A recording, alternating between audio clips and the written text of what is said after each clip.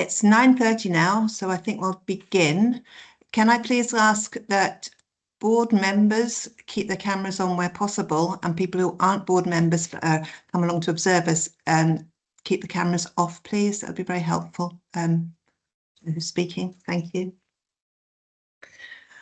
Okay, well, welcome to the board meeting today. I will first of all go through apologies we have for today's meeting, and I have three today. I have Kathleen Robertson, Geraldine Fraser and Fiona Mitchell-Hill as apologies. Can I just check as well the recording started? Yes? It has, Jim. Brilliant, thank you. Okay.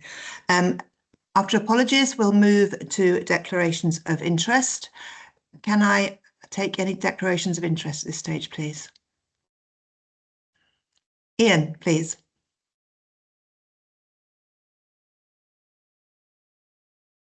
You're on mute, Ian. It's a good start to the day. Apologies. It's my usual transparency statement. I am a member of Aberdeen City Council, which is this board's partner in the Aberdeen City IJB. There are numerous references to the Aberdeen City IJB in the papers, and I'm not going to list them individually, or we would be here until tomorrow. So I'll simply say that having considered the objective test, I don't believe that this is a declarable interest, so this is therefore a transparency statement. Thank you. Thank you, Ian, and I will make the same transparency statement in relation to Aberdeenshire Council, and the same statement otherwise from what Ian said. Anne, please. Same again. In relation to Aberdeenshire, yes. Thank you. Thank you very much. Are there any other declarations of interest this morning, please? No? Okay, thank you very much. I will then move to formally welcome everybody to this meeting.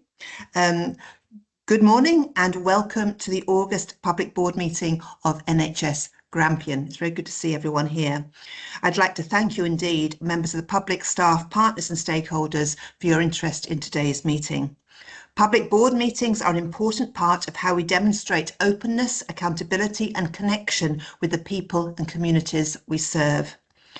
Before we move to the substantive agenda, I want to frame today's discussions from the board's perspective, what they mean for assurance, for our culture and for the decisions that we take in public. Today's agenda asks us to consider progress across several important areas, including de-escalation, financial sustainability, clinical quality and safety, staff experience, and the single improvement plan. These are connected issues. They test how well we are prioritising, how honestly we are learning, and how consistently we are translating plans into improvement that patients, staff, and communities can recognise. As a board, our role is to maintain a clear line of sight between ambition and delivery. We must acknowledge the pressures facing public services while continuing to ask constructive questions about pace, about impact, about risk and accountability, as well as sustainability.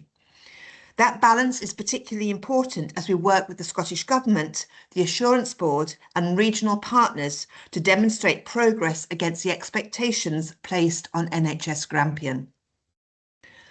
A recurring theme today is the importance of listening. We will hear about staff and patient experience, and we'll consider the 2026 IMATA results and the actions that follow from them. The value of feedback lies not simply in collecting it, but in showing that it's been heard and acted upon. And in terms of patient experience, that's something we are continually trying to increase our how much we bring to the board. Our work applies equally to improvement, quality, governance and organisational culture. Our responsibility is to create the conditions in which staff feel able to speak up, teams are supported to make change, and learning is shared across the system. I would therefore like to acknowledge the annual whistleblowing report before us today. This is central to the culture we want to build and to the confidence we need to earn from patients, from staff, from partners and the public. Since the last board meeting, the Director of Public Health's annual report has been formally launched. This year's report focuses on women's health and is an important reminder that improving health outcomes is not something that healthcare services alone can achieve. It highlights the progress that has been made, but also the significant inequalities that remain, particularly for women living in more deprived communities or experiencing social isolation. It also reinforces the importance of listening to women's experiences, supporting health and well-being at every stage of life, making better use of data and evidence, and working with partners, employers, public services, the third sector, volunteers and communities to focus more strongly on prevention. I would encourage everyone who has not yet read this report to do so, as it provides both a clear call to action and a helpful foundation for the local action plan that will follow later this year.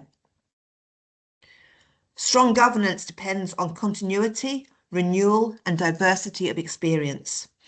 I therefore want to briefly acknowledge the recent campaign to recruit new non-executive board members, which has led to a wealth of applications and is an important part of our succession planning, as well as our commitment to broadening the perspectives around this board table. As a board, we have been focusing on strengthening relationships with national and local partners as we firstly stabilise and then develop services for people across Grampian. It was therefore very helpful to be able to welcome the Chair and Medical Director of Healthcare Improvement Scotland to our July board seminar. We learnt more about the breadth of services that their organisation offers and were able to share initial ideas about how we can work more constructively together. While today's meeting rightly focuses on assurance and improvement, it is also important that we recognise the commitment and professionalism shown across NHS Grampian every day. The recent international recognition achieved by colleagues at the Royal Aberdeen Children's Hospital, becoming the first children's hospital in Europe and the first hospital in Scotland to achieve magnet designation, is a powerful example of what sustained teamwork, leadership and compassionate care can achieve. I would also like to thank the staff at Dr. Gray's Hospital, whom I met with during a visit at the beginning of this month, for taking the time to share their daily experiences and challenges. I was in Elgin to meet the local MSP and campaign group Keep Mum to share the progress we have made as we work towards delivery of consultant-supported maternity service, and as is often the case, I found the visit itself very rewarding and informative. I was particularly struck by my visit to the emergency department, seeing for myself the work that we as an organisation as a whole need to do to improve the experience for patients there, and really recognising the work of the hard-working staff there who care for those patients. Today, I would like to close by formally welcoming Jaya O'Brien to his first public board meeting as our Substantive Director of People and Culture, and thank Melanie Saunders, who has fulfilled the role on an interim basis for the past 6 months. We're also joined today by Drew McGowan as Interim Board Secretary. Both roles are really central to our improvement journey, our governance arrangements, and the way we support people across the organisation. I want to record the board's thanks to June Brown, our Executive Nurse Director, ahead of her departure later next month. June has made a significant and lasting contribution to nursing, patient care, quality improvement and professional leadership across NHS Grampian. We will have further opportunities to recognise that contribution, but it is right to place our appreciation on record today. Finally, I want to extend the board's congratulations to colleagues across the organisation who have completed courses and qualifications during this graduation season. Their commitment to learning and development strengthens our services and reflects the dedication of staff working across many different roles and disciplines. As we move to the substantive agenda, we begin today with a staff and patient experience presentation focusing on domestic services teams. It's a valuable reminder that healthcare is delivered through the contribution of many people, often in roles that are not always visible, but are always absolutely essential to safe, effective and compassionate care. As board members, we must ensure those experiences shape our scrutiny, our priorities and our decisions. Thank you, and I look forward to today's discussions. And with that, I will pass straight on to item 4, staff and patient experience, and pass to Jug Johal for introducing this item, please. Thank you, Chair, and good morning to everyone. So I'm joined this morning by with Elaine McConaughey and Eleanor McCann, and they're going to share with you the work that they've been leading on staff engagement across domestic services. So at that point, I will hand over to Elaine and Eleanor. Thank you. Thank you, Doug. I'm going to start and then I'm going to pass on to Eleanor. So if we could just move on to the next slide. So thank you very much for inviting us along to share our work today. So just to give a little bit of background to this work. So as you will all know on the call, NHS Grampian is an anchor organisation. And this means that because of the number of people that we employ, because of the amount of goods and services that we purchase and our land and assets, we have the ability not only to deliver high quality healthcare services, but also to improve the population and reduce inequalities through our assets. So as part of our anchors approach, we absolutely recognise central to that is the importance of good work and how good work can benefit from people's health. So how we recruit and retain people that will positively impact on their lives and their health, especially those in our populations who experience inequalities and who are furthest from the job market. So the first thing we did was to look at some of our workforce data and to look at the areas of our workforce where we have significant challenges around both recruitment and retention. And so looking at this, and you can see on the right hand side, our domestics and support services, where we recognise that we have a higher absence rate and we also have certain recruitment challenges as well. So along with our putting people first ambitions around our commitment to building that relationship with our colleagues and citizens, we took an approach to work with our domestics and support teams to understand what does it feel like to be employed by NHS Grampian and how could we strive to become a better employer. So if we just move on to the next slide. So what we did was we facilitated a number of workshops and we advertised these to our domestic assistants and domestic supervisors, and we tried to create a conclusive engagement environment where we held workshops at different times of the day in the evening so we could capture different shift patterns, and these were facilitated by our employability and public health colleagues to create an open and safe space for people to share their views. And we also sent out suggested topics for discussion so that colleagues that attended could also have conversations with their colleagues to bring different views to the focus groups as well. So if we move on to the next slide. So what did staff say? So I have to say, I had the absolute privilege of facilitating some of these workshops, and really that the openness that staff shared their experiences, both the really positive things they said about the organisation and what it felt like, and some of the challenges they faced to face. So it was a real privilege to be part of that. And staff spoke really strongly about their pride in their roles and being part of NHS Grampian. And while undoubtedly it is valuable to bring home an income for people's families, they also spoke really strongly about that pride on being part of the NHS Grampian family and being part of delivering the care to patients. They also spoke about doing a good job and feeling that in the pride in doing that good job, that they would be happy if their family and friends accessed the services. They spoke about the strong peer support they get and working in teams and how that helped them manage workload and morale, and it helped them connect with people coming to work every day. They spoke about the supportive policies we have as an organisation and how that helped them balance work-life commitments, and how at times it helped them remain in work during difficult times, and that they really valued that and how that contributed to their well-being. They spoke about the kind of connecting with patients and meeting such a different range of people and being really proud when patients commented on what a good job they were doing and that they felt they were part of their care in them getting better.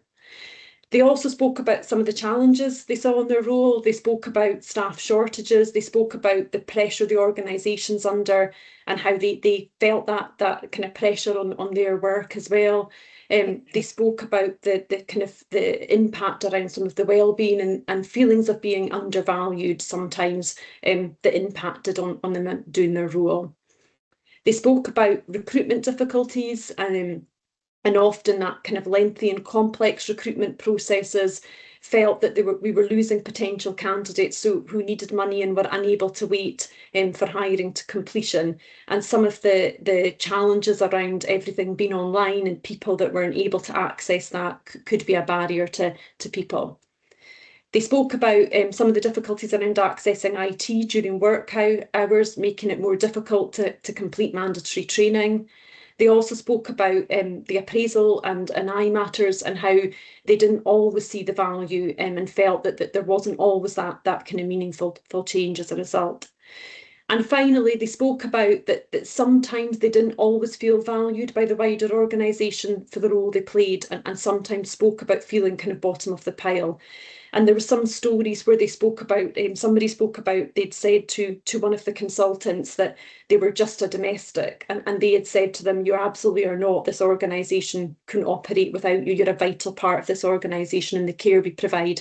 And that really struck with them, and they were so proud in telling us this story about how they felt valued within the organisation. So I'm going to move on to Eleanor now to talk about what we've done with the outputs of the focus groups. Thank you, Elaine, and again, thank you for inviting us along. We've got a few actions that are underway. What we have been doing is trying to have more accessible recruitment, because it is quite long and quite protracted, the normal recruitment process. So we've implemented options in partnership with Aberdeen FOIA. And one of my colleagues, Lisa's on the call as well. So if Lisa, do you just want to come in and tell them what success we've had there to date? Yeah, to date we've had 14 people employed through Flourish and FOIA, so real success there, Eleanor. Very good, thank you for that. We've also offered interview skills workshops. Now, we've only had one to date, but we have got others planned for the future to give people, particularly internal within the organisation, a lot of the confidence and the skills to go forward to maybe look at promotion, etc. Because sometimes the staff have told us that they feel that they find that really quite difficult, and they find the process quite daunting. We are looking at a dedicated Facebook page. It is being developed. We're in the last throes of that, so hopefully we will get that launched very soon. And the SWAY report has been distributed among all the domestic team. They've had a chance to look at it. I haven't had much comment back yet, but there is a link there to the report that people can have a look at. Could we move on to the next slide, please? And as part of the work, you know, we come up with a lot of recommendations, and it is about collaborating with local employability teams to promote the benefits of working within domestic services.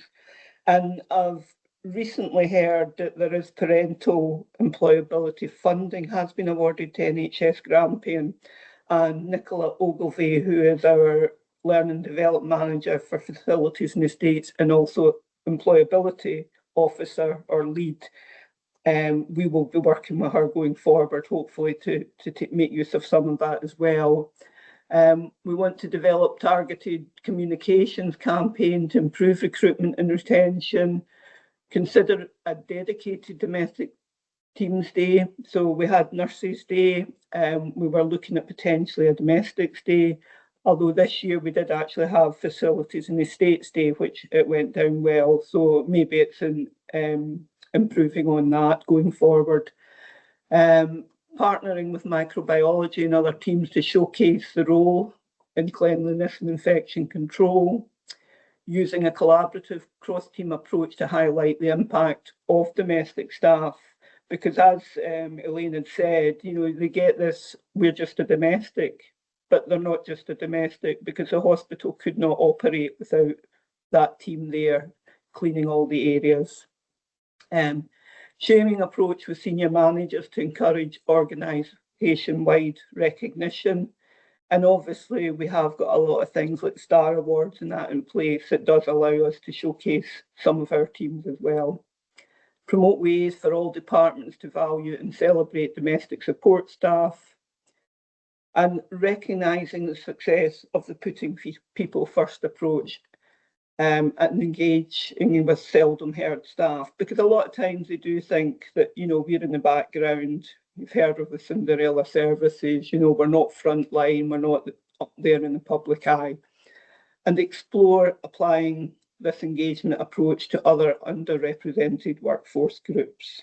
So that goes across all of F&E, but also there's other support services around NHS Grampian as well. And on to the next slide, which is asking if you have any questions.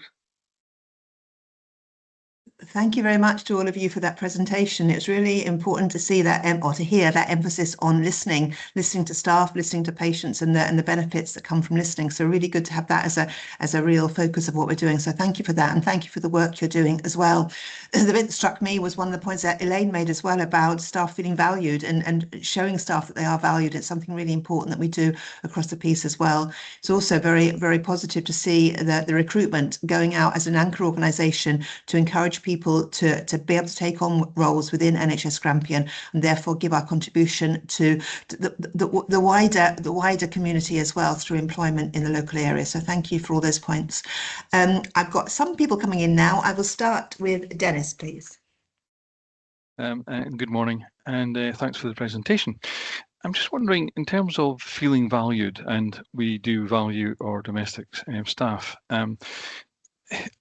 is there anything we can do to improve perhaps the induction in terms of raising the awareness of the very important role that they play within NHS Grampian? And I'm just mindful is to ask the question if there's any differences between the different areas, such as say Dr. Gray's to Aberdeen Royal Infirmary to Royal Cornhill to Wood End. I mean, they all require that domestic service, but I'm just wondering if there's any differences in terms of your approach to recruitment. And part of the induction, my next question is that do we provide an awareness of the multiple differences within some of our patient groups? So for instance, we could be working in a hospital, say, with a high volume of, say, patients with dementia or sensory impairments. And I'm just wondering, do we include that in our induction, that awareness, or is it something we could look at to ensure that we do in the future? Thank you. Thank you. Elaine, is this something? Oh, sorry, carry on. Yeah, I'll come in on that one. Yes, I mean, we do have, there is a sort of corporate induction, which gets a bit of knowing about the organisation, a bit about who's who. But we've also got quite an intensive in-house induction for domestic staff. And the induction, it's the same programme that we follow across NHS Grampian. We have got our own recruitment team within there. And it's quite in-depth. We tend to, get a lot of the training under our belt before we actually put domestic staff into the ward area. But we also are cognizant of the fact that there is different groups of patients. So yes, very much so, we do make staff aware who are going to work in an area where there is a high proportion of people with dementia, that's the case. So very much so. I'm not saying we're perfect. There's probably always room for improvement, but yes, we do try to incorporate as much as possible. Thank you very much, Eleanor. Thank you, Dennis. We've got 5 people speaking. I'll take them in a group of 3 and then a group of 2, I think, now as we move through this. So Laura, Albert, and then Mark. Laura, please. Thank you, Chair. Good morning, everyone. And firstly, thank you to Elaine, Eleanor and Lisa. We had the benefit of a similar presentation at a recent Grampian area partnership forum meeting, which has led to this morning's session. So thank you to colleagues for joining us. I first of all just really want to say this is an absolutely excellent example for me of local staff engagement and listening, and should be applauded. A comment and a question, really. My comment is, how do we transfer this good practice across our leadership community and the organisation? So this is outstanding practice that's happening at local level. There's something around how we can galvanise the support and share good practice and great things happening with our leadership community. So I think with Melanie and Jay, we'll take that away, because there's something around how we can share such examples via forums such as our extended leadership team. And then my question really is, there's often lots of conversations in NHS Grampian around doing things, in this case listening, but perhaps not then following through. So my question really is, how are we keeping staff informed around the next steps and the progress that we're making here? Thank you. Thank you. And I'll just take Bert and Mark as well. Bert, please. Thank you, Chair. Good morning, everyone. Firstly, I thought that was an excellent presentation, sincere and honest. So thank you, Elaine, Lisa and Eleanor, for your contribution. The thing that struck me was the proactive work that has been undertaken by the leadership team to engage with your staff. I was sorry to hear the comments about staff feeling undervalued because your staff are an absolutely vital and important part of the organisation with which the organisation wouldn't operate. And on that theme, I wonder if there is anything that you would want we as board members to do to try and shift the tone in relation to that.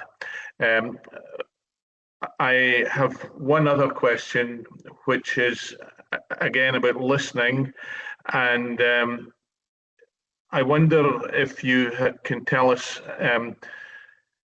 how do you encourage people to speak up if they feel things aren't right in the workplace? Is there any formal arrangement, or is there an informal arrangement, or how do you get the message across to staff that we want them to speak up when they think things aren't right? Thank you. Thank you. And Mark, please.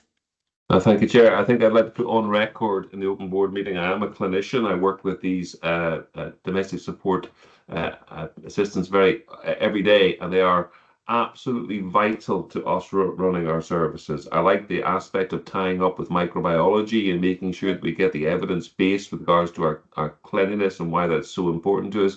But never feel bottom of the organisation. That's a terrible, terrible reflection of how we should be approaching things, and we should be always encouraging all members of our staff that they contribute completely to our services. So thank you very much. Thank you, Mark. Thank you. So we've got questions around leadership, around transferring leadership, about showing how can we contribute to valuing your staff, and speaking up as well, how we can support that. Doug, do you want to come in, please? Yeah, I just wanted to finish, Chair, by saying I've heard the comment of just a domestic many times. It's not unique to NHS Grampian, but I think we've created something here, a bit of a movement that I really think we need to build upon. Many staff that come in through these entry-level jobs think that that's all they're going to do for the rest of their life. But I think we've got a real opportunity to create career opportunities for these staff, not just within estates and facilities. We could create our next generation of nurses, AHPs, through some of these staff. So I'll work with my executive colleagues to see how we can do that and create career pathways for this staff group. Thank you, Chair. Thank you. And do you want to comment about how we as a board can encourage speaking up and the value we place in staff? Yes, absolutely. I think we need to give all our staff, regardless of what level they're at, what directorate, an opportunity to have a voice within the organisation. And again, I'll ensure that they do have that. And it's through presentations such as these that we can enable the wider workforce to see the great work that goes on within estates and facilities. Thank you. Brilliant. Thank you. I think I'll just bring Shantini in to add to that. Shantini. Thanks, Alison. Yeah, so I was going to say we'll do a bit more on this when we come to the whistleblowing report and later on in the agenda. But so we do need to raise awareness. There's a bit of work we need to do to raise awareness about the whole Speak Up program, and how do we support people to do that. And our intention is to launch that with Speak Up Week this year, which will start on the 28th of September to 2nd of October. So with that, then we want to refresh our approach to this and start to support both managers as well as staff to be able to speak up, but also then deal with when someone speaks up, doing the right thing around that. Brilliant, thank you. Maybe wait for bring Elaine in at the very end, I think, because we've got two more questions here. First of all, Anne and Stephen, please. Anne. Thank you, Alison, and thank you very much for an excellent presentation. It certainly shows an example of good practice that we should be following. Most of my questions have been answered about the career pathways. That's one I was really interested in, Joe, because many of the domestic staff that I have come across are so kind and are really interested in helping all the patients. So thank you to them all, because as has been a patient, the domestics are always the ones that are there to kind of hold your hand if you're not feeling very well. But I certainly would like to see the follow-up to this career pathways, because I think it's really important that there is a career pathway for domestics, and some of them could go on to be nurses and auxiliaries if they wanted to be. So again, just a thank you so much, because everything else I've been asked has been asked. Thank you very much, Anne. And Stephen, please. Thank you, Chair. Good morning, colleagues. Yes, like you're like Anne, many of my questions have been covered, and like Laura said, Grampian Area Partnership Forum members had the advantage of receiving a version of this presentation a couple of months ago. So this is excellent work. I think builds really nicely on a similar spotlight session that we did at the last open board meeting. You're looking at some of our nursing colleagues. So it is regrettable that there are some colleagues within an organisation of the size of NHS Grampian who perceive that they are unsung heroes. None of this organisation would work if any of those, any groups of staff within it weren't there. That's the reality, and I guess you would expect me, as the elected chair of staff side, you to make that point. So I don't have a question, but wanted to make the comment. Thanks again, folks, for coming along and presenting to us today. Thank you, Stephen. I'm very conscious of time, but we've got another couple of hands have come up. So can I ask, Hugh, did you want to add to that first of all? Yeah, just brief comments as well. Again, thank you for the presentation, and like Mark, I'm also still an active clinician, and I think another element of this is that I will have lost count of the number of times that the first source information I've had that there's just something not quite right with one of my patients, or something that's going on for their parents. I'm a paediatrician, that hasn't quite come to the fore, has come from a quiet word with my domestic colleagues in the ward. And yeah, as others have said, I don't think these colleagues are at the bottom of the organisation. I think they're the heart of the organisation. Thanks. Thank you. And before I come to Elaine, just Joyce, please, would you like to add something? Yeah, I just wanted to say thanks. It's a great presentation, and I'm delighted to see there's work being done on access in terms of recruitment, because our system is not always built for ease of people using it, but mainly for us to have a good system in place. And I'm also pleased to see there's some career development. I'm saying this from the probably unique position of having once been a domestic with NHS Grampian, but quite a few years ago when I was a student, a role which I loved and in which I felt respected by others, and I hope that hasn't changed in that time. So thanks very much, everybody. Brilliant, thank you, Joyce. And Elaine, I'll give you the final word to wrap anything up that you'd like to. Thank you.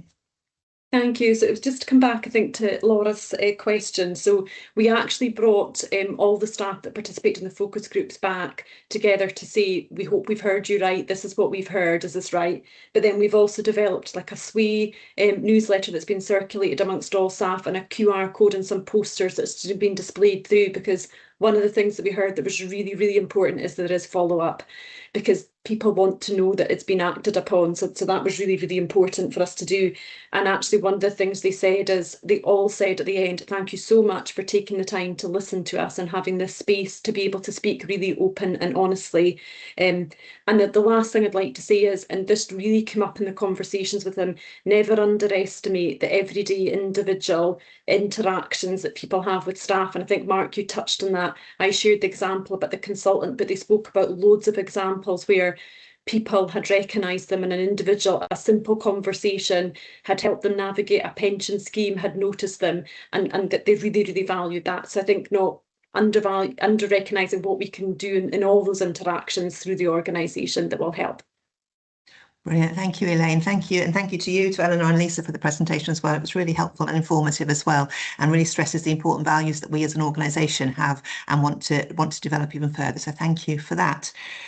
With that, we can move on to item 5, the minutes of the meeting of the 11th of June 2026. First of all, can we agree those minutes, please? Okay, so the minutes of the 11th of June are, Derek, please. Sorry, I didn't see you then. Derek. Just a pedant point, Alison, I hope. It says on page 20 that 42 million pounds have been delivered, and I think that should read identified, because we're talking about the 26-27 financial plan. So they haven't been delivered yet, but they've been identified. Okay, Alex, can I just bring Alex in to comment on that? Is that what it should say, Alex? Sorry, I'm on mute there. I think we had 40 million. If you remember, we were working on that 42 million pounds, and we had a £2 million gap in relation to there. So it might be better, Derek, if we change that to 40 million pounds. Would be the figure, but I expect it to be delivered. I think would be our forecast to be delivered would be a better phrase in relation to that.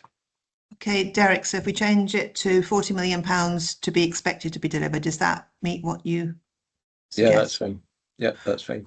Thanks. Brilliant. Thank you very much, Derek. And thank you, Alex, for coming in quickly then as well. With that amendment, can we approve the minutes otherwise, please?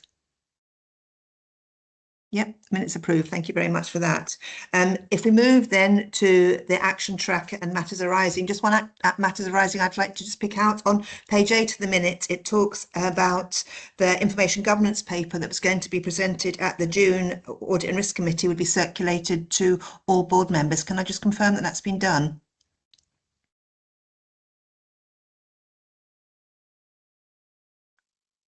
Hugh, thank you.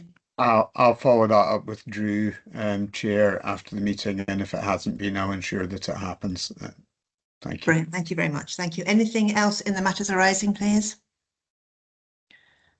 No. All right. Thank you very much. So, action tracker. If we're looking through the action tracker, a couple of points I'd like to highlight here, please. First of all, 6.1 about the de-escalation. Laura, could you comment on where we are with that, please? Yeah, of course, Chair. So board members will recall we had agreed to report at each public board meeting commencing this month our progress against the de-escalation criteria we have agreed in recent months with Scottish Government. We have done our own self-assessment process in terms of progress to date as an executive team, but have agreed with Scottish Government that we will not have a paper on today's public board, mindful that we want to work on a joint assessment process between ourselves and Scottish Government, with a view to then bringing back to the October board both that joint assessment and the process, so board members are aware what that means and what it looks like, but also our first progress report. And we had a good discussion on that this week at the Assurance Board meeting. So I thought this was as good a time on the agenda as anywhere else, just to let people know why the de-escalation progress update doesn't feature this month, but the first update will follow in October, and that will come with the joint assessment process. Thank you. Thank you very much for the update, Laura. That's very helpful. And the other matter arising I wanted to draw out was item 8, which talks about a paper on measures and metrics would be coming to this agenda as part of the clinical quality and safety. We do have a paper on clinical quality and safety, but I don't think it's quite what was intended in the action tracker from the measures and metrics. And June, would you like to comment on why we've got what we've got in front of us today? Thank you. Thank you, Chair. And we're waiting on a number of pieces of evidence to support those KPIs being developed.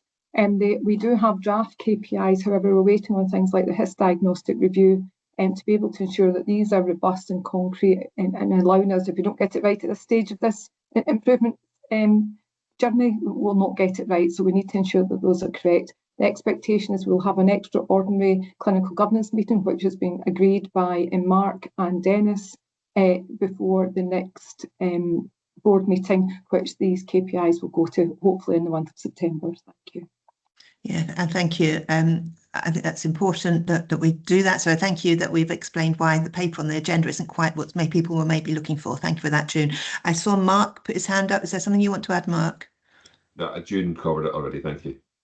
Brilliant. Thank you very much for that. Is there any other matters arising or any comments on the action tracker that I haven't drawn out there? No? Thank you very much. So can we agree the action tracker as it otherwise, apart from those two things we've just developed there? Thank you. So we've approved the action trackers as where we should be. Thank you. And with that, we'll move on to item 6, the Chief Executive's report. Laura, do you want to pass to you, please?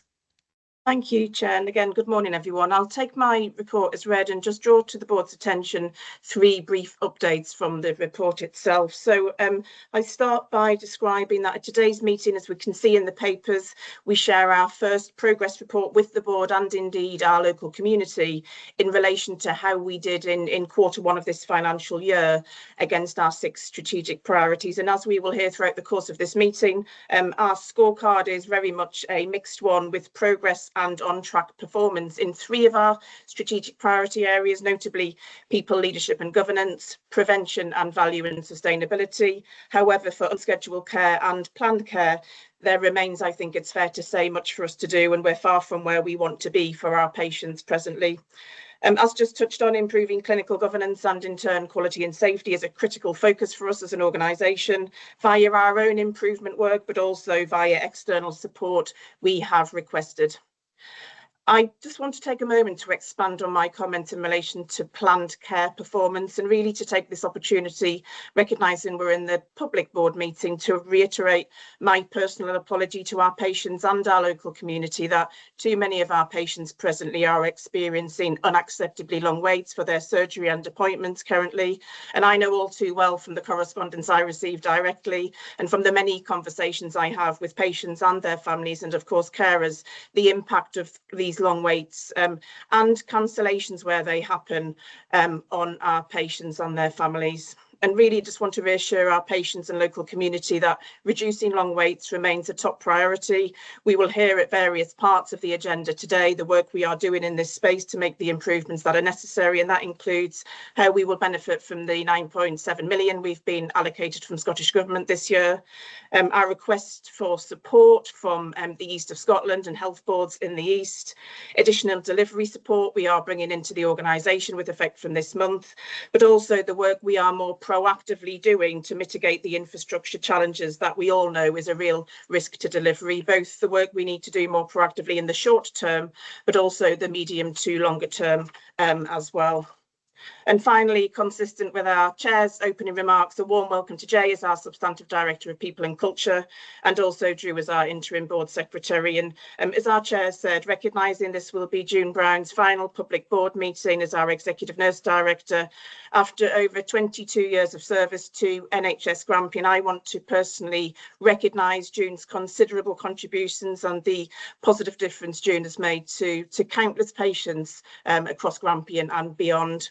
And I think this is a timely moment as well, building on our Chair's previous comments, given June's leadership in this space, to recognise the significant achievement of Magnet accreditation for the Royal Aberdeen Children's Hospital, with distinction, of course, which is an exceptional achievement. And to let board members know, Alison and I, on behalf of the board, have written to all staff in the Children's Hospital to extend our warm congratulations. So, Chair, I think I'll pause there.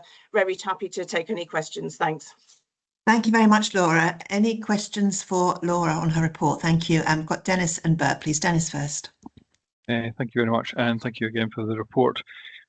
It really is to do with your comments you've made, and I certainly associate myself with the apology you've made to our patient groups. But is there anything that we can do to try and alleviate perhaps some of the stress and anxiety of our patients by ensuring that we have good communication with our patient group that are on waiting lists, to inform them that, we haven't forgotten about them, they are on a waiting list, and we'll keep them up to date on a regular basis as to any sort of movement, and to give them that reassurance that perhaps some of our patients do require on a sort of step-by-step basis, because that's perhaps one of the things that causes a lot of the stress and anxiety, is that people are not sure where they are on that list at any given time. Thank you, Chair. Thank you. Laura, just come in. Yeah, of course, it's a really good point. Thank you, Dennis. I think there's multiple dimensions to this in terms of concerns from patients and families. There's long waits themselves. There are often very regrettably cancelled operations, but also complaints around how long it takes to get a response in itself, and the communications elements, Dennis, that you rightly describe, and the importance of keeping in touch, and the importance, and this is a phrase I hear a lot in the correspondence I receive around people and patients not feeling that they have got lost in the system. So I think your points are well made. What I do want to say is, whilst I recognise we can do better at keeping in touch with patients, those regular updates, it's hugely important. There's always more work to do. I do want to take this moment to recognise and actually thank our feedback team, who do an absolutely exceptional job in hugely challenging circumstances, recognising where we are. And I'm in no way shying away from the fact communication can be better with our patients, and we're striving to do that through improvement work within complaints and the feedback team itself. But what I would also say, and I know our executive nurse director would support me on this one, it's not just the job of the feedback team to keep our patients informed. There are colleagues and senior leaders across the organisation in different services and departments that must take the responsibility to do so. So more work to do. I absolutely hear that comment. It's a comment I hear regularly in the correspondence I see and receive myself. But I just want to go back to where I started, really. Our feedback team in particular deserve a really special mention, because they're doing an exceptional job, as I say, in often difficult circumstances. Thanks. Thank you very much, Laura. I think that's really important points. I think we all support as well. Thank you very much, Laura. And Bert, please. Thank you, Chair. My question and perhaps comment also to Laura is around the subnational work. So thank you for your report and your update. And I'm aware that the work in relation to the subnational initiative is bringing additional work. And I'm just wondering how those involved in that additional work are coping. And has this additional work had any negative impact on the day-to-day work of colleagues? Thank you. Thank you. Laura? Yeah, perhaps if I offer a perspective, and then I'll just pause in case other executive colleagues wish to offer or indeed add to my comments. I think, firstly, the engagement and leadership in the subnational space is non-negotiable. It's absolutely critical that we have a voice and are in those spaces across the executive team, myself included, and indeed we are. I think what perhaps is slightly different from an NHS Grampian perspective as a board in stage 4 escalation is that brings with it different demands from a local perspective that we need to respond to, that we will touch on at various points on the agenda today. So it is hugely challenging getting the right balance across the exec team, myself included, between our local work, as I say, in the context of stage 4 escalation, the growing agenda from the subnational work, but also the national contributions we each make as well, and there are occasions it is we have to dial things up or down, and as exec directors we have those conversations every week. In fact, colleagues will know on the call from the exec team, just this week we've had the conversation around dialing down some national work to get more into the local space. So that's something that's just part and parcel of what we all do. So is it demanding? Yes. And has it put additional pressures on us? Yes. But frankly, it is part of the job, and I think we are agile enough to adapt when we dial things up or down, or quite frankly, when we cannot participate in certain things, to prioritise actions and priorities that are relevant in terms of stage 4 escalation and our local requirements as well. Yeah, thank you. I'll just add as well, I think to that, it's all part of that improving the experience for patients, which is obviously key to what we do across the piece, a key part of the work. Mark, were you coming on this point as no, different right. point, Chair. All right, thank you. Colette, please. Thanks, Chair. My question neatly follows on from Bert's, actually, recognising that this is additional work for staff, but actually I'd like to talk about the opportunities. Laura, I know it's coming up later on the agenda, but the subnational work is being set out as an opportunity to improve the patient experience, particularly in relation to some aspects of unscheduled care and planned care. Could we use this opportunity while you're in the hot seat to just get your perspectives on where you think the subnational work might actually deliver for the people of Grampian?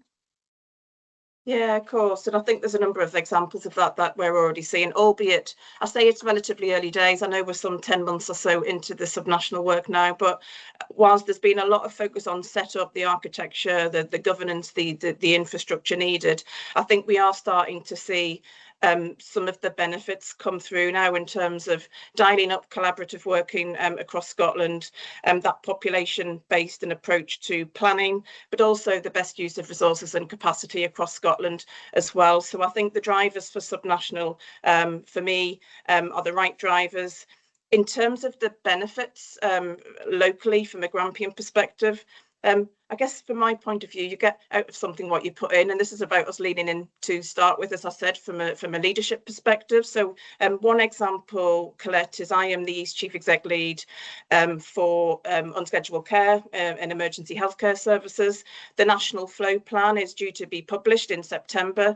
Myself, Geraldine as Chief Officer for Acute, and Shantini as our Director of Public Health have contributed very heavily to the shaping of the National Flow Plan, which will directly impact on our own unscheduled care improvement programme.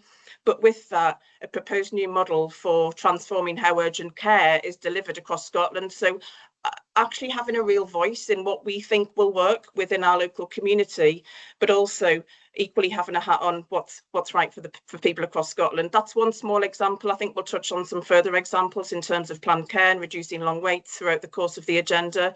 But I see nothing other than benefits. Thanks. Thank you very much, Laura. And Colette, Hussein, please.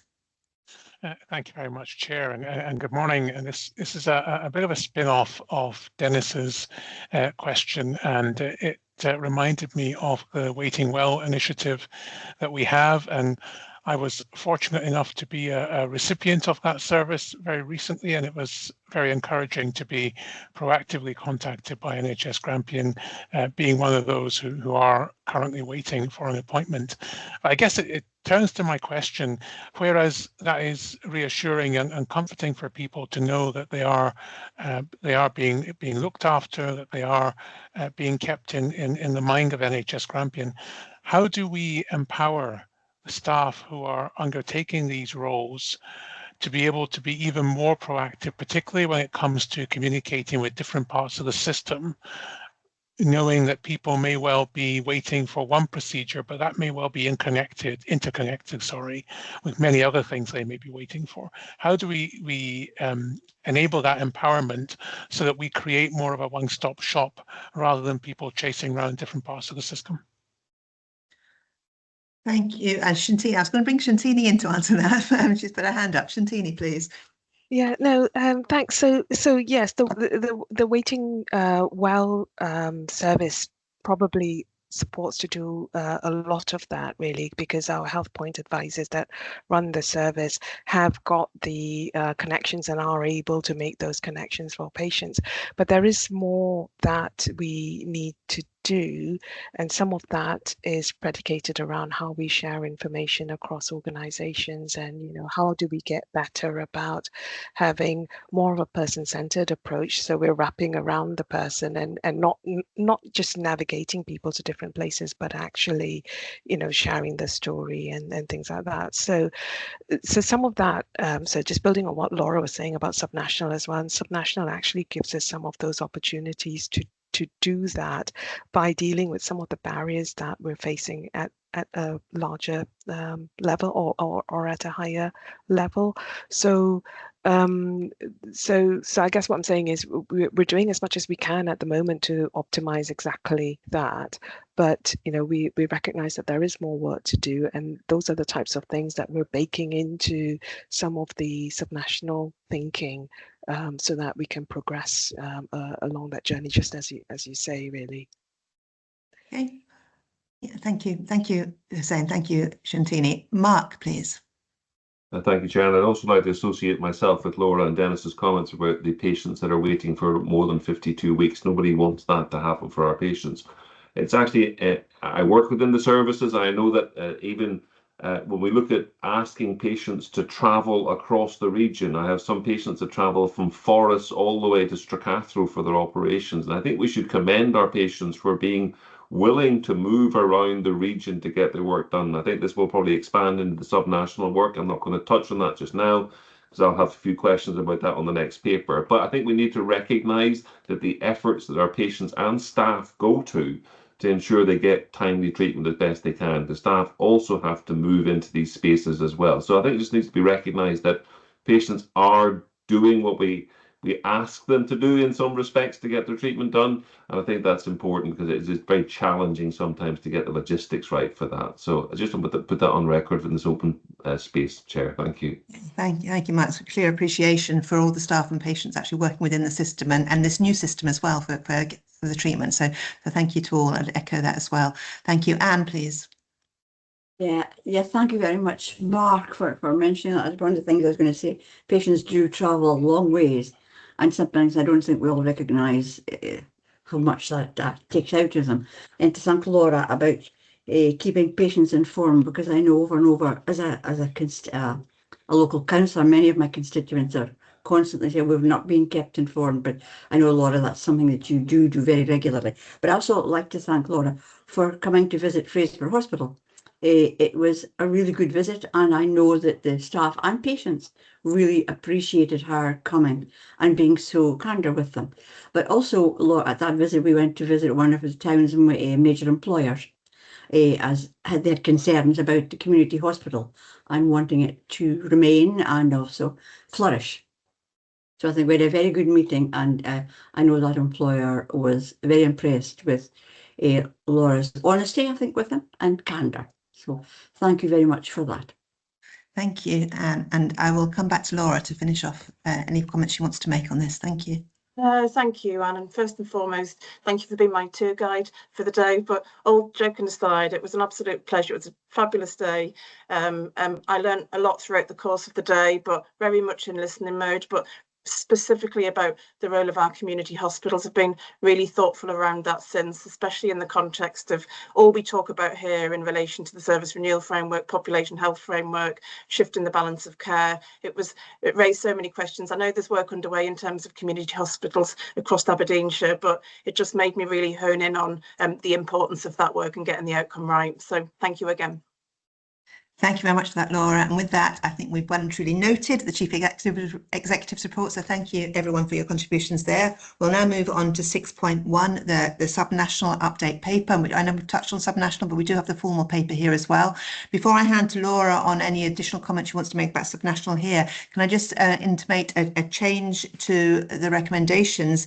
On the cover paper, there's a summary of the recommendations from the attached report from the subnational East itself. I think it's more appropriate actually if we slightly change those first recommendations to say review the Scotland East Strategic Planning and Delivery Committee summary report for Q1 2026-27 and specifically consider the recommendations as outlined in the Scotland East summary report. And then that gives us a greater emphasis on the 6 recommendations in the Scotland East summary report itself, and maybe avoid some of the confusion there's been about this paper.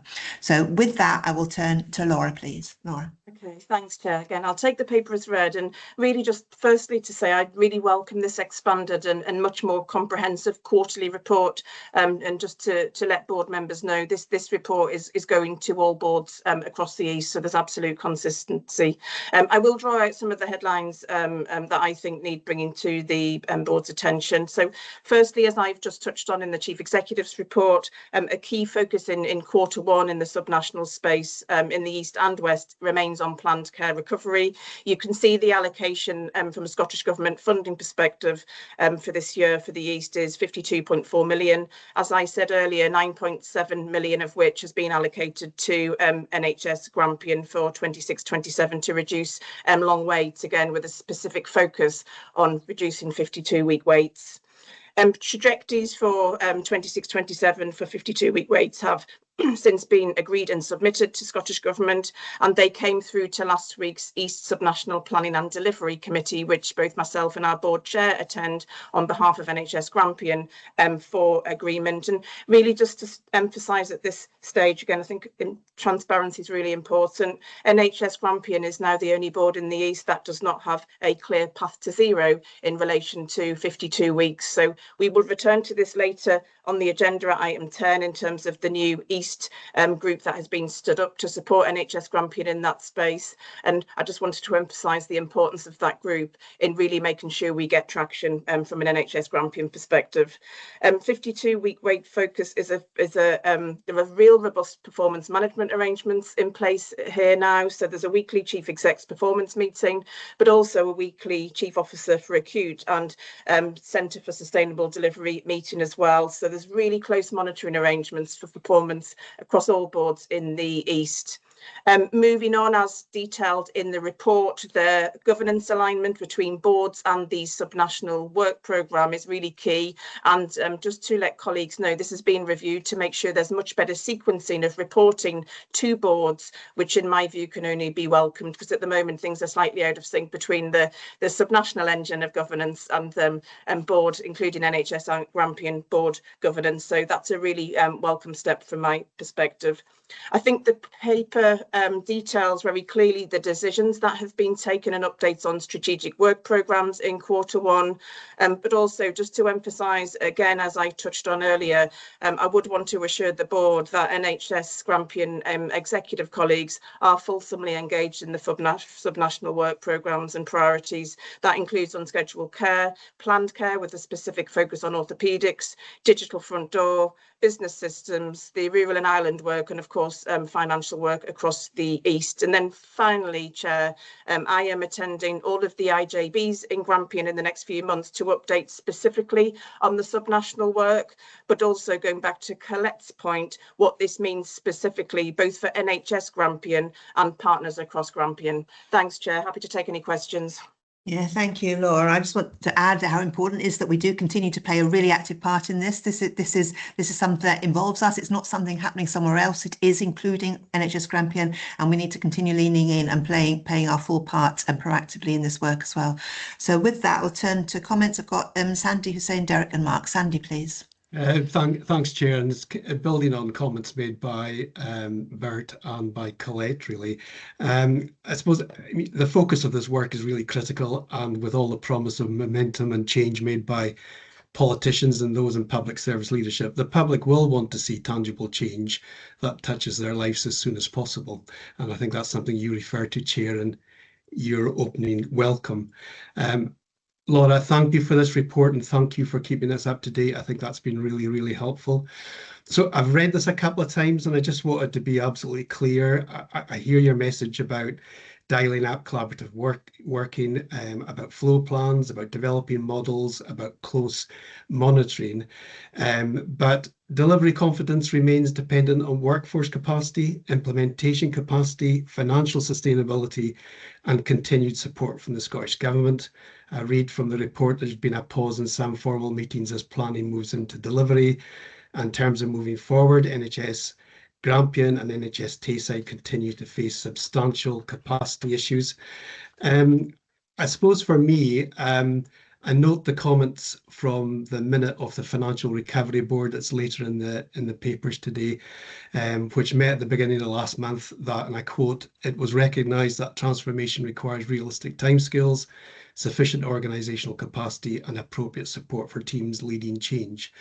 So I suppose my question would be on behalf of the public, in our case, when are they likely, Laura, and I know this is a really kind of loaded question and I'm sorry for this, but when are they likely to see tangible progress and change in how they experience services at local level because of all this work? I think there's a huge opportunity here, but when will that translate into changes in service delivery?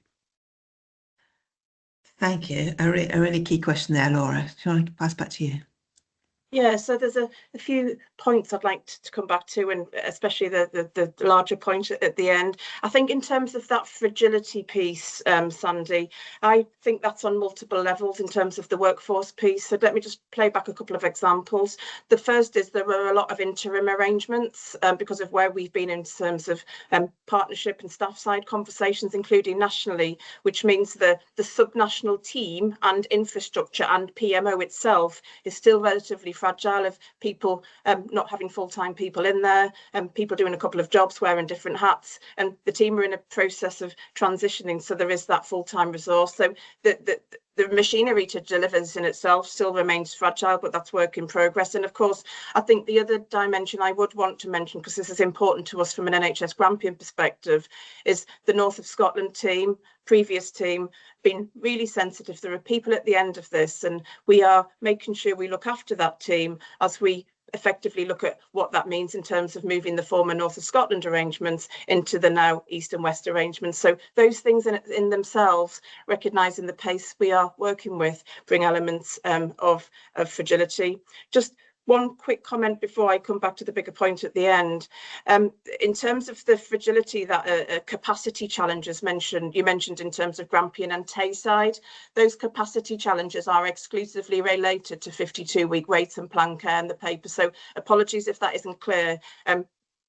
NHS Grampian Tayside have now moved forward and made progress since this paper was written. And this comes back to my point that NHS Grampian is now the only board in the East that does not have a path to zero for 52 weeks. It's capacity in relation to planned care, Sandy. So apologies on my part if that isn't clear. I think it's an important nuance.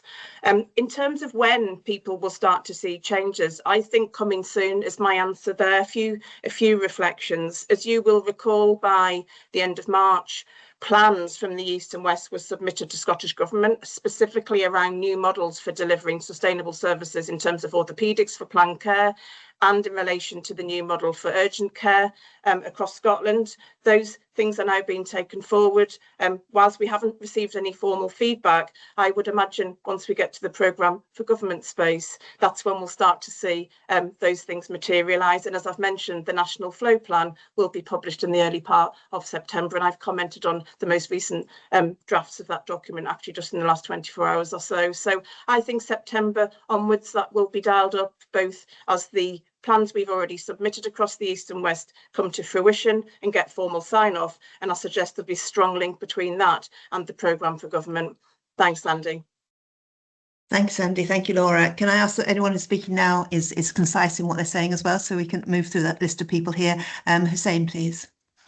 Thank you. Sandy has articulated my question far more eloquently than I could have.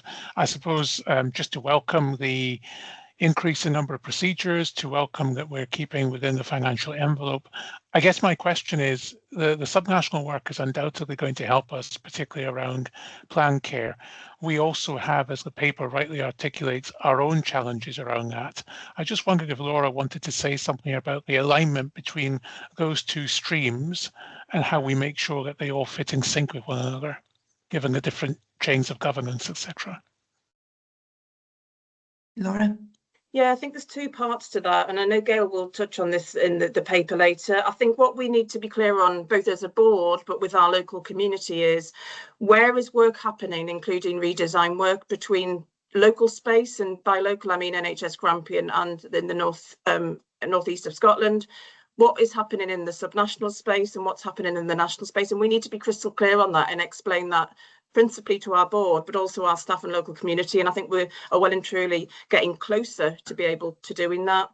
In terms of planned care specifically, we will come on to this later in the terms of reference for the new NHS Grampian Support and Improvement Group that has been stood up in the east of Scotland. That has two really clear dimensions to it, Hussein. The first is assurance that NHS Grampian is doing everything it can and within its gift to be as efficient and effective as possible in terms of capacity and reducing long waits. But the second dimension is, where can the East add value to that? And we have to look at these two things in train. So that group will formally report into NHS Grampian, and of course we've got our planned care programme board, which reports through to PAFIC and ultimately through to the board. So I think the governance is really clear, and hopefully the terms of reference will make that even clearer as we get onto that later on the agenda. Yeah. Thanks. Yeah. Thank you very much for that, Laura. Derek, please. Thanks very much. Couple of comments and then a question, please. The report finds capacity difficulties in Grampian and Tayside, but the only solution that's proposed at the minute seems to be increasing capacity in Edinburgh. That seems a bit peculiar. The report at this very early stage, so in that context, this is a very early stage, the report discusses a number of issues and concentrates on activity. But we are not yet seeing any patient improvements.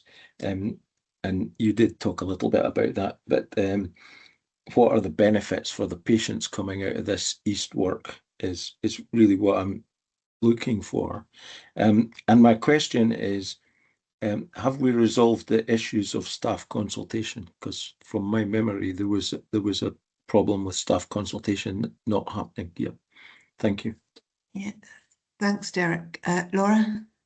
Yeah, so I think firstly, the benefits, put simply, are that patients are seen sooner across the east of Scotland, including at NHS Grampian. In terms of the reference to Edinburgh, Derek, this is in relation specifically to the work that has been done in planned care with a focus on orthopaedics. And in fairness, the options appraisals done, we were involved heavily in that piece of work. Woodend and Stracathro were amongst the options there, and the preferred option, as detailed in the paper, is not to move forward with one of the NHS Grampian options for reasons we can expand on either now or later, if indeed that is helpful. But this is effectively about having an orthopaedic national treatment centre in one of those locations now, as set out in the paper, which can only benefit boards across Scotland, including NHS Grampian. In terms of other capacity, because I don't think we can conflate two things. In terms of more broadly, in terms of our patients go to a whole range of centres, including the Golden Jubilee, as you know, but actually one of the things we will be looking at through the East of Scotland NHS Grampian Support and Improvement Group we've stood up is actually quite a different way of when boards hit their 52 weeks trajectories, then that effectively stopping then and other capacity being diverted effectively exclusively to Grampian. So this is actually quite a game changer if it can be implemented. It's actually a very different way of looking at and utilising capacity across the east of Scotland. I think the Edinburgh example around the longer term model of care for orthopaedics in the National Treatment Centre is actually quite a different issue from what we are doing now, working with health boards to address the long wait issue we have immediately and in the here and now. Okay, thank you, Laura, for that clarification. Thank you. Mark, please. Thanks very much. And I suppose that it's just a question really about clinical governance and how that sits. And I know that we deliver these services in other areas already. I'm assuming that there is a very substantial work train going alongside these performance or increased capacity to ensure that our quality and safety remains paramount for our patients as we go forward. I'm sure that's being looked at as some assurance regarding that. Thank you. Yeah, thank you, Laura. Absolutely. In June, Hugh Shantini may wish to come in. I know that intimately involved in those conversations, but yes, it's early days, but yes, and I think clinical voice and the exec director leadership from our executive nurse directors, medical directors and public health directors is absolutely key in this space, Mark. Yeah, sorry, can I just ask that everyone's on mute who's on this call, please? There's some background noise. Thank you. Thank you, Laura. We'll move on to Colette, please. Thanks, Chair. Sorry, sorry, there's still some background noise. Can people go on mute, please? Can Drew, are you able to silence wherever the noise is coming from? Thank you. Who was I asking then? Sorry, name's gone. It was me, Chair. I'm just going to start by saying I totally welcome this work and I see it as a huge opportunity for everybody, but I do have a question which relates to the governance of the subnational East and West. I mean, you touched on it by saying that we would receive more timely reports on some of these things, but what are the plans for governance? This is a big, powerful group of people making significant changes across the East of Scotland. What are the plans for governance? Thank you, I think that's quite a big question, and it might warrant a session, maybe just with an hour's session, an informal session with the board, or indeed locked into a seminar. I think in terms of the decision making, that is the subnational planning and delivery committees, which the board chair and I sit on in relation to NHS Grampian. But anything that requires coming back to the board, we do so, and those conversations are quite deliberate by agenda item at the East Subnational Planning and Delivery Committee. But I think equally, Colette, there are lots of new groups just being stood up, so it's a landscape that is evolving. I think it probably warrants maybe in the next month or so, as things settle down further, just as a board having a collective understanding and being really clear. I'm sure the same conversations and discussions will happen around the North East System Transformation Group. So I think starting as we mean to go on and having real clarity and having the opportunity indeed to ask questions around this is hugely important. With the Chair's permission, I would support maybe picking this up as an action, but I'll just pause there. No, I would agree. It's actually a very huge issue and a really important issue as well. I mean, Laura and I are attending meetings on a regular basis, but obviously that's a limited point from the whole board, NHS Grampian and the other boards of the East point of view as well. So I think it's something that we need to keep an eye on how it's developing. We need to make sure we play our part in it, and we do need a session to discuss that in detail as we go forward. We are in a changing landscape, and we need to make sure that our governance processes ourselves keep in line with what's going on subnationally as well. So thank you, Colette, for raising that. John, please.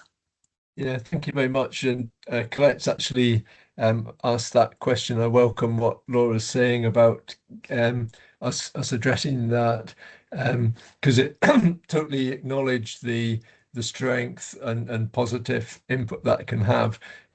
It feels a wee bit that we're kind of spectators of something, and so once we get that governance right, and also Laura, welcome that you're going to go around the IJBs, because then that's the whole system trying to get hold of it. My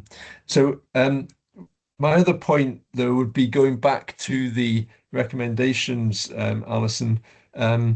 There's things in there like ensure readiness for major strategic programs, etc.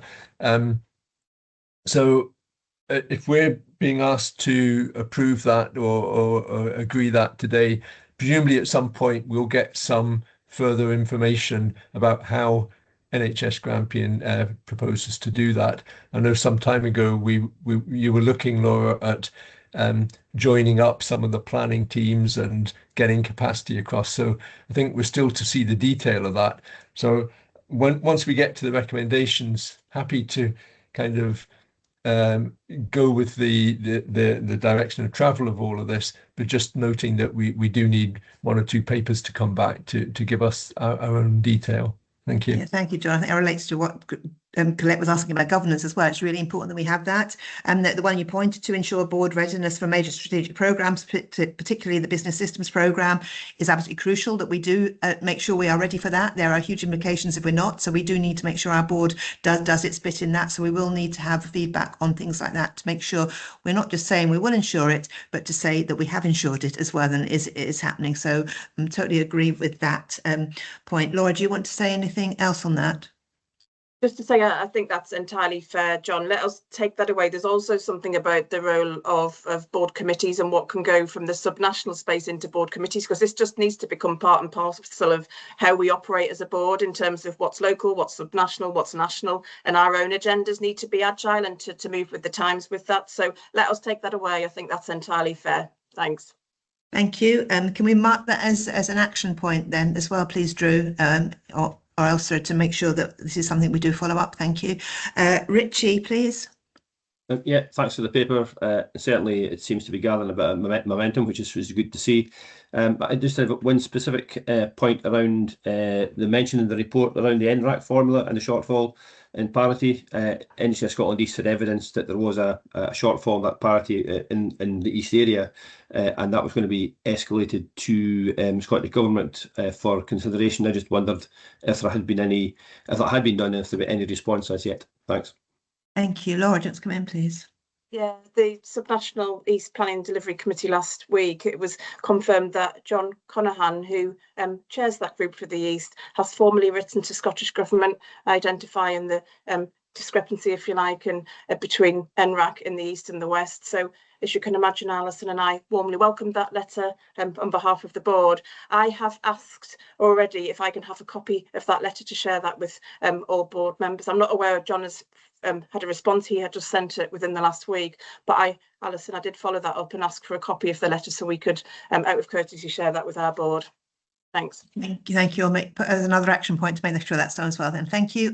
Stephen, final comments. Thank you. Yeah, thank you, Chair. I welcome the report. I welcome the updates and the transparency with which Laura is sharing all this information with us.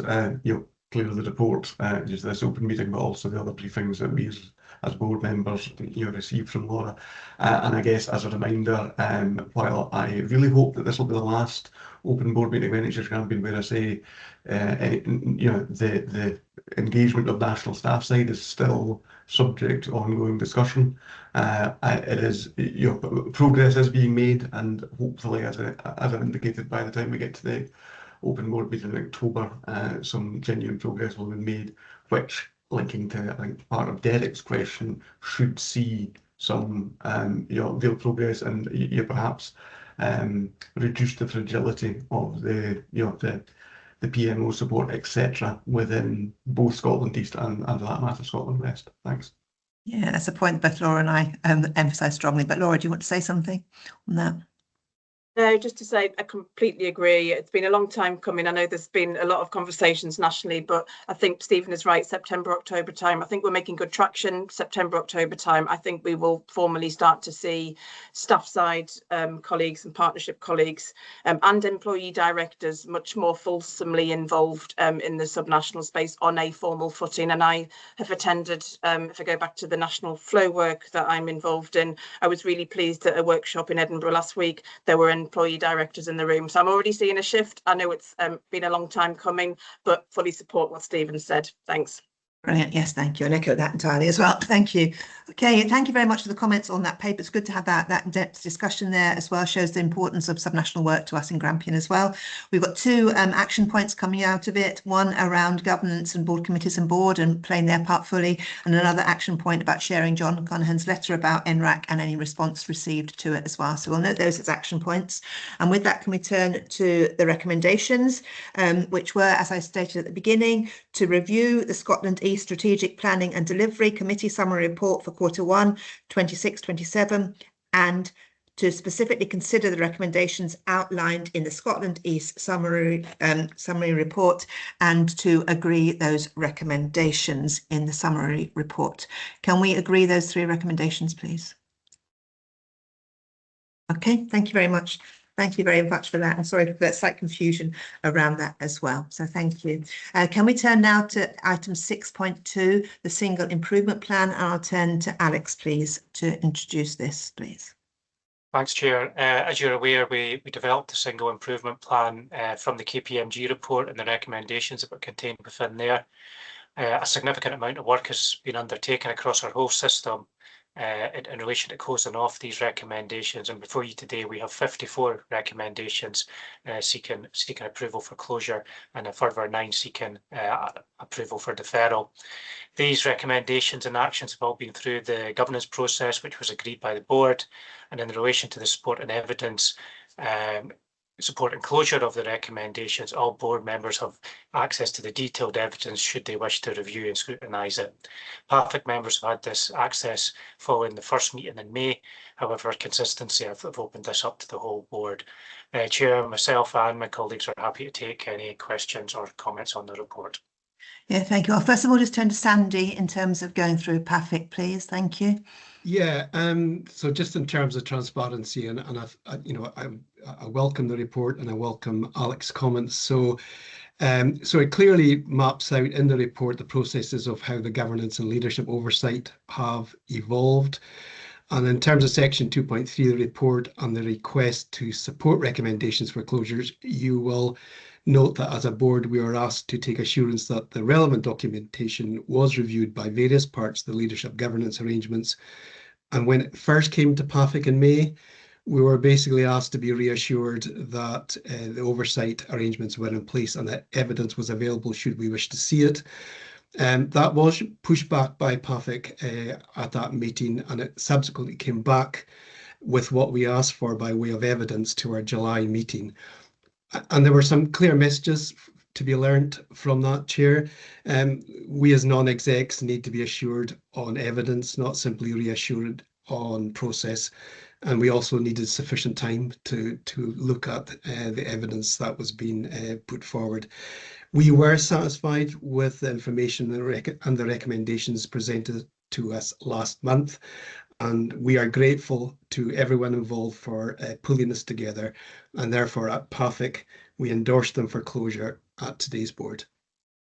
Thank you very much for that, Sandy, and thank you as well for pushing on the process as well, so that things were looked at in the right way, in the right places as well. Appreciate that. Before I turn to anyone else to comment on this, I did want to make a suggestion myself to what's in the paper as well. You will all be aware that we've had various correspondence over the last week or so from his, in particular, Healthcare Improvement Scotland. And with that correspondence, I feel that we do need to make a change and to have some more thinking time on one of the items actually put in front of us for closure, but I think we should take it away and defer it for a further consideration. That one is the CLG 16, which relates to the process around SARS, adverse event reviews, and I suggest that we need to take CLG 16 away to remain open and undergo further and future examination. This would mean that we'd be agreeing 53 recommendations today, not 54, and that this one would be coming back to us at a later date. I would just like to bring June in to comment on what I've said there, please. June. Apologies, there's a problem with my mic there. I'm happy to do that, Alison. And I think the paper that's coming on later on will continue to build on that improvement work we're doing around this, as this work, although it's been set, not fully implemented. So content with that approach. Thank you. Yeah, thank you. And I appreciate that this recommendation has already been through Clinical Governance Committee, and it was actually agreed to be closed at Clinical Governance Committee.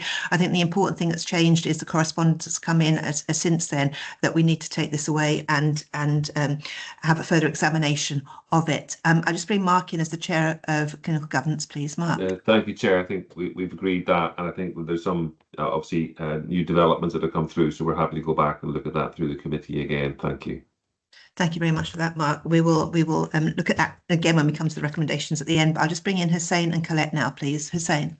Yeah, thank you very much, Chair. May I, as always, begin by thanking for the report and also to thank the committees for the work that they've done on this. I agree with the direction of travel, also support your change to the recommendations, Chair. I think in light of the correspondence, it would be a gross error on our part to simply proceed to close this without giving it the due diligence that's required. I'd also like to just pay tribute to the evidence that's been provided with this paper. If I can draw out procurement in particular, it's very clear that we are already starting to react to the work that KPMG did around having that grip and control and greater oversight of what we're doing within the organisation, which is very helpful. But I also want to pay tribute to the realism that we've shown here.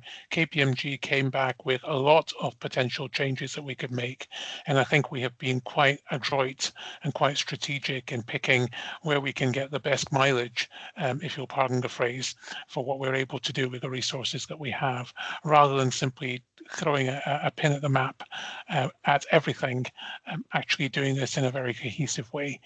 Just wanted to make that comment, Chair. Thank you very much for that, Hussein. That's very, very welcome to hear that. Thank you. Colette, please. Yeah, I'll be brief. It's just building on your point, Alison. I totally agree, but I think we also need to include CLG 11 and 12, which fall into the same category in terms of adverse events, particularly as we're awaiting the outcome of the HIS diagnostic review that has been requested by the Chief Executive. So it's just to add to that. Yeah, I have had that consideration of those items as well.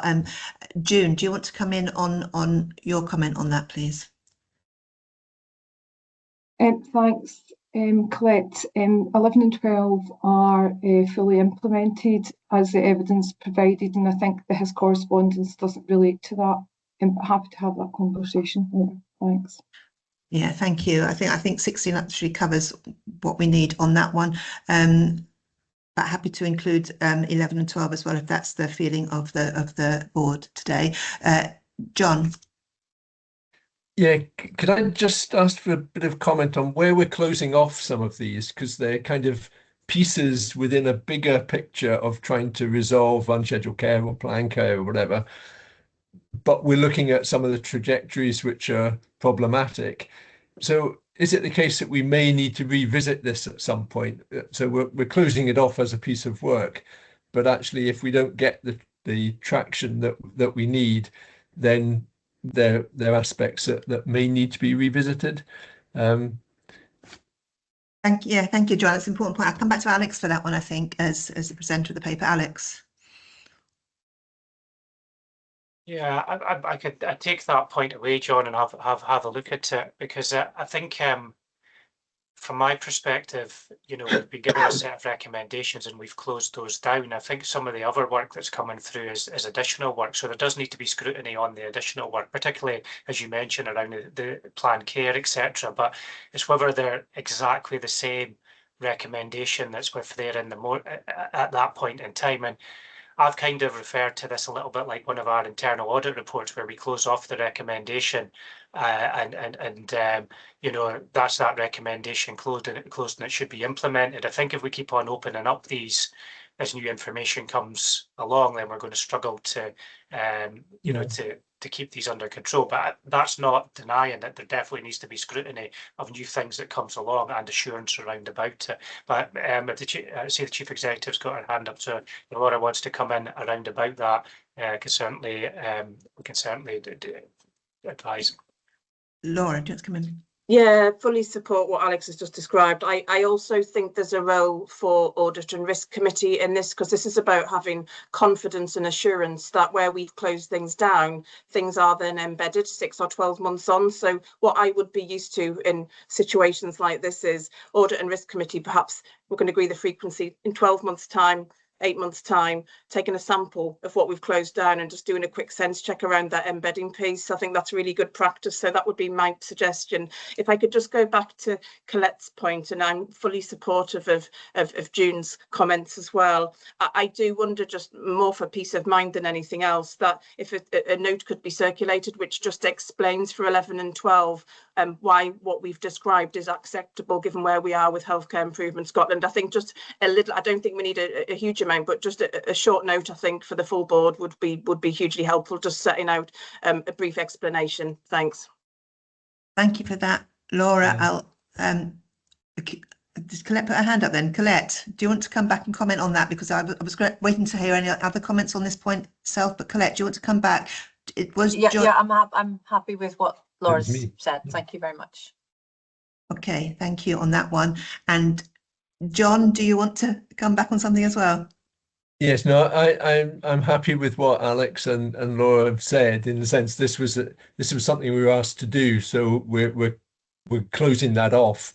It's just that we don't then trying to choose the right word, but we're not kind of complacent that that's sorted, because we know that what the data is showing us, and so I'm happy that we keep an eye on that, and then it may be an alternative exercise in future. Thank you. Thank you very much for that, John. Thank you. I think that we followed through. Joyce, please. Thanks. This caused some discussion at PAFIC as well over the last couple of times, because I think it's a sort of semantic thing. We're not actually closing things off unless something has been completed. They're moving into a business as usual place, and I don't think that's necessarily clear in some of the explanations. It was made clear in part of the information we got at PAFIC, but I think we need to demonstrate where it's moving to, who's going to be dealing with it, and when it will then be reported on, which follows on from what Laura was saying. And then I think if we do that, it's clear to see what is actually finished and disclosed and what is then part of ongoing work. Thank you. Yeah, thank you. Sandy's comments at the beginning showed how the process had evolved from when it had been at PAFIC and what was said there and what needed to be had. So that's another additional point as well, because obviously this progress will go on. They're all been closed off today. So as we further close others off, we can take on board that information from you, Joyce, as well, and have that learning experience. Thank you. I can't see any other hands. I've taken it as an action point then. If we can record as an action point, please, Drew, as well, that we will have a briefing from June about how 11 and 12 have been implemented. CLG 11 and 12, so that we have that awareness for the board. And apart from that, CLG 16 remains one that we recommending that we leave open. So with that, we have the recommendations in front of us. I will take A, B and C as written. I will suggest change D to agree to the closure of the 53 recommendations agree to the closure of 53 recommendations contained in Appendix B with CLG 16 taken out. And then an extra point G at the end, note that the actions relating to CLG 16 will remain open and undergo further examination, and points E and F as they stand on the paper. Does that make sense, and is it agreeable, Stephen?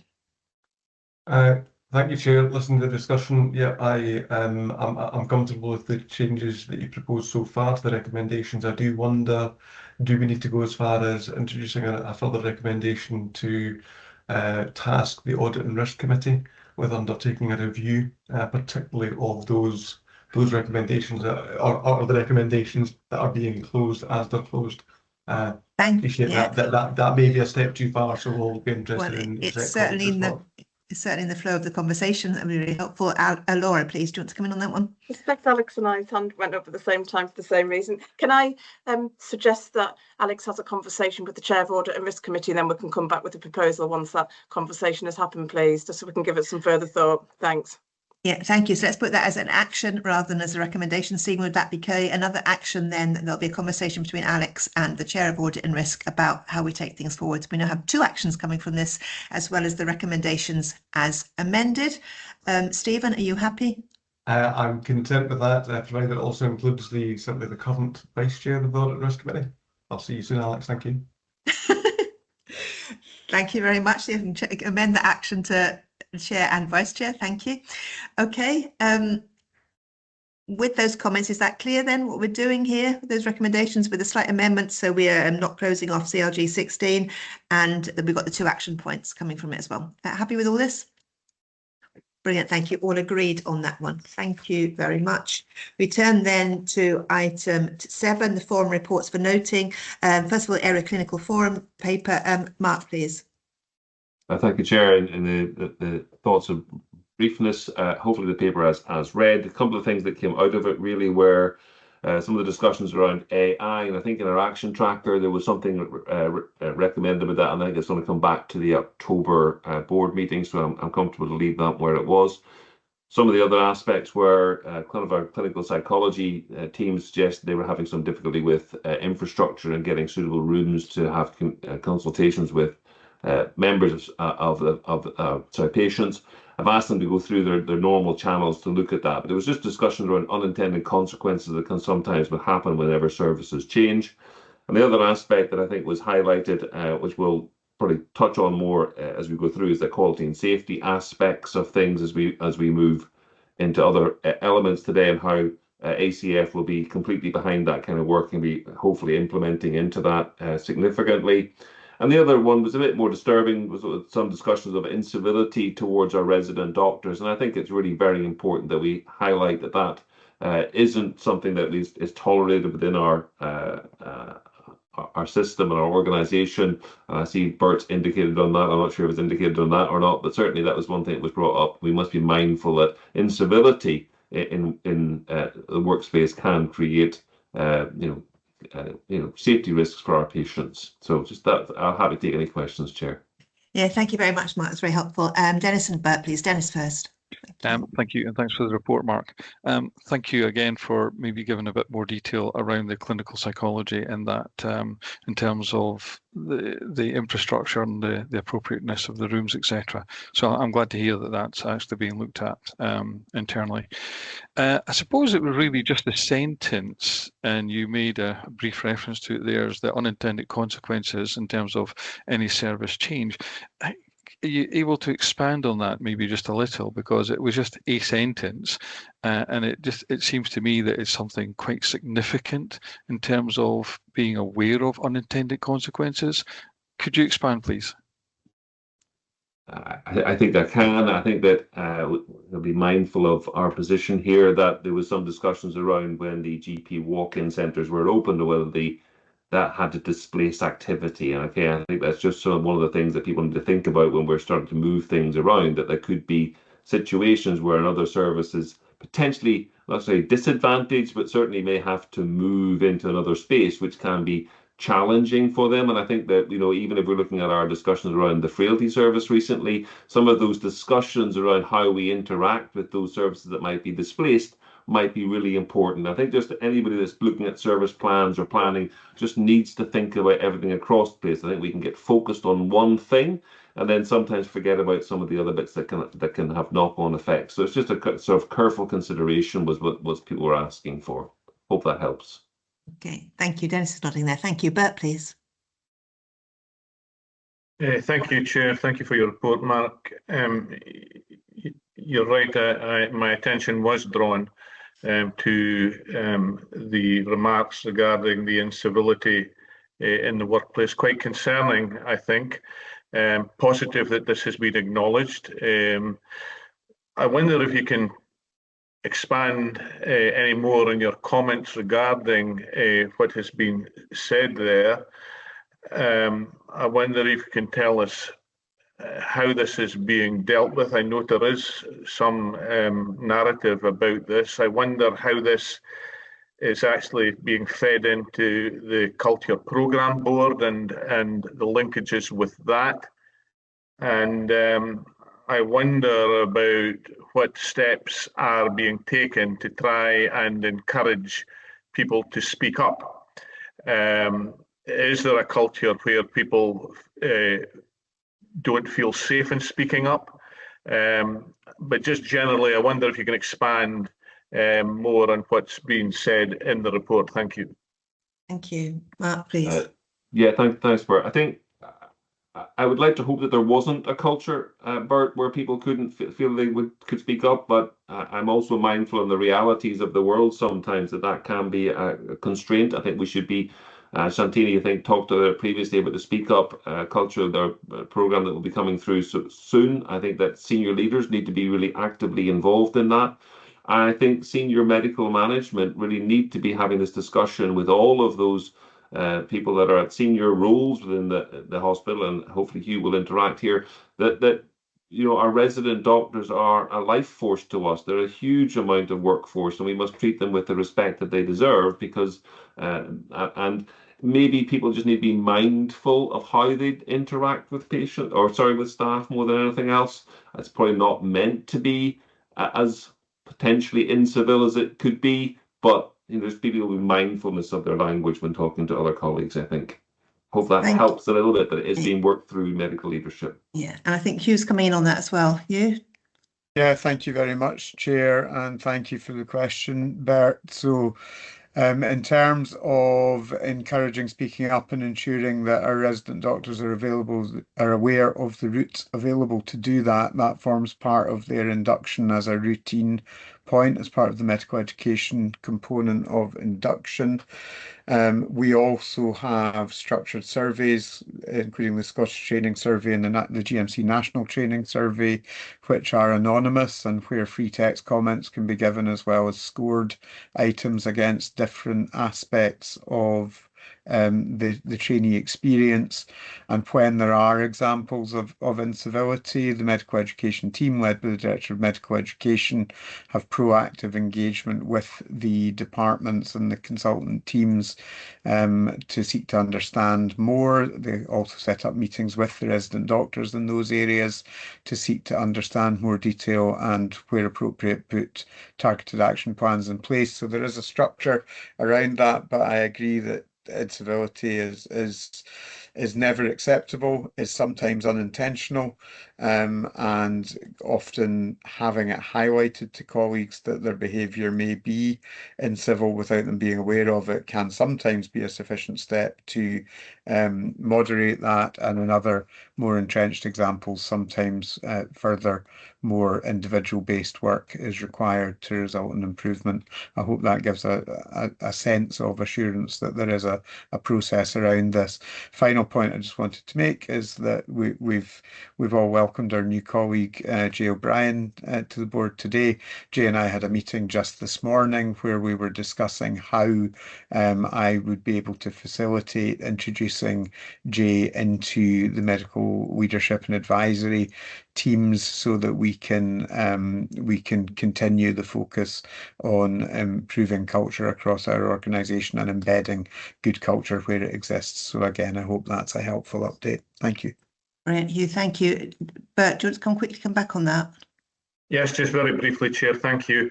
Thank you both for your comments. We have already heard this morning that Speak Up Week takes place on the 28th, the week commencing 28th of September. I think there is an opportunity to use that to try and highlight what we've been talking about under this agenda item. And pleased that you're in conversation with Jay.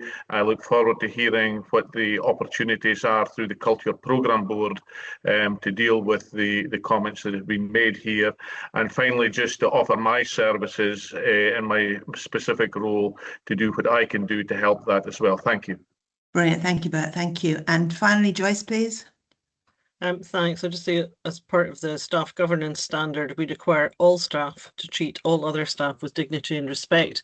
And as the divisions report regularly to us, we'll probably pick up on this and ask that division report on an improvement for this, but we'll also be looking at it more closely as the next reports come in. Thanks very much. Thank you very much for that, then. Thank you. With those comments, can we note that Mark's report, please, the ACF report? Thank you. That report's noted. And we move now to 7.2, the Grampian Area Partnership Forum report. Stephen, please. Thank you, Chair. Like Mark, I will take the report as read. My colleagues, a number of the items are actually subject to much larger papers on today's agenda anyway, so I'm not going to repeat any of those. I think given the conversation we've just had, and as Mark alluded to, staff being involved and feeling as if they're being involved in decisions which affect them is important. And actually, so the couple of paragraphs in the report around the staff facilities and catering services was a good example of where things, decisions have been made, with very good intentions, but needed to be reset, refocused. And certainly since the writing of this report, I'm aware there's been a survey available for staff to provide feedback on, particularly the Ordinary Zone cafe within Aberdeen Royal Infirmary, something in the order of, it's around about 600 responses, I believe.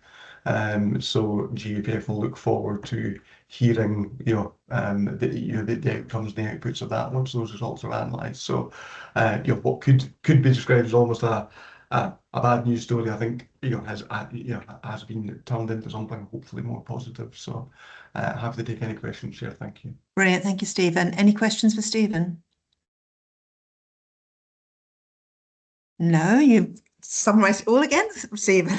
You're on a roll with these, aren't you? 7.3, we'll turn to 7.3. So we'll first of all note the Grampian Area Partnership Forum report. We've noted that, thank you. And turn to 7.3, the IJB report, and turn to Lee Jolly, please, to introduce this. Lee. Yeah, thank you very much, Chair. So, like colleagues, I will keep this brief. This paper provides the board with an oversight of recent activity across Aberdeen City, Aberdeenshire and Moray Joint Integration Boards. The papers demonstrate the breadth of governance, financial stewardship and service transformation activity taking place, covering meetings between March and May 26, with approved minutes between June and July 26. There are some clear common themes. Firstly, all three IJBs have maintained a strong focus on governance and assurance, including review of strategic risks, risk appetite, resilience arrangements, equality duties and workforce planning. Secondly, there is a continued emphasis on financial sustainability, with all three partnerships considering financial performance, medium-term financial planning, savings, delivery and strengthened scrutiny arrangements. And the minutes, I understand, are towards the end of the pack and available for further scrutiny. Thanks, Chair. Thank you very much for that, Lee. Any questions or comments for Lee, please? Dennis, please. Thank you, Chair. And thank you, Lee, and to the other chief officers as well for the reports. Is there a common theme in terms of the workforce planning across the three areas that you're jointly focused on to ensure that we've got that equity of service? Is there a specific theme that maybe the three of you are looking at in terms of that? Thank you. Lee, please. Thank you very much. I think in terms of specific themes, there's a balance between recognising the nuance of a city versus some rural and smaller partnerships, which bring differences in terms of workforce, in terms of recruitment and planning. But I think clarity for all three IJBs probably pertains to ensuring that we are growing our workforce, that we are nurturing people to be able to be the best they can and to step up into leadership positions, that we we are looking at our recruitment strategy, that we are looking at wellbeing and how we retain people to stay within posts, and sharing the learning across that collectively in order to be able to deliver services the best that we can. There's a significant work around what we can do on a once for Grampian approach, but again that comes with the nuance of recognising the different challenges, where at times it may be more simple to recruit to city posts than it might be to wider rural areas, but we have done some joined up working, particularly around, for example, psychiatry locums, to look at how we might do that across Grampian as opposed to individual IJBs trying to solve the problem on their own. So opportunities for joined up working, balancing that nuance. Thank you. Thank you for that. I fully appreciate the once for Grampian approach, and I sincerely hope that in doing that, the engagement with our staff groups understand the importance of that once for Grampian approach that you're all taking. Thank you, Chair. Yeah, thank you. And it's been welcome to see the increase in that sharing and joint work across Grampian as well. It's been good to see that developing as well over the last wee while as well. So thank you, Lee, for that. With that, can we note Lee's report from the IJB report, please? Thank you. That report's noted. Then we turn to 7.4, the Financial Recovery Board. Richie, please, can you introduce this? Yeah, thanks, Alison. Just briefly, again, I'll take the paper as read. We met the 2nd of July. At that stage, it was a month 2 update. I appreciate there's a fuller update for the first quarter later on the agenda, so I won't get into that. Primarily, what we were looking at, however, was to make sure that there's that continued commitment and effort just to make sure we don't take the foot off the gas at all from the positive position at the year end. And we are pleased by and large to see that was the case in terms of the financial position. We also were pleased to see strengthened governance around about the financial governance around it, and in particular the collective ownership around savings programmes. That was really important. Again, just that point about it's not the finance team's job. They can help and support and challenge, but actually it's a whole team approach in terms of that collective ownership. Really pleased to see the early progress with the 27-28 savings programme. I know we're just barely through Q1 of this year, but actually getting ahead of the game we thought was really important. And Sandy's already referenced the discussion we had on transformation and the importance of that around financial sustainability. We covered that at the board as well, and I don't think there's any surprises in the summary in the paper, but actually that's just really important that we think about that carefully in terms of how we deliver that. And I know again there's a paper later in the agenda that will touch on that as well. Finally, we did just recognise that following that recent review of the role of the board, that it would continue till at least the end of Q3 in terms of, at this stage in proceedings, but alongside that we carefully consider what we put on our agenda to make sure we continue to add value. So that was me, Alison. Thanks. Thank you very much for that, Richie. It's really good to see all the deep dives going on the Financial Recovery Board reported in this here as well. So thank you. Any questions or comments for Richie, please? No, so can we note the Financial Recovery Board paper, please? Thank you. That one's already noted as well. Then we turn to 7.5, the Executive Team Chair's Assurance Reports. This is a new addition to this section of the paper. It's really helping us see that the effective operational governance processes are in place as well. Laura, do you want to introduce these, please, for me? Yeah, of course. Thank you, Chair. Again, I'll take the paper as read. As the Chair's just said, this is the first time this paper has been at the public board meeting, and in the pack there are the Chair's assurance reports from our weekly executive team meetings since the last public board meeting. So there are 8 of them within the pack today, and they are here for assurance. In terms of why we've made this shift, I think just recognising that the executive team is the main decision-making body on the operational arm of our governance, but also and fundamentally it better connects the executive team and our operational governance system into the board and board governance. And finally, but by no means least, this is about openness and transparency as well with our local community. We share these Chair's assurance reports and have done for some time with our staff across the organisation for visibility of decision making in the organisation, but also so staff can openly see the discussion points on a weekly basis that are going through the executive team. Happy to take any questions, Chair. Thanks. Thank you. John, just come in, please. Yeah, thank you very much, and thank you for starting to make this public as well, Laura. So that visibility and producing this, along with also the weekly data updates that we receive, I think this is a very significant enhancement for our role on this board as well. So I really wanted to acknowledge that. And we touched on earlier about a conversation around governance into the future. What I would like to see, because there's been this theme about getting the evidence of change. I think also what this opens up for us is being able to see how change is expected to happen and being able to seek assurance on that. And I frequently stick my nose in, but haven't been able to see as clearly as I would like to. I now see the prospect of that, and perhaps, on the intranet, the work of the various performance boards on our 6 key priorities, if that comes in as well, and that's something to discuss in the future, that would complete the picture for me. I can then join the dots around this. So really do welcome this, but think it is important for us to acknowledge that it can enhance our role overall as a board in terms of accountability. Thank you. Yeah, can I take this moment to plug the board development work that's currently underway and the survey that's been sent out to all non-execs asking for comment, just like that you've made, John, to things how we can improve the board work going forward as well and board development. So I'll leave it at that, but please, this is the kind of comment we want to see reflected in that survey as well. So thank you. I turn to Colette, please. Yeah, thanks, Chair. Yeah, I totally endorse what John's just said. Really welcome this report.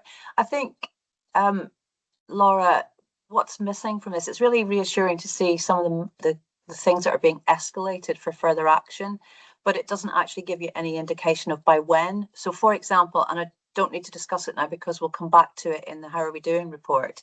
At the 7th of July meeting, one of the issues being escalated is the impact of no funding for diagnostics on cancer.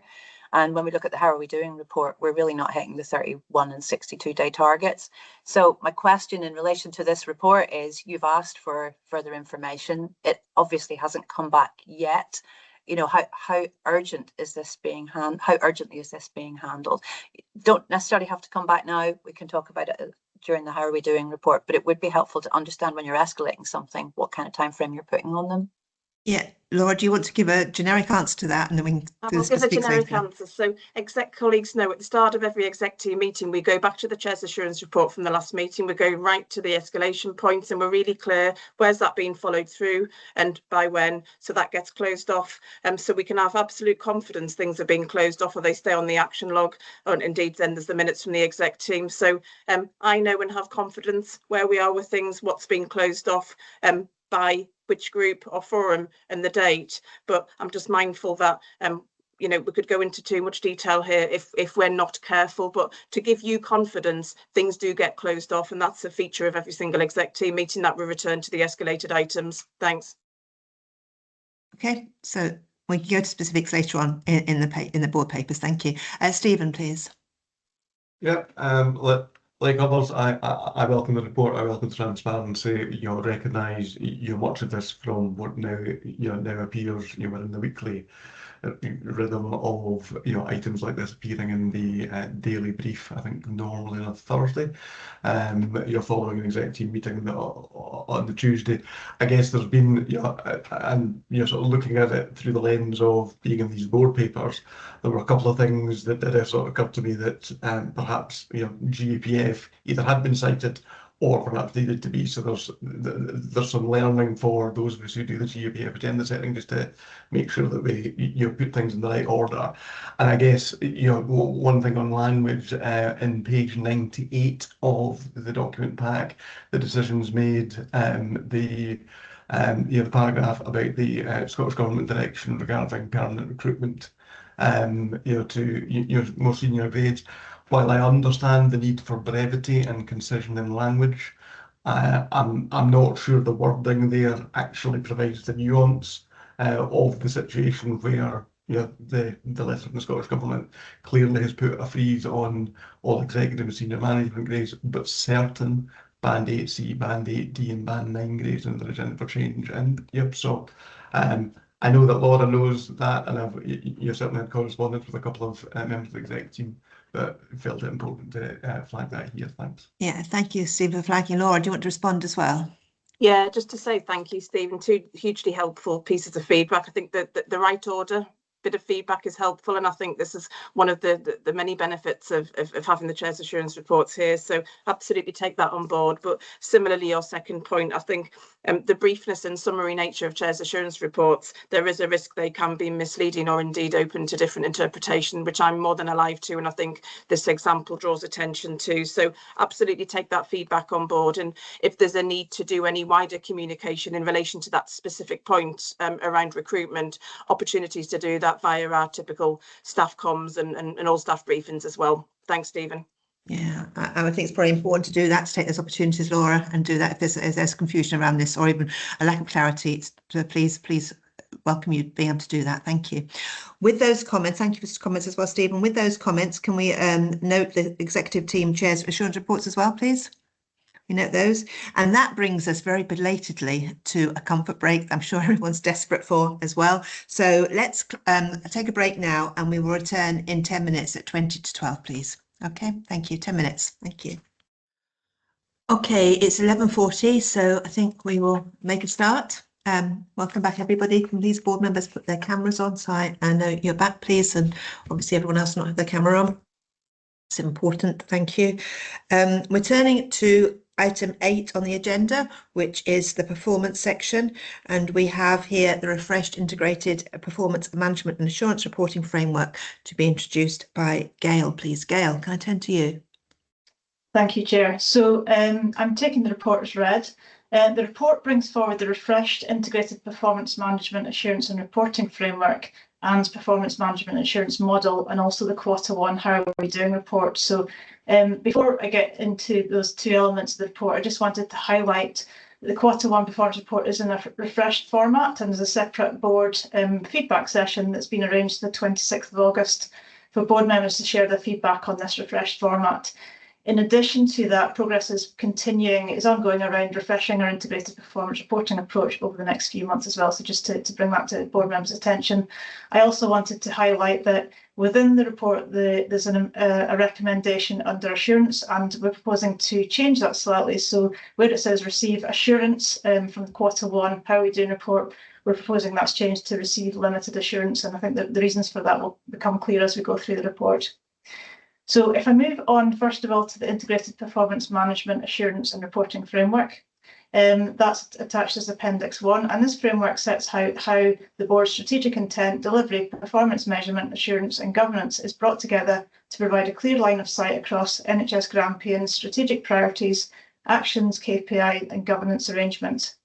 So it's an update from what the board has previously seen. Hopefully there's not too much that's changed in that. The board is asked to approve the refreshed framework, but if there's any questions or comments in the meantime, I'm happy to answer those. And also we've got Preston Gang with us here today. So I'm wondering if we wanted to take questions in that aspect first of all. Yeah, thank you, Gail, and thank you for pointing out that there is this feedback session on the 26th of August. I think that's really important that board members are aware that's where detailed feedback can be given then. And thank you for taking on board my suggestion that reading what's in the report, we need, it is limited assurance, I think, at most that we'll be able to take from this report, but we will hear obviously comments from members of the board about whether that is in itself appropriate as well, or whether they'd want to change that. So with that, are there any, well, first of all, I would like to turn as a scale to Sandy as Chair of PAFIC for his comments on how it went through PAFIC. Thank you. Okay, thanks, Chair, and thanks, Gail. So I very much welcome where we've reached with this. This has steadily evolved over time, and there have been much learning and development as we've gone along.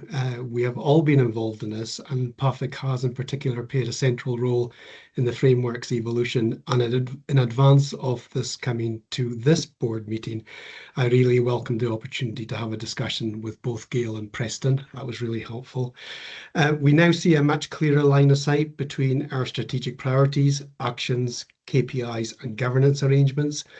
And most importantly, we also see incorporated into a single reporting format a clearer description of risks and how they're going to be managed, we have now moved away from simply a description of process and activities to reporting changes and improvements to what we do, and this is really welcome. So I just commend those that have been committed to getting this to this point, and in particular how this has improved and strengthened over the last 18 months. Thank you very much, Sandy, for that. That's very helpful. Any other general comments before we move on to the specifics in the report? No. Gail, do you want to carry on then, please? Oh, sorry, Richie, Yes. you just slow there. Richie, apologies, Richie, you just came in. Yeah, no, it's just to endorse what Sandy had said. I also this kind of stage really like the approach, and one of the pieces within the covenant or the framework was just a reminder for us. Actually, I think what was really helpful with those three questions: are we doing the right things? Are actions driving improvement? The KPIs, and our KPIs showing measurable improvement. I think that just really helps us kind of focus on the core, which I think we'll see if we go into the next paper. I suspect that'll be drawn out in discussion. So just to endorse Sandy's comments. Thanks. Brilliant. Thank you, Richie. Gail, turn back to you then to carry on with this. Thank you. Thank you. So I'll move on to what's attached as Appendix 2 in terms of the Q1 performance report. And I draw your attention to page 126 in the pack. So this is a one-page overview that shows for each of our priorities the overall position and how each of the KPIs have been graded by a RAG, a red, amber, green status. And it shows how many of each of the KPIs are showing that they're improving, declining, unchanged or unavailable. So that shows at a glance in terms of our priorities how well we're doing. So at the end of Q1 it is a mixed picture. So our people, our leadership and governance are on track, as is prevention and value sustainability. However, urgent care and planned care are currently showing as being off track, and we'll come into that in more detail. So I'm now going to come to each of the lead executive directors to provide an update and overview in terms of their areas of that they're prioritising. So first of all, if I can come to June to talk about the work that's underway around clinical quality and safety. Thank you, Gail. I don't really want to go into too much detail here because we have a paper on this further on in the agenda, identifying where we're at just now and what we're doing, and also in relation to the KPIs, we've already had a bit of discussion on that. So I think it's probably best just to wait until the following paper, unless anybody else wants to know anything at this point. Thanks. Okay, no one's coming in there, June. So Gail, back to you. Okay, so we'll move on then to people, leadership and governance, and Melanie's going to give us an update around this priority. Thank you, Gail. Good afternoon. It's good morning. Good morning, everybody.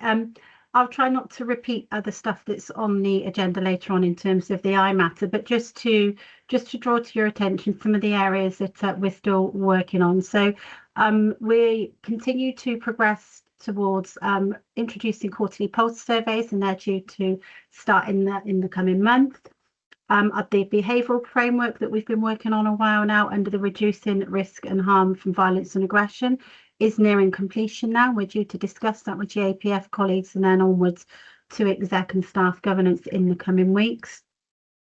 And we are due to shortly receive an update on some of the work that we're doing around targeting wellbeing support for our high pressure teams, in particular some of the work within the suicide ideation space, but also exploring the potential to have further employee assistance programme support within the organisation. The areas that are still within development, you will see that our progress against stress risk assessments is in development. That's due to start within the coming quarter. And we're making some good progress in the space of real-time feedback. We're now moving steadily towards those 10 wards. We have 6 wards up and running now in that space. Just like to highlight as well, just in terms of the work around focus on fundamentals, I think I've mentioned in previous committees that we've made an informed decision a couple of meetings ago now to just pause that development work for the time being so that we could focus on the important work needed for our managers to support them in delivering against the strategic priorities of delivering against appraisal and statutory and mandatory training. So we made that conscious decision and we'll be revisiting that focus on fundamentals work later on in the year. And then just in terms of giving some reassurance on appraisals and statutory and mandatory training, we are seeing some slight improvement in appraisals. There is still some work to do in that space, and we're developing an improvement plan. Again, that will be going through with GAPF colleagues next week to address that appraisal work, but also in terms of statutory and mandatory training, those core modules that we monitor are showing continued progress, and we're nearly hitting some of our targets. Certainly hit some of the targets for some of the modules, but nearly hitting the targets across the board. So as long as we have that consistent approach through winter, I'm not concerned particularly that we will not reach the targets we've set in that space, but we'll obviously continue to keep a close monitor on that. I'll pause there before handing back to June on the clinical elements that are towards the end of the leadership governance section. June or Gail? Sorry, happy to take any questions, Alison, before we then move back to June for the clinical elements. All right. Okay. Any questions for Melanie there, and then please, Stephen. Thanks, Chair. I don't know if it's a question so much. Melanie, is an observation that, given that I'm one of the regular attenders and a member of the Culture Programme Board, I guess it's, how much longer is it going to be before we actually begin to see some tangible outputs across these things? So, the things that you've included here, as you and I are both very well aware, the Culture Programme Board, overseeing some other bits of work, some of which has been taking quite some time. And we've done, we've had many meetings to discuss things. I just wonder when it might be that we're able to include some tangible outputs and see those things being measured within the context of this. Thanks. I'll just bring Bert in first. I think Bert might want to say something similar. Bert. Yes, thank you, Chair. It is a similar comment, and indeed I was in a meeting yesterday when I raised the same, I made the same remark. The Culture Programme Board has been in place now for a period of time, and I just have a question around, I guess, what Stephen has just said, outcomes. I haven't seen much mention of this. Maybe there are outcomes that I'm just not seeing it, and I would welcome some update in relation to that. And the other point I was going to raise, which I guess in some way is tied in to the culture programme work, is the focus on fundamentals, which understandably has been paused. But given there is an aim to have 100% completion of the modules by March 2027, is that still realistic? Thank you. Thank you. Melanie, I'll come back to you to answer both now. Thank you. Yeah, so just in terms of impacts and outcomes, absolutely recognise that the need that we need to start showing the impact. Whilst the Culture Programme Board has been in place a little while now, it did take a little while to get stood up and working, which we recognised. And some of the work is just beginning to go live, so we wouldn't anticipate to start seeing any outcomes immediately. Culture takes a little while to change and shift, but we would hope to start seeing some of those impacts through the pulse surveys as we're beginning to roll those out in Q2. In terms of some of the specific work that we've been trying to address around staff experience, we have got some delays in that space. There are some specific actions and some things that we need to address and resolve for staff, which has been taking longer than we would like, and we're mindful of that, and we're working hard to address those specific items. In particular, there's some areas around locker space and facilities that we need to address.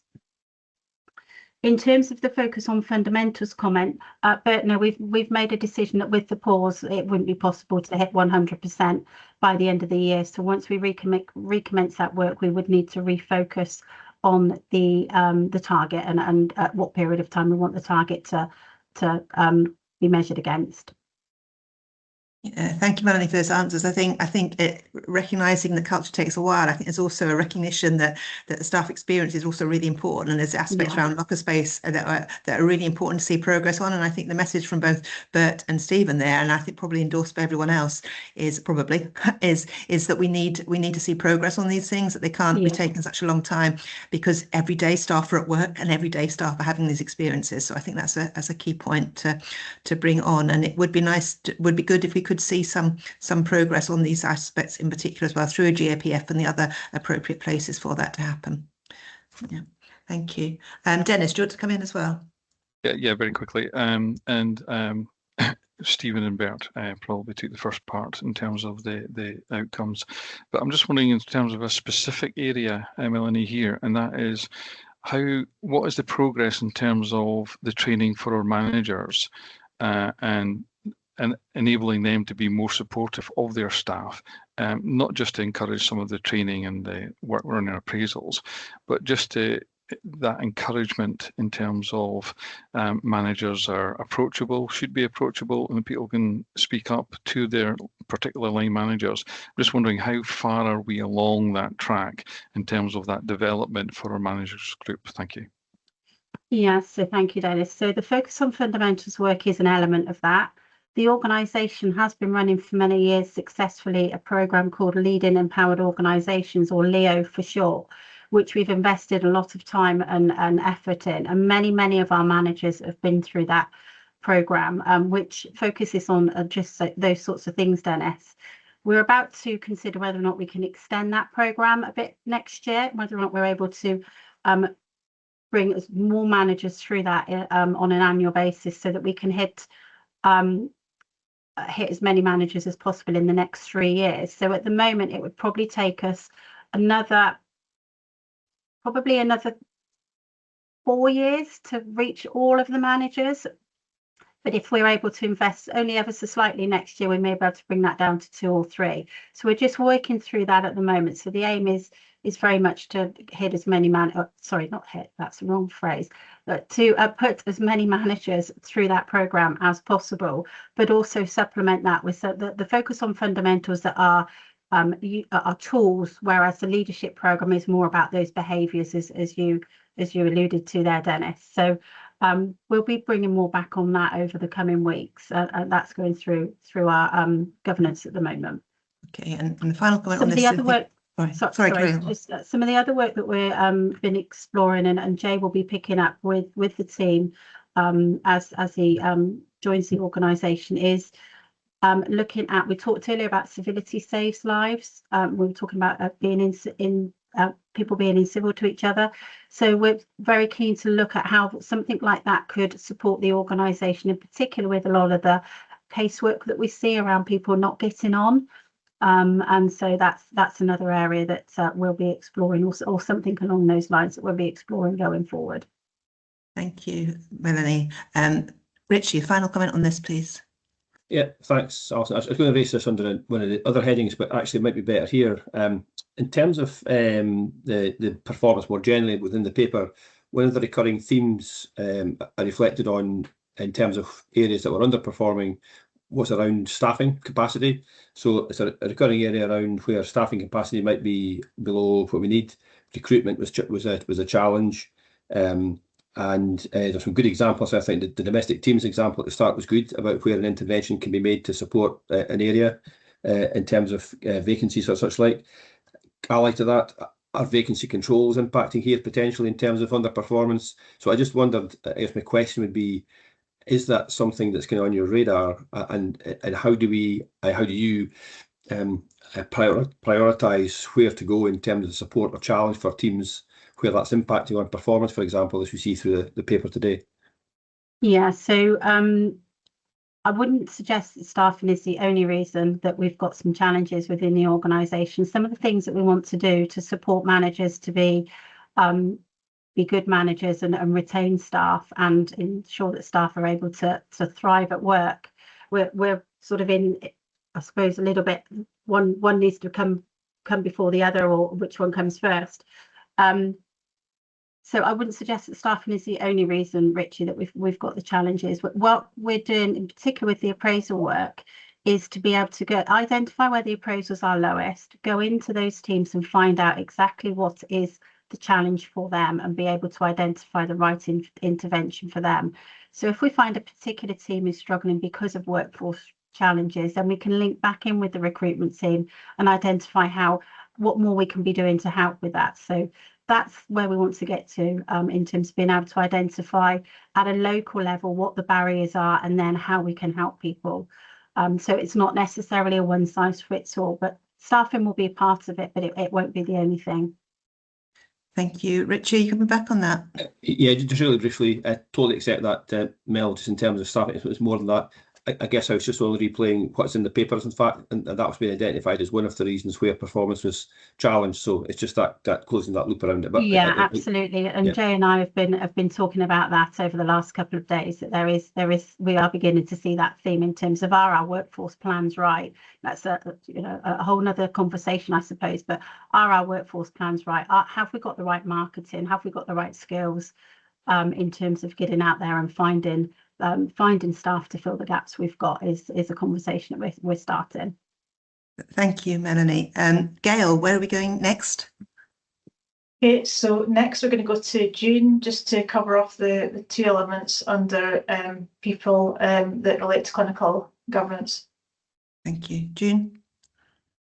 Thanks. So the two elements I'm going to cover are the induction of labour and the neonatal unit, as you'll see within the priorities here. So we've just recently introduced a system for monitoring, which is providing us with more robust data and greater visibility of performance around induction and labour delays. So we now can see the numbers of the delays more fully, and then work's now underway to kind of better understand those factors contributing to delays so that we can rectify that. This will help identify where targeted improvement activity is required and enable those interventions. The major delays occurring just appear still to be in result of labour ward capacity and some of the neonatal closures, but that's to a minimum. So we've had some success in greater visibility of delays, but we need to now focus on implementing those improvements to reduce them. So that was in relation to induction of labour. In relation to the neonatal unit, we are still awaiting an understanding round about finance perspective to that, and the neonatal unit work was sitting in a national space, which has just recently moved into a subnational space. So that's really stuck, if you like, at this precise moment in time. Thanks. Thank you very much, June. Any questions? No, I can't see any. So Gail, thank you. Come back to you. Where do we go? Yeah, go to prevention next, and Shantini is here to talk to that one. Thank you, Great. Shantini. Thanks. So in overall, in terms of the prevention priority, overall our progress is on track. I'll just talk briefly about the two areas where which are marked red in the How Are We Doing report. So that's around the cardiovascular disease risk assessment work and also the weight management services. Both of these areas are ones that we had a deep dive on in our most recent Population Health Committee meeting in July. So starting with the cardiovascular disease, this is about using funding that Scottish Government have made available to general practices to increase the number of people that they identify as having risk factors for cardiovascular disease and then initiating treatment for that. The premise of that being that if you start treatment early, then you prevent further complications further down the line. So and our work has been supporting primary care to increase awareness of that program and also work with harder to reach groups to increase uptake and engagement with the program. So last year we made a lot of progress, and we achieved 5,835 checks, which gives us some confidence that the program is bedding in.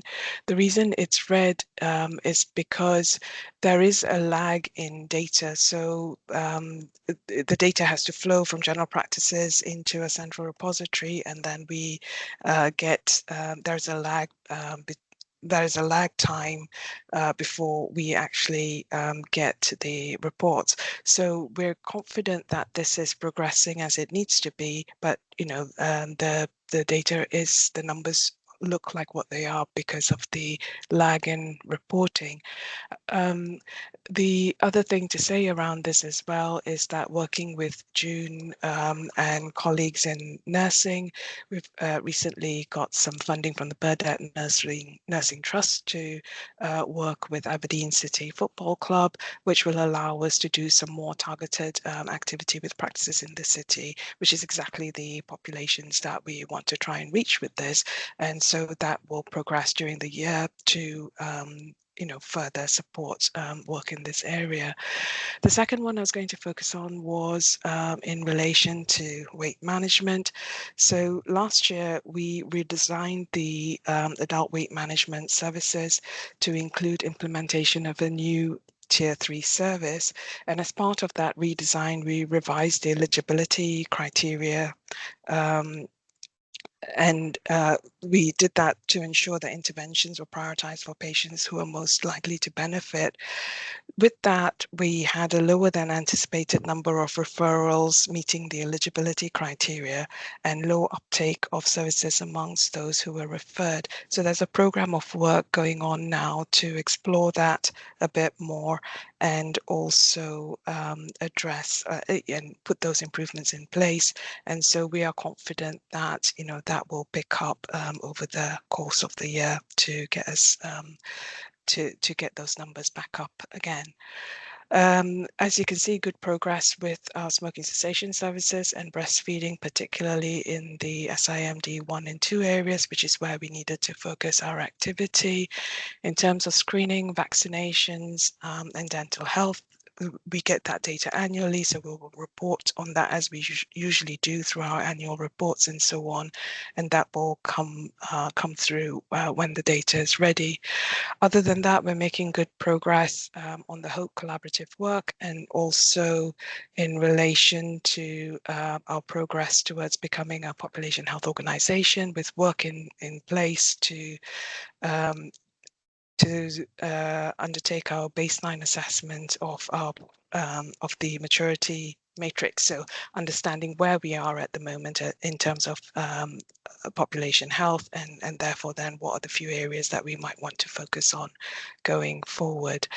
I think that's all I was going to say, but I'll have to pause there and take questions. Thank you, Shantini. Dennis, please. Thank you. Thank you, Shantini. In terms of the videos that went to the Population Health Committee on cardiovascular and weight management, how widely have they been circulated, say within our primary care colleagues, etc.? And have we uploaded them into our NHS Grampian site as well, in order that people can it's accessible for people? The other thing I'll do is just commend the work that's been happening in terms of the work with our community planning partnerships. I think I need to commend that work and the prospect of the workshops that are coming on later in the year. So it's just, I think we need to recognise the work that has been done there. But thank you for that. Thank you. Thank you. I think Stuart's come in on those points. Thank you, Stuart. Thank you, Chair. Yes, just to confirm that those very helpful videos, which I would agree are extremely informative, now accompany the Shantini's Director of Public Health annual report. So they're on our corporate web pages. Thank you. Thank you very much for that. David, please. Thank you, Chair. Thank you, Shantini. I'm interested in how the new daily oral weight loss pill can influence our weight loss management programs, please. Thank you. Okay, so so we currently have no pathway for people with a BMI of 45 or greater who meet criteria for obesity medications under the GLP-1 consensus criteria, but we are looking at how we can address that. And actually what we need to do is do some work, some developmental work around understanding the pathways that can support people to access that medication. We weren't successful with some funding bids last year to look at doing that, but there are a couple of other boards who were successful with getting that funding, so we'd be looking to learn from them. In addition, we are looking to also explore whether there may be other sources of funding that might help us to do some of this developmental work to get us in a place to look at how we would be able to implement this going forward. Hey, David, do you want to come back quickly? If I may, please, just briefly. I'm minded that the halo effects of implementing a daily weight loss pill program are massive for the other services across the NHS Grampian, and they will benefit other services that we offer. Can we not expedite implementing some kind of plan there? Thank you. Continue quickly. Do you want to come back? Yeah, and I think that's what we need to look at in the round as we do, as we look at how we spend our finances and so on. So I guess that's something we would need to look at going forward with the rest of the executive team, I think, as a whole. Okay, thank you. Thank you for that. Colette, and then we'll move on. Get Colette. Colette, you were there? You've gone? Sorry, Okay. just on that point, I'm here. Sorry. Just on that point, is that a decision that we can take locally, Shantini, or is there national guidance on the use of the GLP drugs? So there is national guidance or consensus statement around, who is eligible. How we implement it is down to the boards, and that's what we need to be able to look at. But it's not just this alone; it's in the round of everything else. So we, in our current context and so on, how we need to take that into consideration as well, I suppose. Yeah, and then the consideration at the moment was how we're looking at performance as well in the piece and how our performance improves. So that's an important context as well, I think. Gail, where are we going now? Okay, we'll move on to urgent unscheduled care, and we've got Lee here to talk to that one. Thank you. Lee, thank you very much. Thank you very much, Chair. So urgent and unscheduled care remains assessed as off track in Q1, while performance remains below the level we expect for our patients in Q1. There were encouraging early signs that our whole system improvement programme is beginning to have an impact. We've made progress in strengthening front door services and specialist assessment pathways, improving discharge processes, continuing to look at how we expand hospital at home, developing plans to enhance frailty services, particularly ahead of winter. These actions are contributing to improvements in ambulance handover times, 4-hour performance and hospital length of stay. However, late in the day discharges and delayed discharges and acute hospital occupancy remain significantly above target, continue to impact patient flow and emergency care performance. Workforce capacity, recruitment challenges and available of community and commissioned care packages also remain as key constraints. Our focus therefore is on delivering the agreed whole system improvement plan at pace, embedding, very importantly, consistent daily flow practices, and of course implementing the planned frailty capacity expansion, I think, which we talk about in another paper further down the agenda, and of course the increased ED capacity to support further improvement at pace. I have Stephen Fryer and Rick Strang also with me today, who I'm sure will be able to help with any particular operational focused questions, but happy to answer any questions that I can. Thank you. Thank you, Lee. I'm sure this will be an area of concern. I mean, as we're looking at the figures we've got here, we see a lot of activity, lots of things going on, but we still see hospital occupancy. We see flow not being where we want them to be as well. And that's obviously having a huge impact on overall performance. So I'm sure that's going to be brought out by comments here as well. Ian, please. Thank you, Alison, and thanks, Lee. You mentioned in your remarks the impact on frailty services as winter approaches. Given the way our climate seems to be going, are we seeing yet any summer pressures in the way that we historically have seen winter pressures? And how are we placed to deal with those as the weather climate continues to change and we see more frequent extended periods of high temperatures, which obviously can have an impact on people, well, anybody, but especially those who are frail? Thank you. I'll maybe start to answer that and then bring colleagues in. So from my perspective, having looked at the trends across the last year, really, we're rarely seeing times of less pressure. We used to describe winter pressures as being, the key times where everybody felt that extreme pressure. But actually what we've discovered that is, and I know this report refers to Q1, but in July and August, we've also seen real significant pressures right across the system. So it feels a little bit like there's no let up in terms of time to recoup and then refocus efforts. It's the pace is required all of the time to be able to manage the increased demand and the impact that demand is having on flow throughout the system.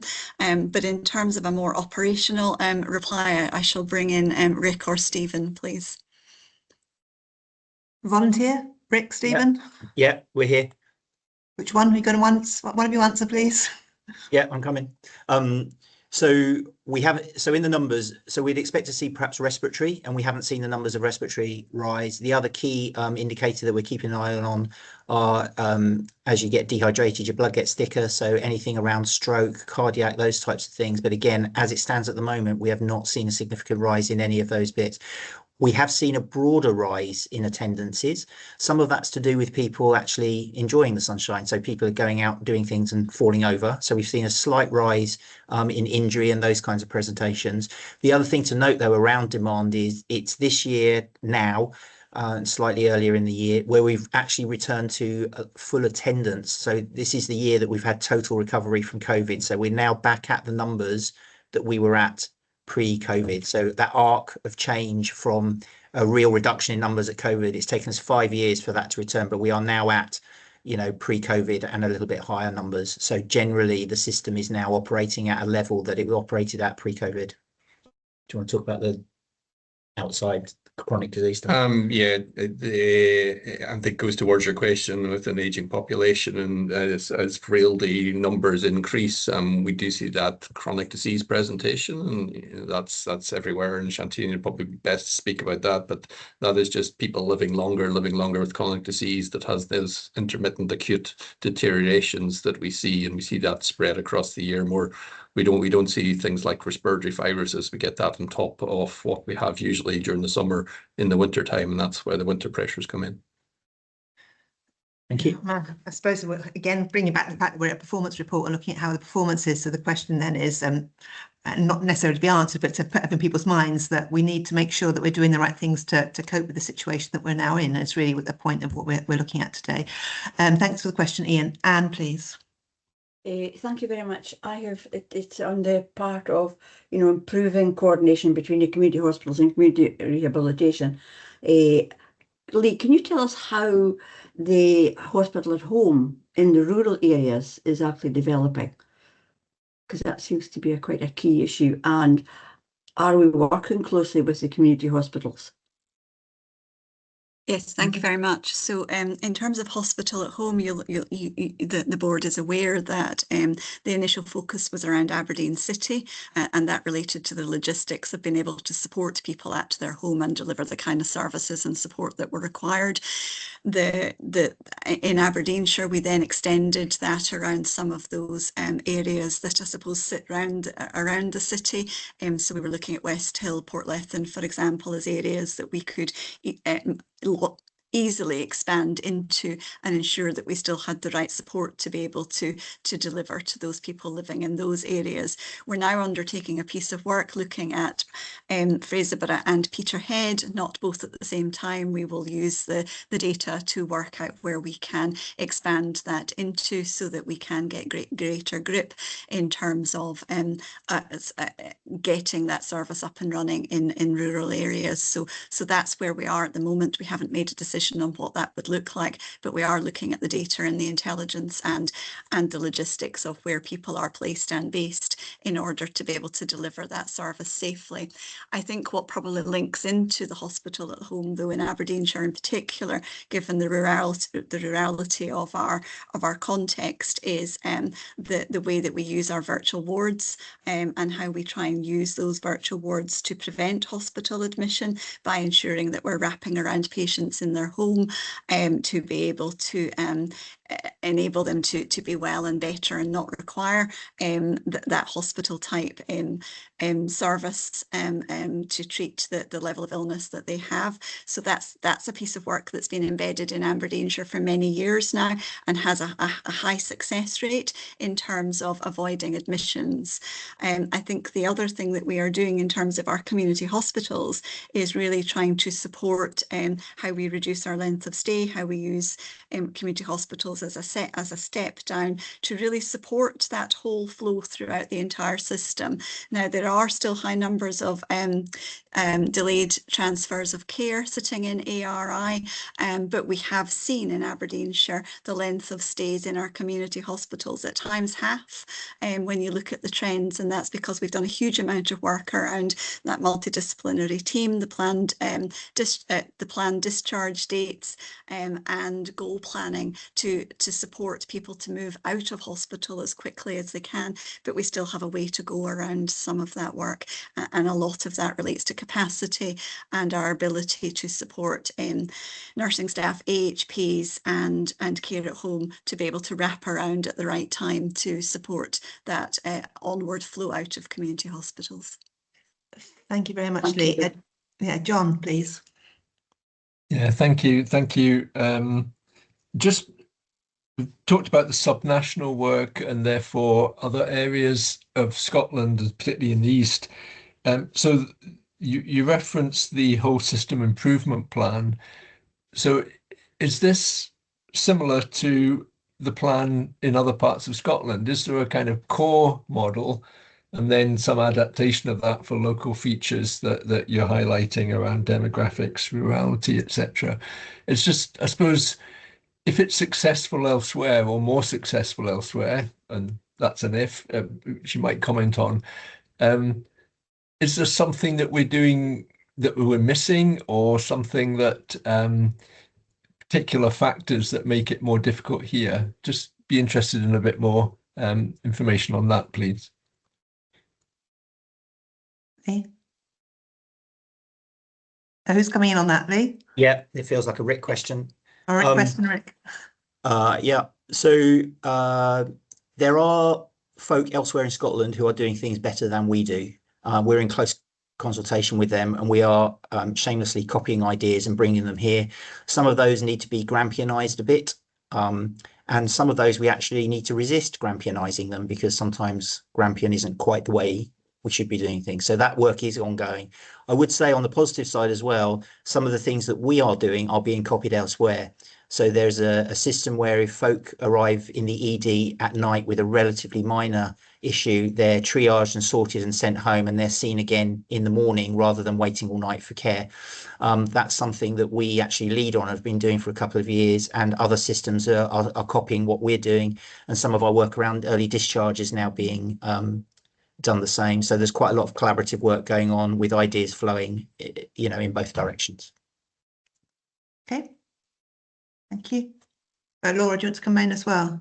Yeah, just to add to that really, because I think it's a really good question. I think there's something around acknowledging that our starting point is somewhat different in terms of some of our practices, but also the culture in the organisation. But going back to the nub of John's question, I mentioned the National Flow Plan earlier. The features of that National Flow Plan, which is what all boards should be doing, are absolutely already locked in to our unscheduled care improvement plan. The challenge is, for us in particular, we have to do all of those things that we know are good practice every single day, every single minute of the day, 7 days a week. It's about consistency, and that's where we've got some more work to do. So in answer to your question, there is absolutely, yes, there'll be some local nuances, but these things work in other boards. It is proving to work in other boards, so we shouldn't be doing anything different in terms of out with the discharge without delay principles. It's as simple as that. Thanks. Yeah, I think that's a really important point to endorse as well, that the sense of what we need to be doing is there, making sure we do it with consistency across the piece and all the time, all weeks of the year, whether it's holiday time, not holiday time as well, whether it's weekends or weekdays, we need to make sure we have that consistency. And that seems a key area of focus going forward to try and change some of the performance we see and what we've got here. So thank you for that. Colette, please. Yeah, I'll be brief because most of it's been covered.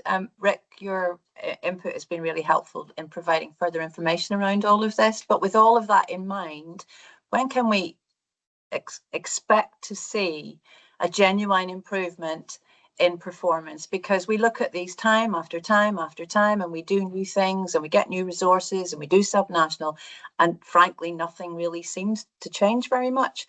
So from your point of view, what do you think the game changer will be, and when can we realistically expect to see a change? Thank you. Oh, sorry. No, go on. Yep. So we have seen change since January. So since January, we have seen definite improvement, and that has been evidenced. Our problem is that we reached July and August and that improvement suddenly stopped. So we didn't get necessarily worse, but we have absolutely plateaued through July and August, and that's causing concern because we needed to keep the momentum going. Key question, why is that? So Stephen and I have been off looking at that, and what we've discerned really is that this is a critical mass issue.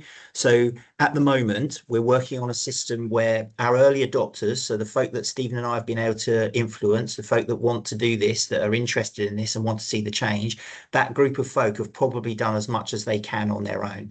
So if you think of a journey between Stephen and I having an idea, some people adopting it, then most people adopting it, and then eventually all people adopting it, we're stuck at the sum at the moment. The next stage is we need to shift that to the most. Now, this is where we're bumping into the big cultural stuff, because early adopters are easy, isn't it? If you want to do this and you're interested in it, then you're getting going and do it. We're now bumping into the folk who are perhaps less interested, less inclined to think this is a good idea, perhaps haven't been exposed to some of the ideas before that we're addressing them. So what are we going to do about that? So we've recognized that.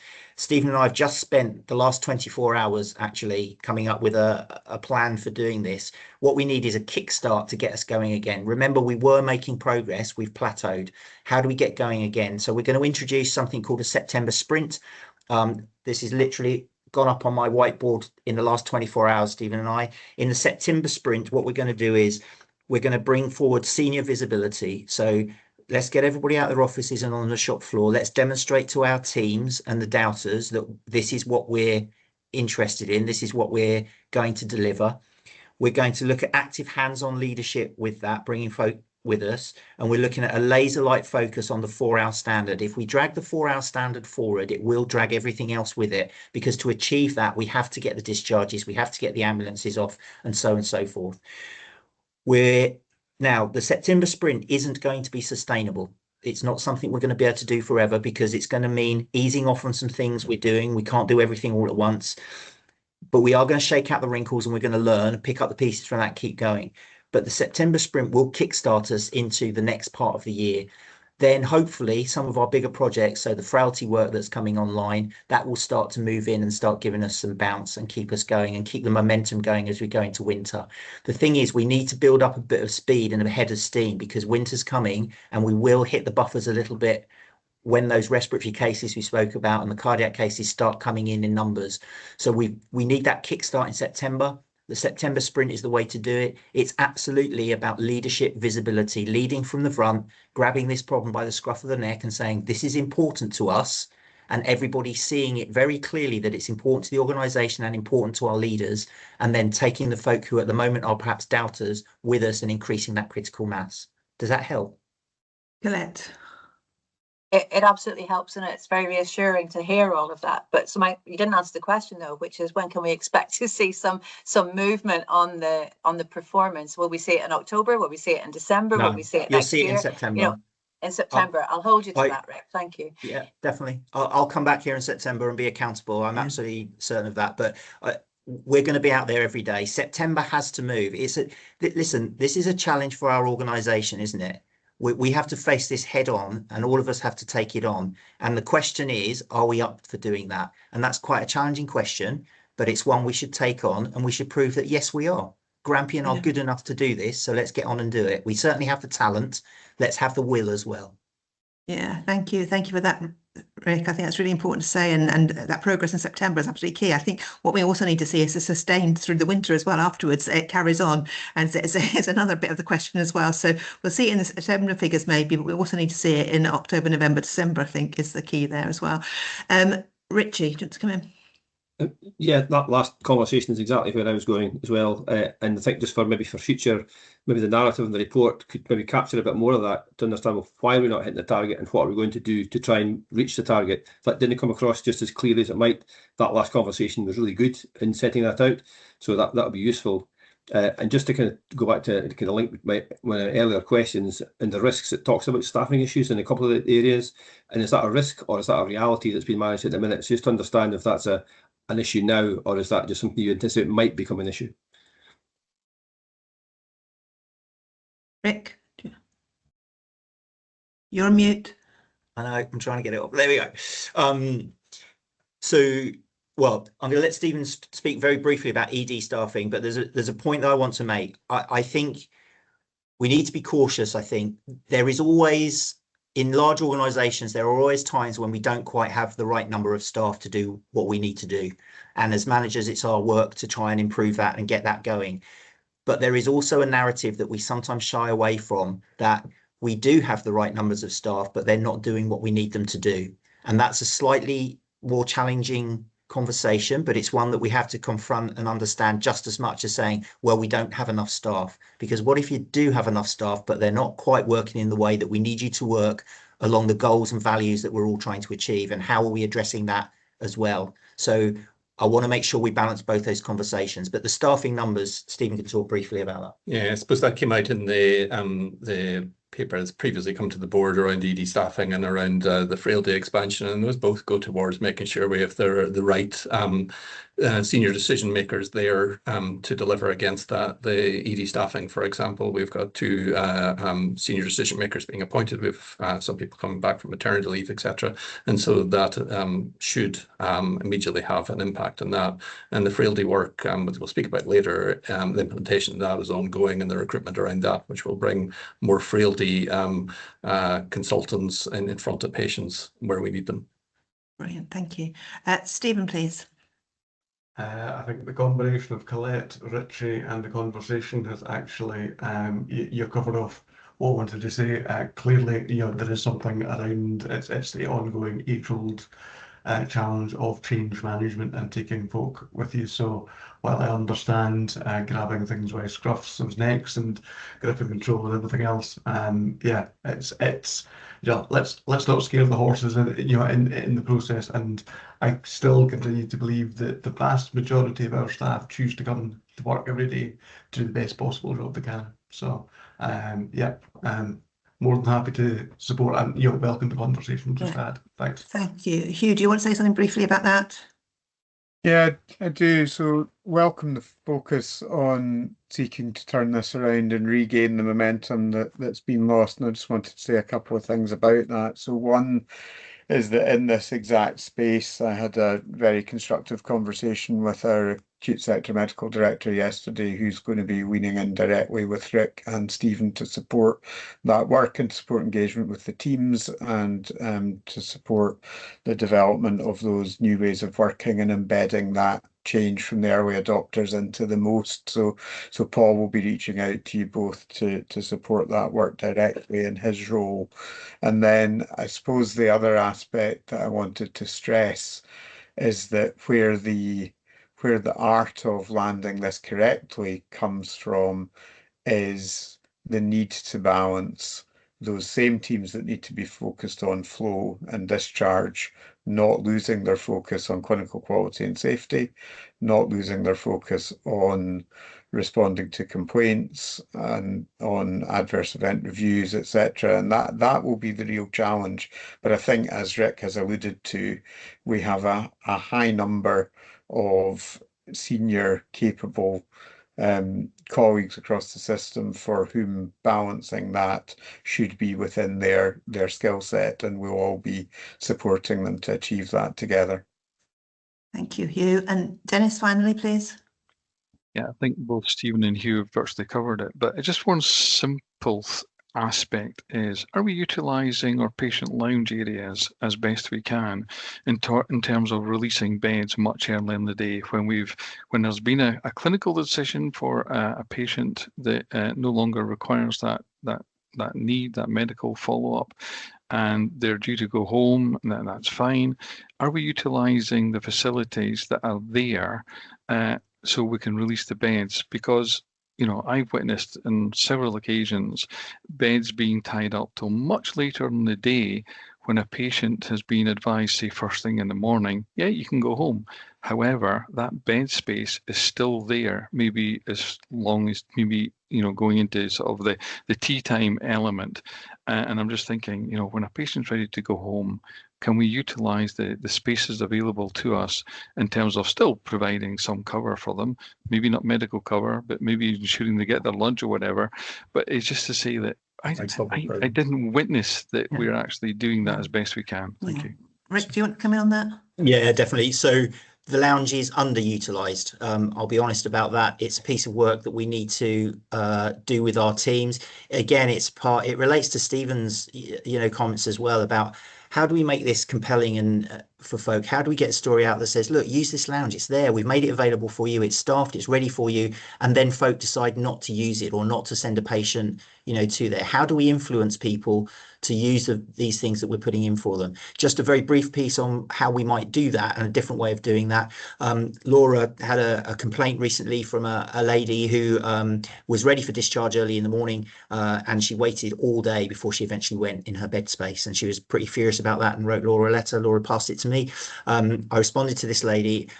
She's agreed, we're doing some work with her, she's agreed to come in and make a video for us, which we're going to share with our clinical colleagues, nursing colleagues and HP colleagues, that outlines her story directly from her, how frustrated she was, stuck in hospital waiting. Could she have gone to the discharge lounge? Could she have gone home and had her drugs later? All those sorts of things. Now, we do have things in place. So we've got the nerves bit, which is a bunch of bikers who, if you're unwell and you go home, we can send your drugs to you by motorbike and they'll be delivered to you later in the day, right across the Grampian area. They're much better than Amazon. They don't just throw them over the fence. They do actually just knock on the door and make sure you get them safely. So we've got all this stuff. And it's frustrating that we're not using to its full. And that's what I meant about the early adopters are doing this, but we've got a whole organisation that isn't yet plugging into all the opportunities we've got. And our next stage is to build that critical mass and start using this stuff. Thank you. Thank you very much for that. I think we've got a message there about about what needs to be done. And we obviously, as a board, need to make sure that it is done as we move forward as well and make progress here.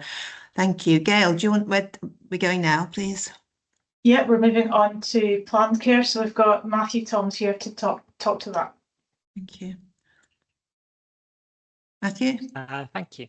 So I'm here on behalf of Geraldine Fraser. So I think probably there's two things that are true here, and we'll probably spend more time on the second bit. So in terms of our Q1's directories, we're on track with the exception of cancer, and that remains the case. In terms of our grip and performance, as Laura's kind of already mentioned, we have quite a structure in place, both internally and with the East of Scotland. around the grip and control and grip of that trajectory. So I'd suggest there should be reasonable assurance around that. The obvious problem, though, is that trajectory is not where we need it to be. And as Laura's indicated, we're a significant outlier as a board. So I'm going to spend a little bit more time on what we're doing about that bit. And I think there's two main streams I would describe to you. So there's the East of Scotland scheme, and there's the board recovery committee that's being set up, and I think is in the papers. That has commenced, and that is the East of Scotland taking us through a structured process, looking at our grip control, governance, efficiency measures. And they're starting with orthopedics. That has commenced and should be completed within 6 weeks. The commencement of orthopedics will then move through all the other specialties.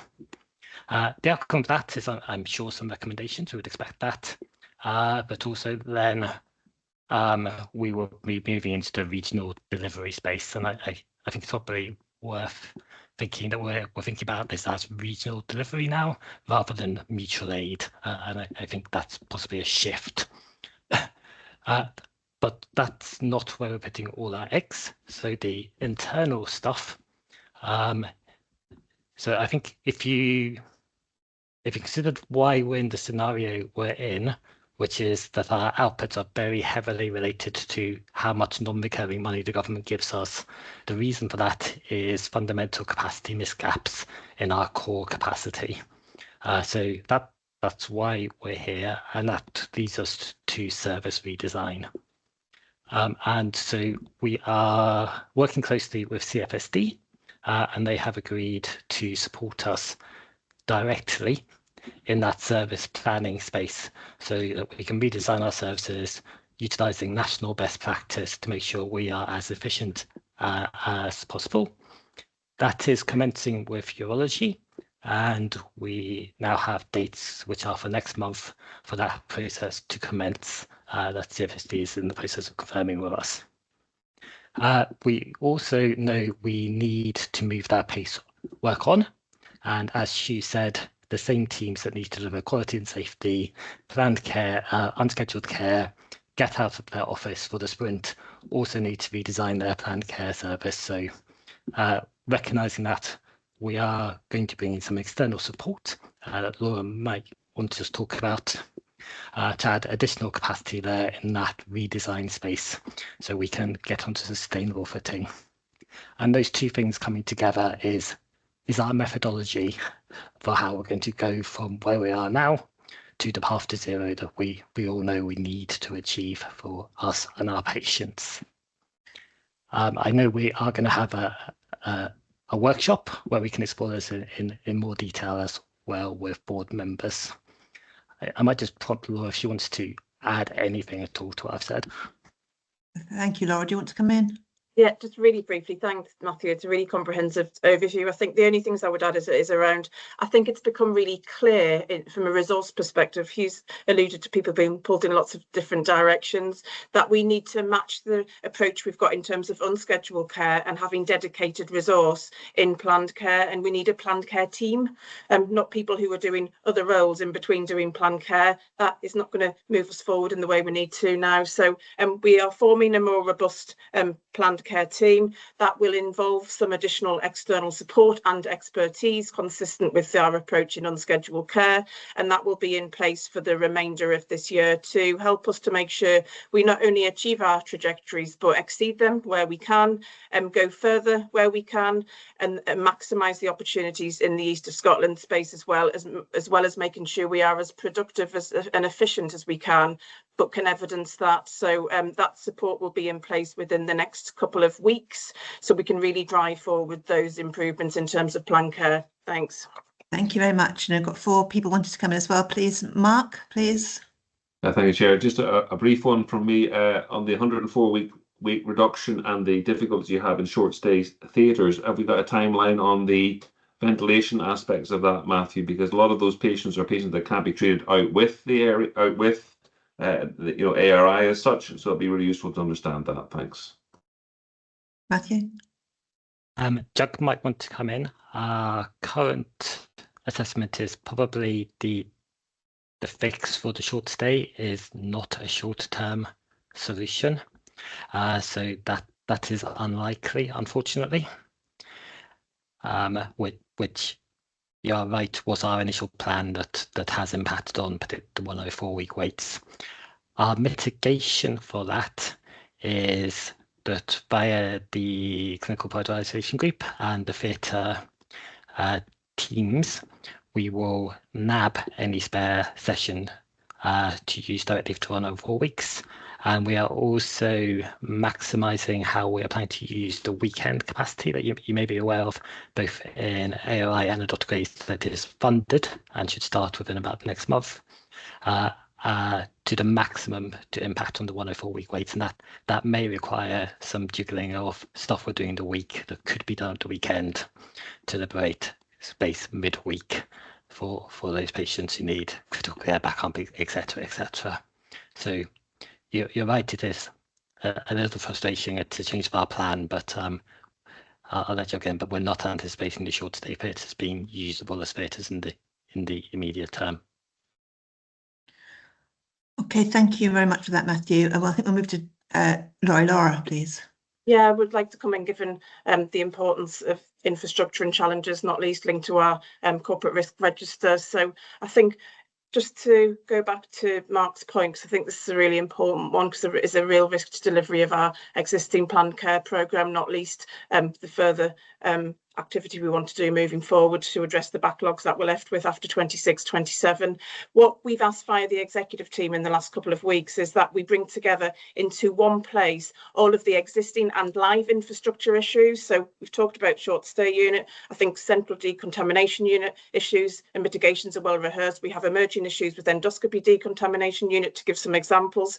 All of those live issues will come into one place, and fragile issues or emerging issues that could become a challenge to us. So we've got real line of sight of each of them. What are we doing in the short term in terms of mitigation? What are the risks? What are the funding options and conversations we've had, including with Scottish Government? And then also, what might be the medium and long term solutions to some of those challenges? So that paper is coming back to our executive team next Tuesday, and I have agreed with our board chair it will come onwards to PAFIC in due course as well. So everything is in one place in quite a different way. So we've got absolute line of sight. Thanks. Yeah, thank you. It's really important we do have that line of sight. So thank you for the question mark and the answer there as well. Derek, please. Thanks.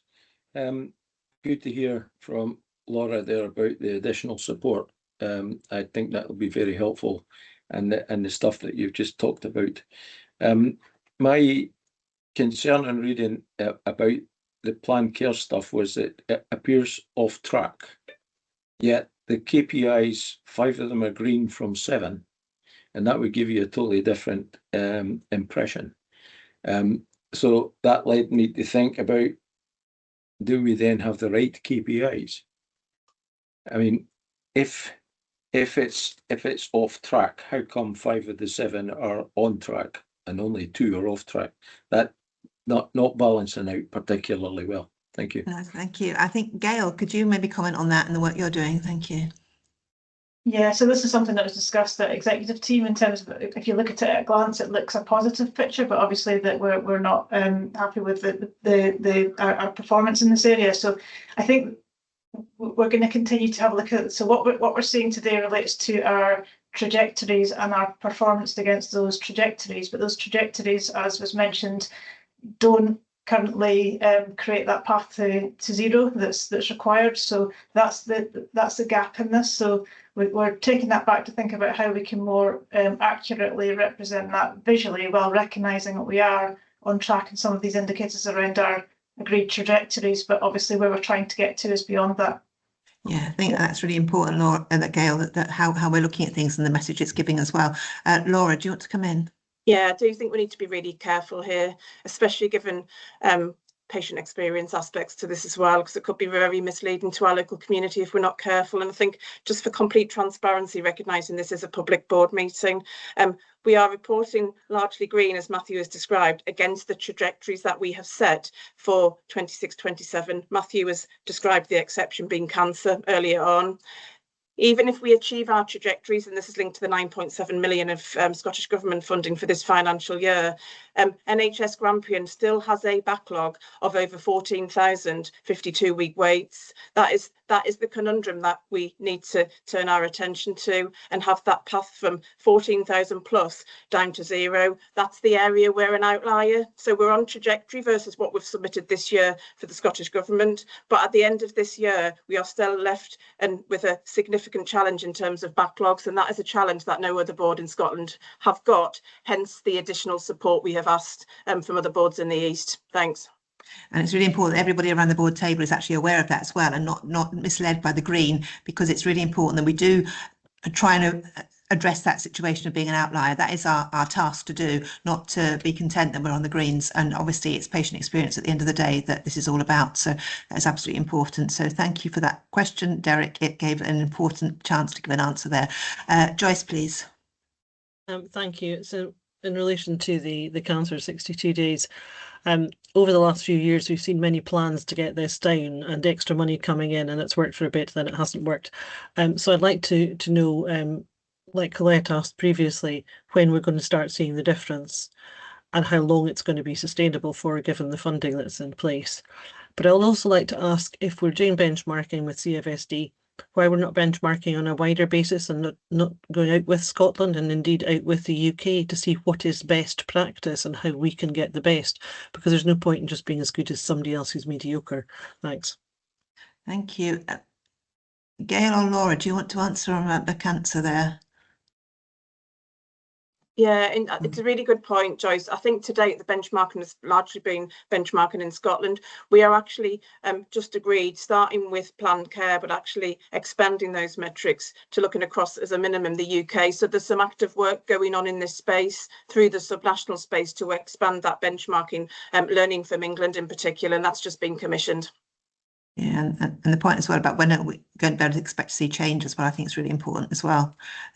We need to know what we're modelling against, and therefore what the actions are being taken and whether we're going to see change quickly as well or not. Laura, just come back in. I think there's two aspects in terms of seeing change, and Matthew has referenced the importance of the board workshop on the 10th of September, where we'll be able to get into some of this in the granularity that we would all expect. So I think the metrics in the how we're doing report are one thing in terms of the trajectories in year. That's really important. What the board hasn't got line of sight of as we begin this work is what progress are we making against the 14,000 plus, and the fact that we have the most 104-week weights in Scotland as well. That's the bit we need to do the work on. We're just doing that through the group that we're going to come on to in terms of the terms of reference in the east of Scotland in a few agenda items time. But I think addressing the backlog, our plans there, the timescales and the line of sight of that is what the board hasn't got yet. But in fairness, that's work in progress. Okay, thank you for that. And I think that answers Joyce's question now as well. Thank you. Colette, please. Yeah, sorry to kind of be a voice of disagreement here, but I don't actually think the cancer question has been addressed adequately. I've been on the board for 2 years now, and I have asked this question at every single board about what's going to happen to change these metrics. And throughout these papers, it is a general point. I think one of the things that's crucially missing from all of this is the accountability question. Who is responsible for delivering this change, and why isn't it being delivered? And if it's factors out with our control because of lack of appropriate staff or lack of appropriate theatres or whatever it happens to be, do we need to go outside this area to make sure that cancer patients are getting the treatment that they deserve? We are the worst in Scotland, and it's about time, I think, that we did something to really start to turn this around. I'd really like to hear your thoughts on that, Laura, because 2 years on, nothing has changed. Yeah, thank you very much, Colette. Laura, can I turn to you, please? Yeah, and I absolutely accept that challenge, Colette, because where we are now is nowhere near good enough for our patients. So I absolutely accept that. I think there's a few different dimensions to this, and I'm by no means deflecting the question, but I would like to get into this in the detail in September and have several hours on this as a board, because I think there are certain aspects we need to focus on. We need to understand why we are in this position to start with in having backlogs that are out with the rest of Scotland as a board. We have not done that.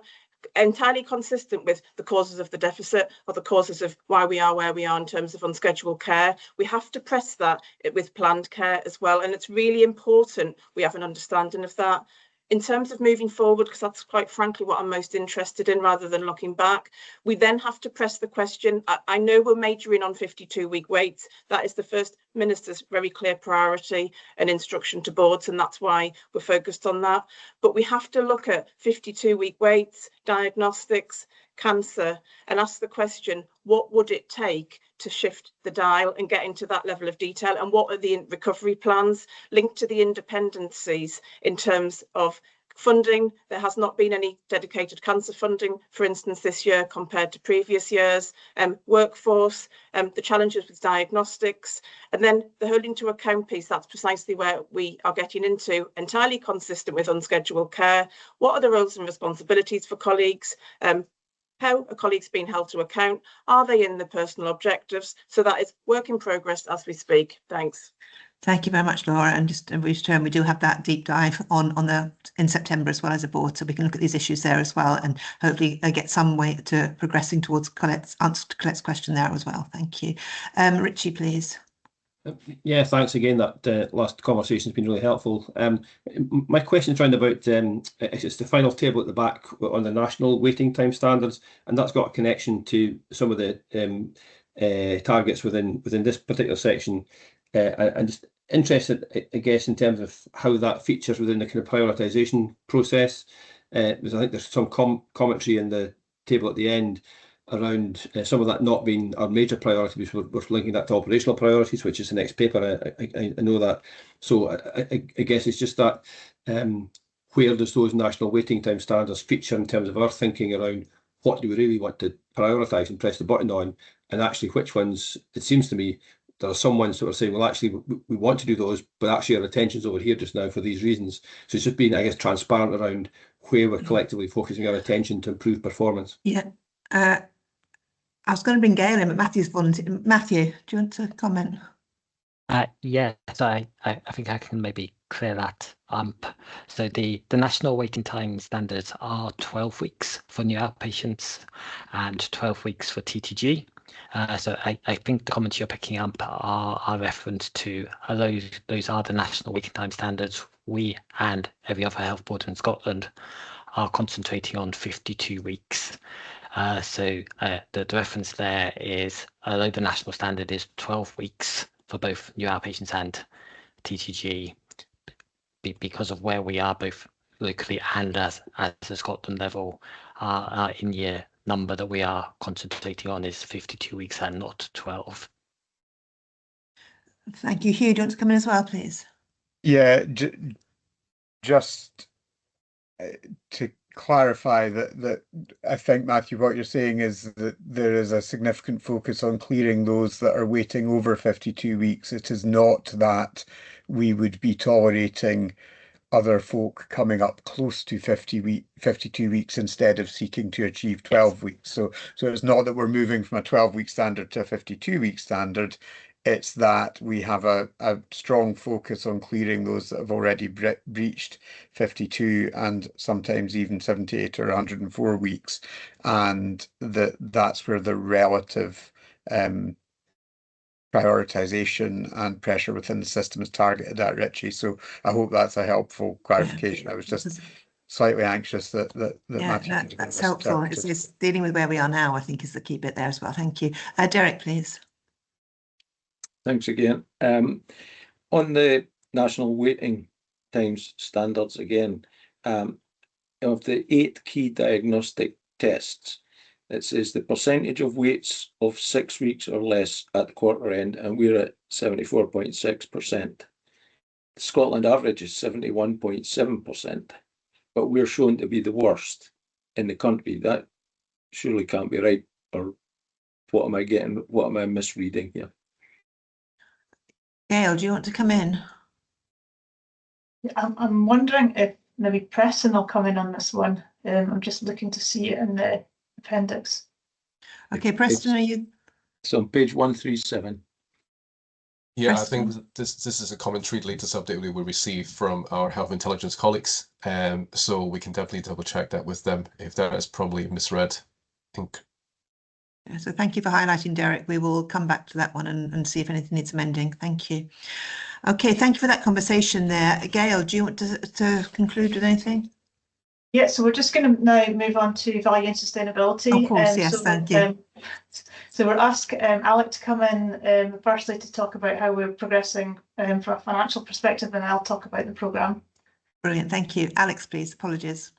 Yeah, thanks for that. Yeah, just to kind of pick up on some of the things within the value and sustainability sheet. Obviously, I've got a report on the agenda later on in relation to the North East System Transformation Group, and there's work that's being done there. There's also been deep dives on savings that have not been achieving at the required levels at both the last two value and sustainability groups and also at the Financial Recovery Board. So we are continuing to use the good practice that we got into last year in relation to that. We've identified some areas where it's been possible to generate additional savings, and that's offset some of the areas where we've not been able to generate savings.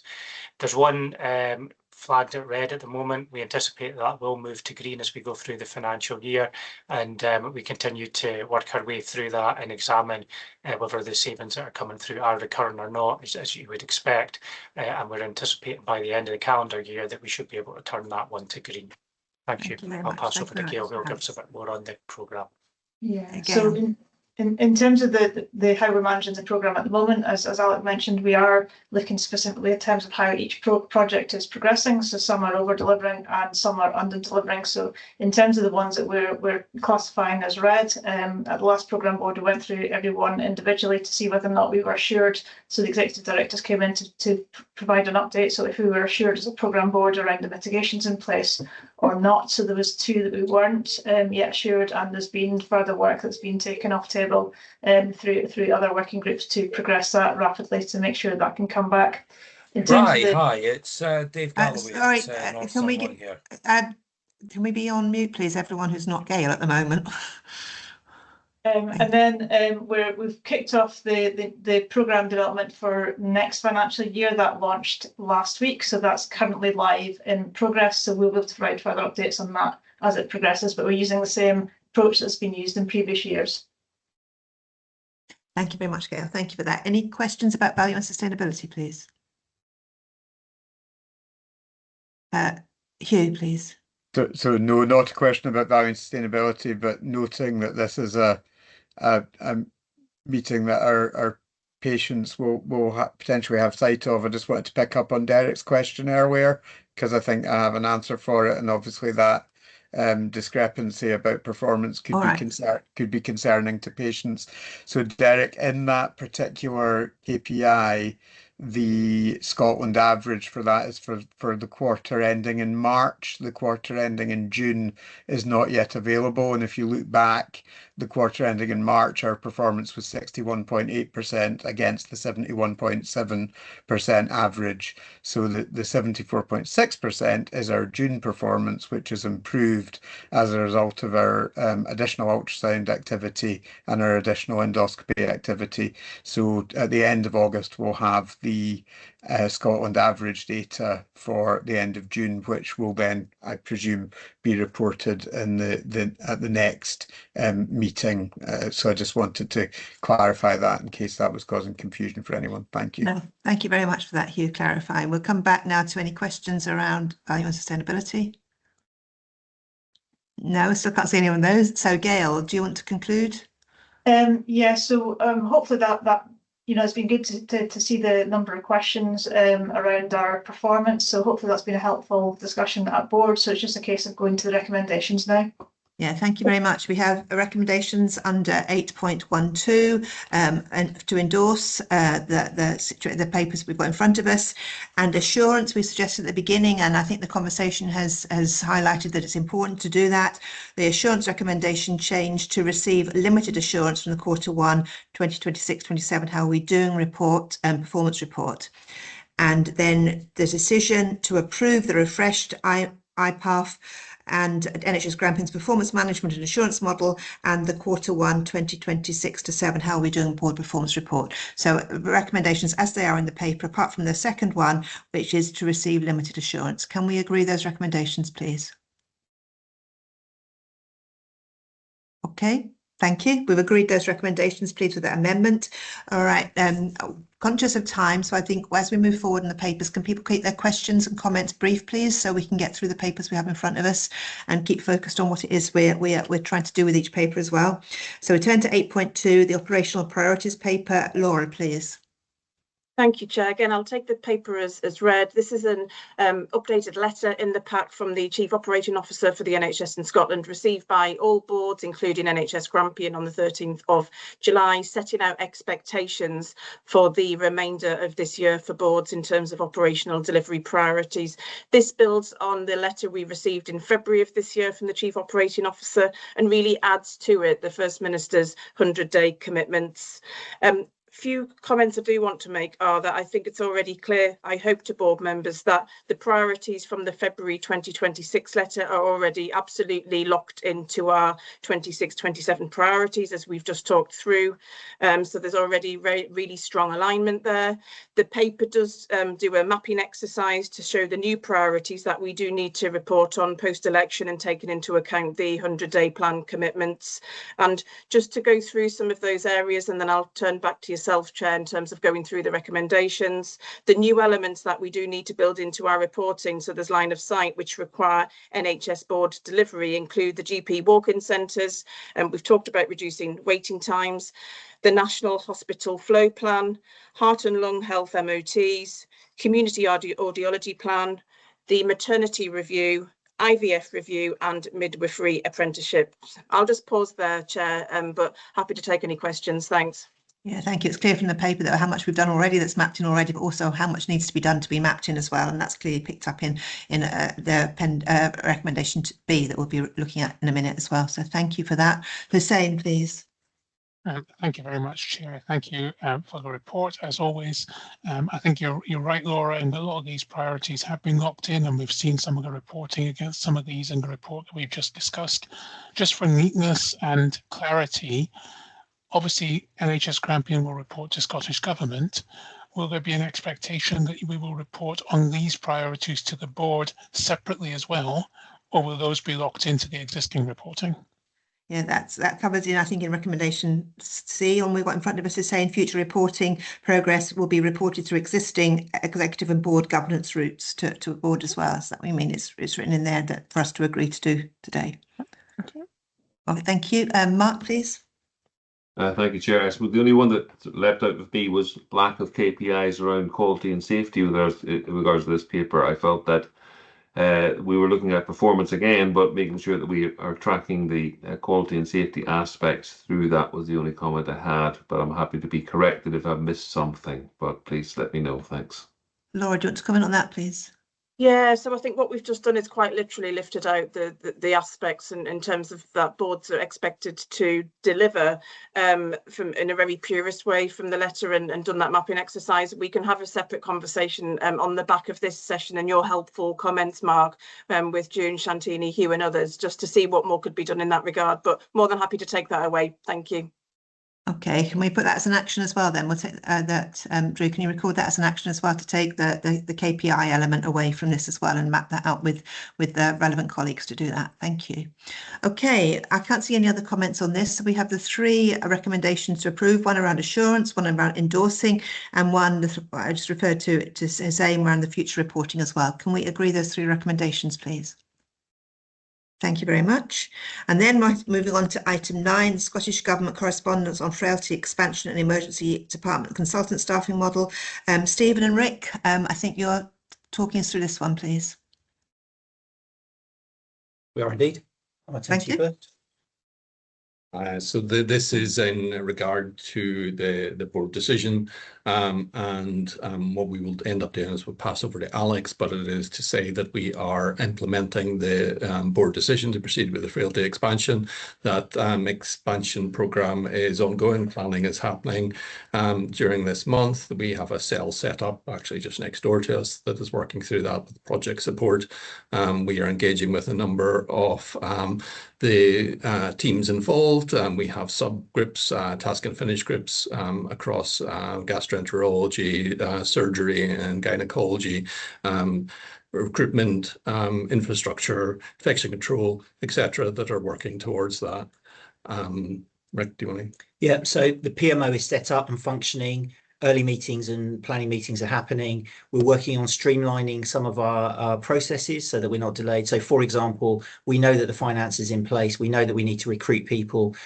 So we've negotiated that some of the posts that we need to recruit don't have to go through repeated scrutiny panel, etc., to get appointed. We can just get on and appoint them and get them going. The programme is currently on track, although I have put in a direct challenge because on track at the moment looks at delivery. Boss is smiling. It looks at early delivery around December. I'm not comfortable with that. I think we need to be delivering in November. Winter is coming fast, so I'm spending my days looking to speed things up in every way that we can. We are actively looking at the risks and mitigations, those risks that we can mitigate against, and then looking at the risks that we can't and the tolerability of that. One of the criteria that came back from the board was around the financial side of this, and I think we'll pass over to Alex for the letter that's come back from Scottish Government. Yeah, thank you. Alex, please. Yeah, really grateful for the support from Scottish Government for this one in relation to helping us move this project forward. It was discussed and we went through the benefits that this would bring at our last board meeting. So I think building on that, there was a lot of work that was done to work with the Scottish Government on this one. So as I say, it's a good result from our side of things in relation to allowing us to move this forward. There were some criteria in relation to the in terms of the underwriting of the funding, and we will continue to work with the Scottish Government to just really tease out what that means and how we'll work that through the rest of the year. But yeah, I think this will help to support this project going forward. Thank you. Brilliant. Thank you very much, Alex, and repeat those thanks as well for the support we've had from this from the Scottish Government. Any questions or comments, please? Hussein, please. Thank you. Just a little bit of clarity, and I think Alex maybe partly answered my question in what he just said there, but it's very clearly stated in the letter back that support is conditional, and then it sets out what we're expected to do in terms of the financial arrangements. It doesn't say what that support is conditional upon. Can I just get some clarity? Is that conditional upon us being able to cover this in 26, 27 before we get to the underwriting, or is it conditional upon something else? Because I couldn't see that in the paper. Thank you, Hussein. Alex, please. Yeah, so our assessment is in terms of the operational improvement plan that there's been slippage within that plan, and therefore we don't need that funding within the current year. So, you know, that was one of the when I had the conversation with the Scottish Government, that was one of the things that I said to them at that point in time. So we're comfortable with that and working our way forward from that. What the government would like to see is some of the options coming forward to get that back into financial balance again. So for the piece. But I do believe that there'll be slippage next financial year as well, and that will help to support it as well. But if we do happen to spend all of our operational improvement plan funding, then the government would underwrite that. So I think it is one of these things, Hussein, we're kind of working through that, what that looks like as a process at the moment. Certainly I've said to them that we will continue to be very transparent and open in relation to what our spend is in relation to the operational improvement plan. That will be deep dived into our quarterly reviews with the Scottish quarterly reviews with the Scottish Government as well to provide additional support, and we're always willing to open up our books and allow an open book type of approach to be taken in relation to this. So I think, you know, we did work with them on that criteria coming through. So I think it does, you know, it is deliverable. We just need to kind of put a bit more process around about it. Hussein, does that bring clarity? Thank you. That's a lot clearer than was in the paper, so I appreciate that. Thank you very much. Colette, please. Yeah, welcome the paper, welcome the direction of travel. Just one question. Are there likely to be any unintended consequences of the loss of 13 general medicine beds and the realignment of Ward 308? Thank you. That's back to Stephen, I think. Intended. We will actively look at the unintended consequences. That's part of the planning process that we're doing at the minute. We knew that those beds in 308, the general medicine beds, were essentially surge capacity. It's where we are now. The concept of what we're doing with the frailty expansion and including the uplift in ED was to remove the need for those overall. So we are expecting that there will not be a loss, because those beds that would have been in general medicine will have been picked up by the frailty service, and with the patients turning over at an increased rate, actually the bed days saved will compensate for those beds lost overall, if that makes sense. That's a bit of a convoluted way to say it, but the answer is no. Yes, you've got a thumbs up there, Stephen. Okay, thank you very much for those questions and answers. I can't see any other questions. So can we turn to the recommendations, please? Noting receipt of the letters and confirming assurance that governance arrangements are in place to provide open book updates, as discussed, and to endorse continued implementation at pace to support front door performance, reduce ED delays, and strengthen quality and safety ahead of winter. That's been a theme of our conversations, hasn't it? Can we agree those recommendations, please? Yep, thank you very much. Thank you. The recommendations agreed. Then item 10, the establishment of the NHS Grampian Planned Care Improvement Support Group. Laura, please. Okay, thank you. Again, I'll take the paper as read. I think we've touched on this at various points on the agenda, just pull out some key messages. So just for real clarity for the board. So this group was stood up at NHS Grampian's request early August time, and the focus of this group is really focusing on that backlog that I've described and the distinction between the current trajectories and the 14,000 plus backlog that we are still left with at the end of this financial year. So really focusing on how do we get to that path to zero through this group in particular. But there's quite deliberately two aspects to this. The first is getting assurance from NHS Grampian that we are doing absolutely everything we can in this space and being as efficient as we can be. And then the second aspect is, and with that in mind, once we know we can go as far as we can, what is the yeast support that we can wrap around that?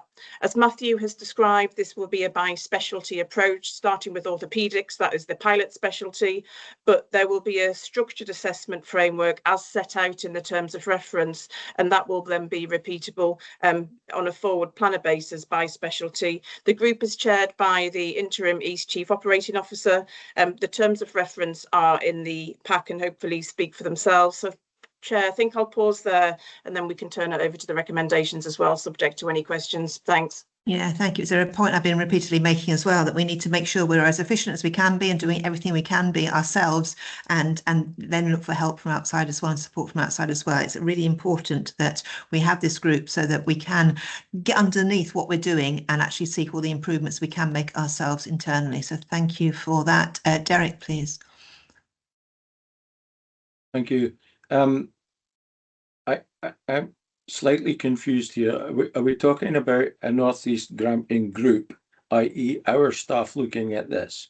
And then you go to number 8 and it talks about a support and assurance group. So are we talking about two separate groups, or are we talking about one group? So, Laura, can you clarify? Yeah, please? thank you. We're talking about one group, which is the NHS Grampian Planned Care Improvement and Support Group for the East of Scotland. So one group, one set terms of reference, but two strands to this group, and it's chaired quite deliberately at my request by Jim Crombie as the interim Chief Operating Officer for the East. So there's some independence to this. So one group, two areas of focus in the terms of reference. The first area of focus is Jim holding our teams to account from an NHS Grampian perspective, so that he can give me assurance as the Chief Executive and Accountable Officer that we are doing everything we can. So we will be held to account in this forum, quite deliberately so. But secondly, working with other boards across the East, including Chief Operating Officers from other boards, to look at what the options are there to put in place that wraparound support in terms of capacity around NHS Grampian. Thanks. Thank you. Is that clear? Thank you. Yeah. Can I come back? So just for clarity in my own head, this is an external group who are looking at what we're doing and are going to report back to us on what they find, having spoken to our staff. Yes. Yeah, basically. So there's a couple of things. Jim has a direct line to me in terms of, so there's already things he's escalated to me this week in real time where we can go further and faster. So there's almost a real timeness to this. As Matthew said, orthopedics is a 6-week sprint by specialty. So that is already a couple of weeks in, but the formal minutes and actions from this will come back into NHS Grampian via our planned care programme board and through the exec team. Okay, thank you very much. Thank you. Colette, please. Yeah, really welcome the paper and direction of travel on this, but I do have a question about the outcome statement, Laura. The last sentence of it says, establish a practical recovery plan that supports sustainable performance improvement and achievement of the ambition to eliminate waits greater than 52 weeks by the 31st of March 2027, which is 33 weeks away, and we have 14,000 people waiting. So can you just give us a wee bit more insight as to what that means? Yeah. I can, and it's really simple. The First Minister's expectation is across Scotland there will be 0 52-week waits by the end of March 2027. We have to therefore do everything we can to evidence. We have looked at absolutely everything, left no stone unturned within our own organisation and across the east of Scotland, and that's what this group sets to do. So the March 2027 deadline, we might not think that's achievable or realistic. We have to evidence to the First Minister directly we are doing absolutely everything we can, and that's an FM deadline. And that includes the focus of the board as well, and the board committees as well, that we're asking the right things, we're delving into the right issues, and we're seeking the right assurance in order to do all we can to push to achievement of that target by March 27. So there's an onus on all of us to support that work.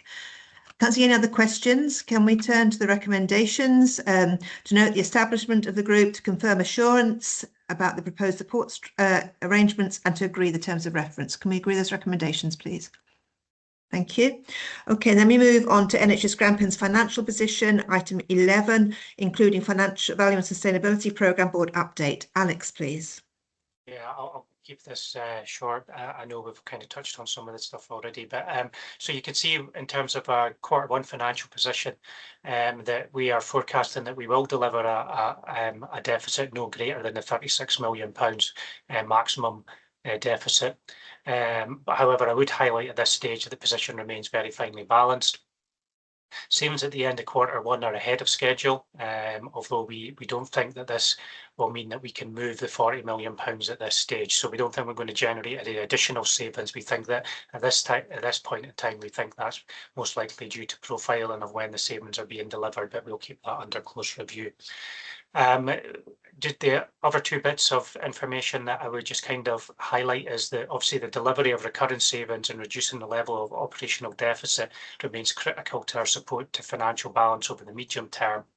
And just to kind of flag that we've been successful with 2 Invest to Save projects that we submitted to the Scottish Government, and we've got a further 5 Invest to Save projects that are going to be considered, and the executive team discussed those on Tuesday, and they will fall under the Value and Sustainability Programme for governance going forward.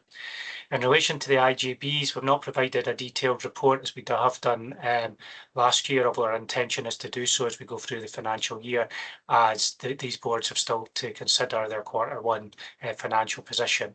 Therefore, in the report you've got in front of you, we've assumed that they are still on plan, and based on our informal conversations with the chief finance officers, they have indicated that this is a reasonable assumption.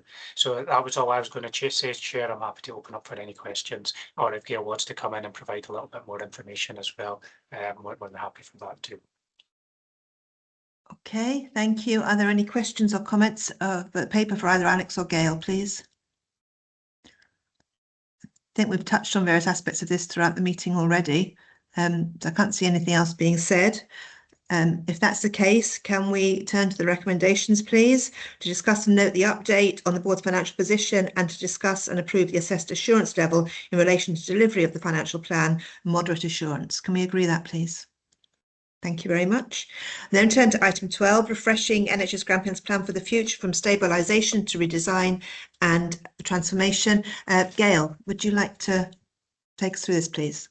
Yeah, thank you, Chair. So again, I'm going to take the report as read. The report sets out how we're beginning to look beyond the immediate stabilisation that we're in at the moment, driven by our 6 priorities towards longer term transformation and longer term stability. So First of all, I just want to stress this is not a suggestion that stabilisation is complete. Quite clearly, there's a lot of ongoing work that needs to continue around maintaining our grip and control, improving performance and supporting our financial recovery and continuing our focus on quality and safety. All these things remain absolutely essential in terms of where we are just now. But it is recognised, and it has been recognised through a number of different documents, that stabilisation isn't enough to deliver the sustainable health and care system that we need in Grampian into the future. So we need to look at multiple horizons at once in terms of what we need to do in the immediate term, as well as looking at the medium to longer term and developing a prioritised and deliverable programme of transformation to align our available capacity and resources with what's needed. So the diagram on page 210 sets out the planned strategic journey, which moves us from stabilisation to sustainability. It's important to stress this isn't a linear process, so stabilisation needs to continue to be the foundation while we simultaneously design the future and deliver transformation. So it's intended that a refresh of our strategic plan will describe in more granular detail that overall direction and describe a future model of care. So the diagram on page 208 sets out a possible structure for the refreshed strategic plan. It's important to state at this stage it's just an illustrative example because we need to go through the work that's required to identify what that structure will look like. The intention at this stage is to have one overarching strategy which is underpinned with a clear description of our future health and care model, a prioritised programme of transformation and delivery, and an integrated approach to performance, assurance and reporting.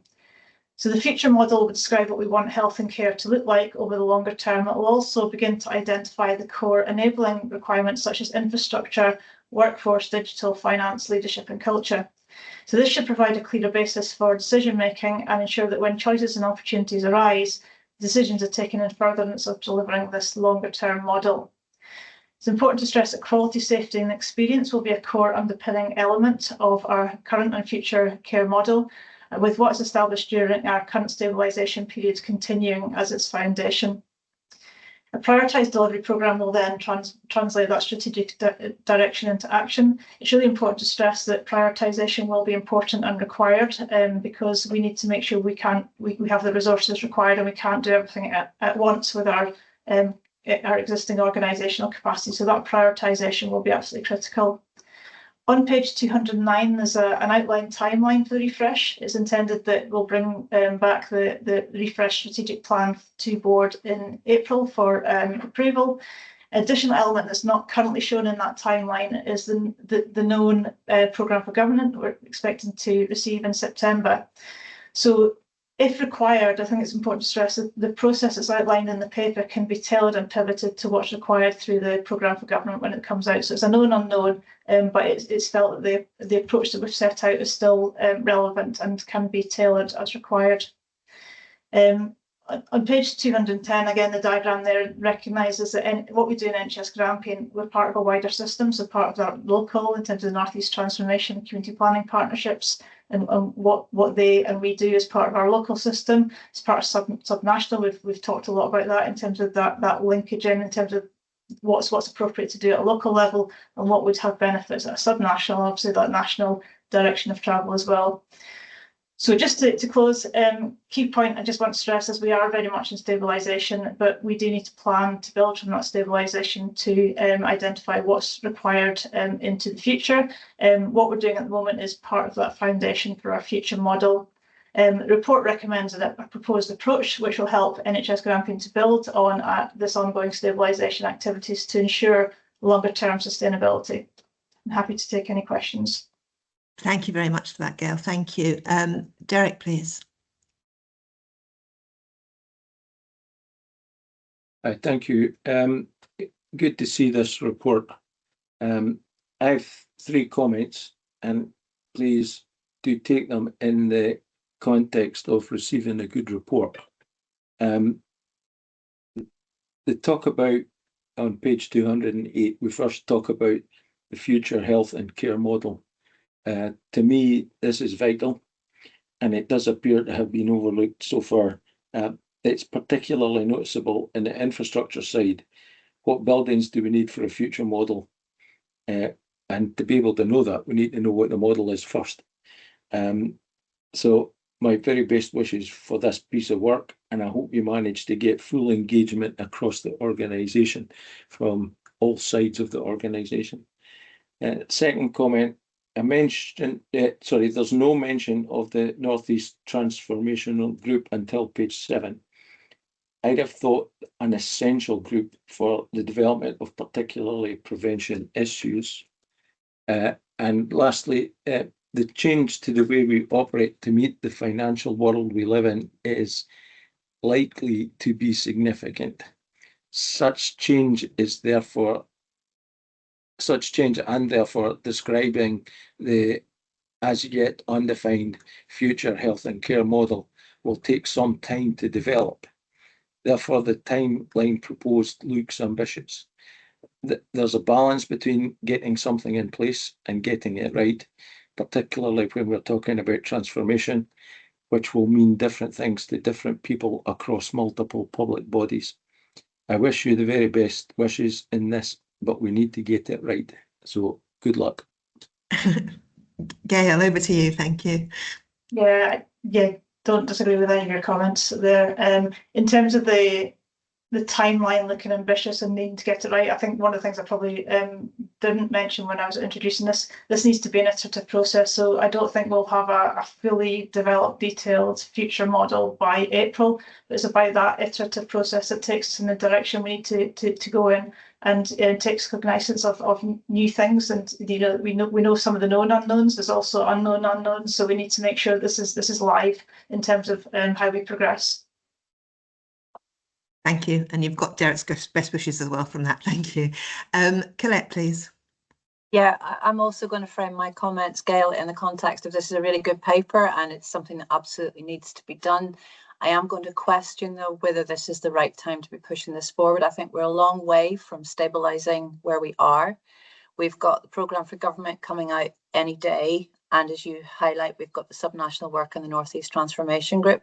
I do wonder whether, with resources in mind and with all of these new things coming out, whether we ought to consider a pause on this. That's a helpful comment, Colette. Gail, would you like to reflect on that? Yeah, I think that is a really good question, and that's one that we've sort of considered as part of the executive team as well in terms of our discussions. I suppose there's something around where we need to get to will require significant transformation. So there's never a right time to do that. And if we don't start now, when do we start? Whenever we start will be too late.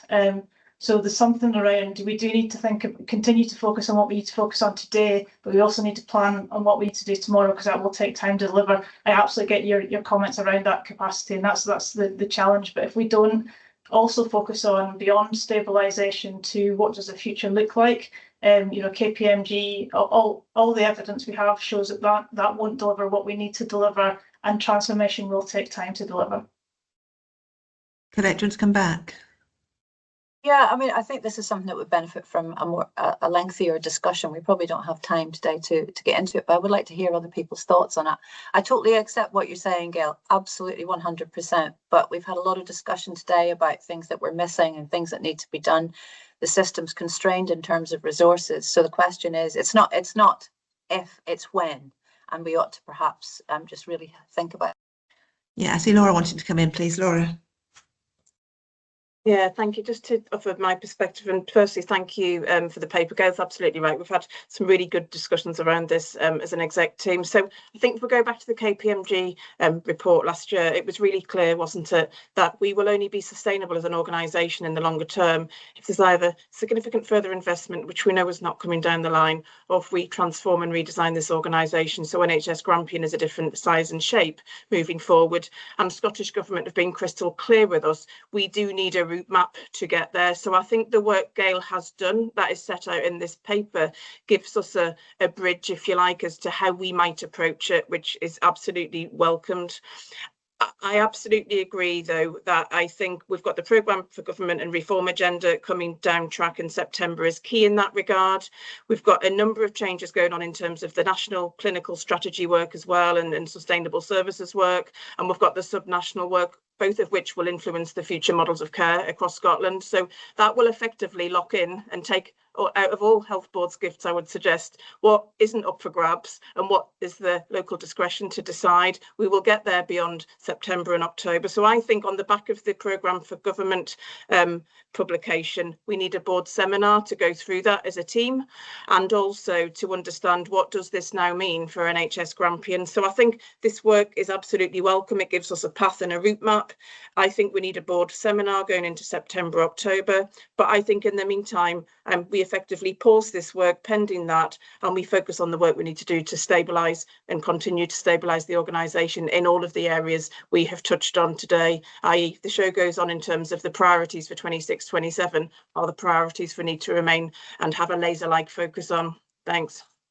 Yeah, and I think that the comment we've already discussed about having a board seminar on this in after the programme for government, I think there's going to be things there that affect what we're doing and affect how we need to move forward as well. And we need to be cognizant of those. We can't go forward in one direction of everything pulling us another way. We need to do this once and do it right. So I think do the process right, but obviously make sure we're iterative within that as well. So I think we do need a seminar as what after the programme for government has come out, after people have had time to reflect on that and, you know, to be able to move forward.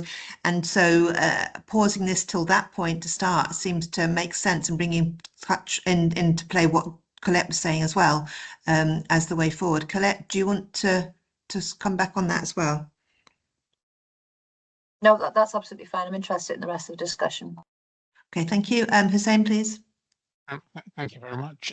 Appreciate the paper, and I support that direction of travel. This is very transformational change that we're talking about here, and it seems right that we pace that properly in alignment with events that are happening in other places. I want to focus on the section on engagement, if I may. Quite rightly, this paper lists a number of parties and bodies that are within the organisational scope. Staff, absolutely important. I'm a little bit surprised there's not more reference to patients and local communities, particularly in light of the chair's comments right at the top of the meeting here about how important their voices are. The IIAs that go along with this are going to be fundamental to make sure that we don't create unintended consequences and we recognise impacts. And I do note there's mention of formal consultation, but I wonder if that is simply the statutory process that normally happens, or if there's a view to perhaps extend that engagement to take into account some of our more diverse communities to make sure that we do get that feedback. Because as I've said before, the IIAs are all well and good, but they have to be informed by evidence from those communities. Thank you very much, Gail. Do you want to come back on those really important points? Thank you. Yeah, and I suppose apologies if that hasn't come through strong enough in the report. So absolutely the voices of people in our communities, people with lived experience, our unpaid carers is absolutely critical as we progress in this.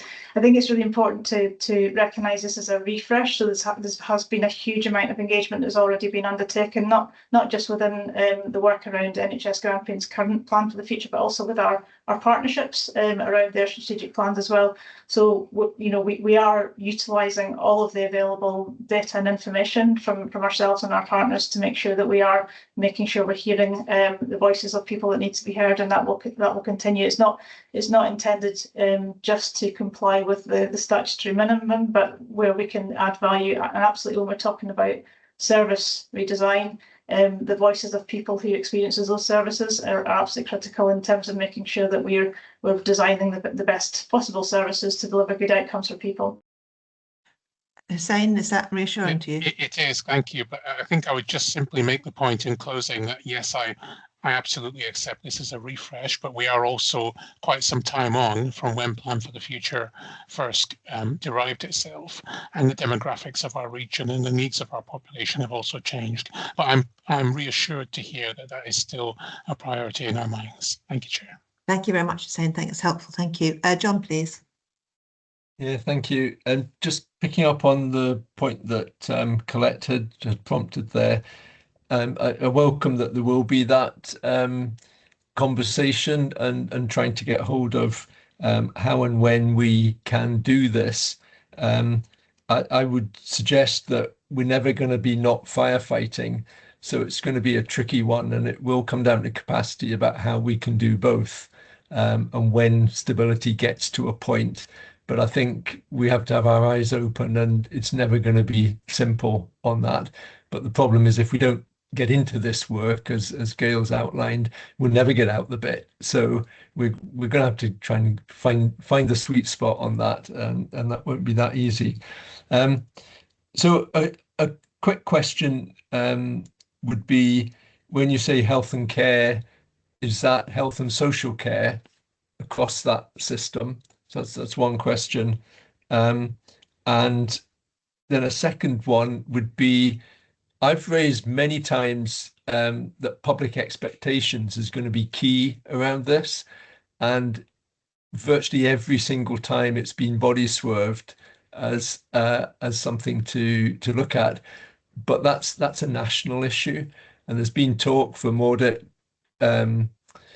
Scotland about the need for national conversations, etc. So I do think that context will be crucial as part of any new model going forward, and how that would be addressed perhaps could be part of that seminar conversation as well, or whether colleagues even agree with that. So that's my two points. Thank you. Thank you very much. And Gail's indicated. Thank you, Gail. Yeah, so in terms of the terminology, health and care, that's to align with our current strategy. So this is a refresh of our current strategy, which uses the term health and care. In terms of what's within the gift of NHS Grampians, obviously doesn't include social care, but it's really important to recognise the interconnectedness in terms of social care and what happens in the health system. So that's in terms of NHS Grampian being part of that bigger system. But obviously NHS Grampian wouldn't set out, what social care should do, but we are part of that bigger system, which is interconnected and has relationships. But the term is to reflect the term that's currently used in our strategic plan. In terms of your comments around public expectations, I think that's a really important point, and I think that open and honest conversation around, our financial resources and our capacity resources have a limit. And how we tell that story and bring people with us around, we can't keep everybody happy all the time, but actually how can we have those honest conversations that people might understand more about why decisions are taken when they need to be taken. So I think that's absolutely key, and I agree that needs to be done at a local and a national level as well. So we obviously continue those conversations, and I think the seminar will be a good place to tease it out further. Thank you very much, Gail. Thank you. Stephen, please. Yeah, thank you, Chair. As others have said, I welcome the paper. I actually more welcomed the context, as Gail presented it, because the stabilisation work is incredibly important in many ways. So, I didn't know what Colette was going to raise. Question in my mind was, what is the capacity, and actually what is the risk within NHS Grampian? This is the same organisation that KPMG rightly identified as being very guilty of being able to set up lots and lots of structures to talk about they want details. Can everyone be on mute again, please? Yeah. Thank you. Stephen? Yeah, sorry. Yes, where did I get to? Yes, you were very good at developing strategy, identifying what the problems are and not necessarily progressing on them. So I welcome the refresh. I think there is something about being true to both our values and particularly putting people first. So there needs to be engagement with the communities that we serve, but equally we need to be and I can't believe I'm going to use this phrase, we need to be agile enough to be able to park this depending on what comes out of the programme for government, not least. Thanks. Thank you. Gail, do you want to respond? Yeah, I think so. This is about an approach, but it's intended that approach can be tailored depending on what else happens. So the key steps that are required will be required, I think, regardless of a direction of travel, even if that direction of travel is quite different. So it's about that approach that we're setting out today, but recognising we do need to be agile, absolutely. Thank you, Gail. Joyce, please. Thanks. I've got a number of points and they follow up on what Colette and Stephen was saying. I think we have a habit which was recognised in NHS Grampian of writing a very good, very large plan, which promises a great deal. And generally we have not delivered on it. I don't want to see one of those again. I would like to see some sort of broad brush plan for the future But transformation is needed now, not in another year, 2 years, 3 years. We need to start now. So the sustainability aspect needs to be the transformational aspect as well. And from the work that Rick's been doing, I think we can see that that is happening. So I don't think we should shy away from it. And I think we should talk about the fact that we are transforming services now, and they will be transforming in the future as well. I also think there's a couple of phrases that were used, and it was about the best possible services. We can't deliver the best possible services because that takes money that we don't have. We can deliver the best possible services within the funding constraints that we have, and that's a very, very different focus. So we shouldn't overpromise, which has been a habit in the past. There was also another comment about do it once and do it right. Well, I have seen thousands of plans in my years as a business advisor. They're never right, because the world changes by the time you've written the plan. So it can be the best you can write at that point, but by the time it comes to be published, something major will have changed. There may be, another COVID, something else could have happened. The plan for government will be coming out, and that will change many aspects potentially. So we need to stop using these phrases. We do need to engage with people, but I think you need to take on board that people understand the constraints that we're all living in, and they're looking for the basics to be done well. So they want to get services now, they want to get them quickly. They're not so fussed about the fancy stuff. But the other thing is we need to spend on prevention and not shying away from that. So I think the work Gail's going to do is really important, but it needs to be tailored to what is appropriate for now and not what we used to habitually do in the past. And I hope you can take that forward. Thank you. Very, very wise words. A lot of experience there, Joyce. Thank you very much for that. Gail, do you want to come in? Yeah, and absolutely, I don't disagree with any of that. I think that best possible services, how's that defined? So in terms of what people in our communities want, that might be actually about right care, right time, right place, and it has to be in the context of what we have available. So it's not about what's the gold standard. It's actually, what's the best possible we can do within the context we're operating. So that finishing the sentence off is really important.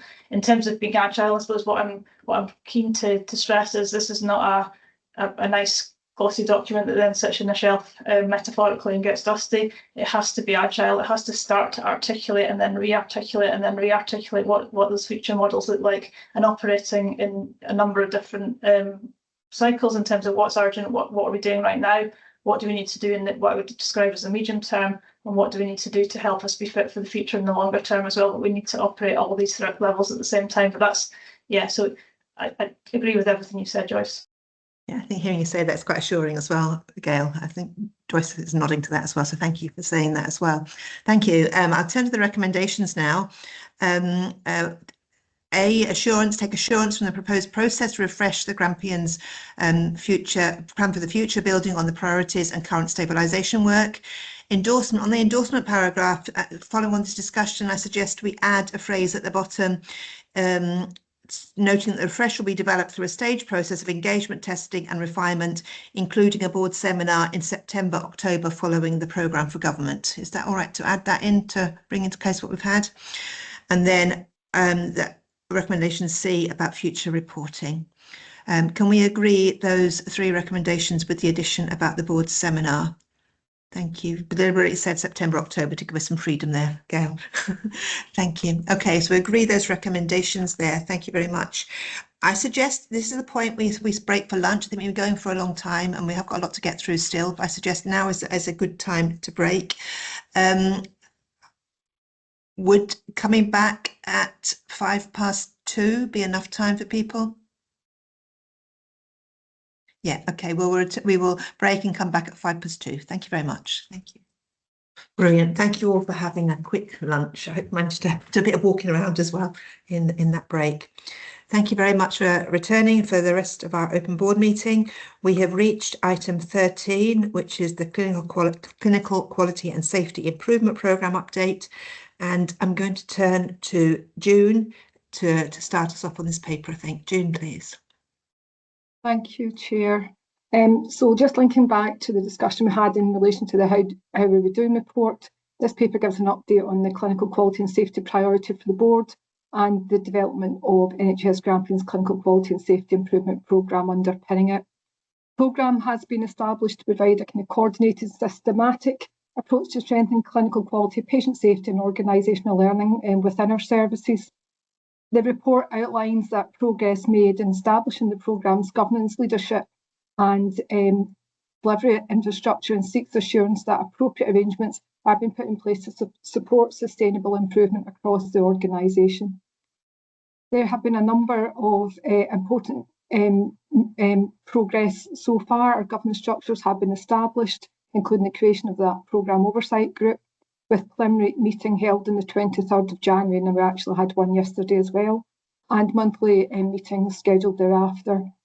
Reporting arrangements have been developed to ensure oversight through the executive team, clinical governance committee and onward to the board. In addition, the programme is being supported through a dedicated PMO model, and with the recruitment of the programme lead role being completed, but we are still seeking further support capacity, and that's just not been established quite yet. These developments provide us with a strong foundation to build on what we need to do around this priority, embedding a more coordinated approach to improving clinical care and governance across the organisation. The programme will see work has already been started on clinical governance structures and processes through the implementation of the clinical governance framework, and our adverse events short life working group has completed its improvement work and it's moving into the implementation stage. However, we're seeking some support from HIS around that as a critical friend. Our complaints short life working group has commenced, and we're also in the process of developing a once for Grampian approach to quality and safety data to feed our clinical governance structures, and so that we all are speaking the same language.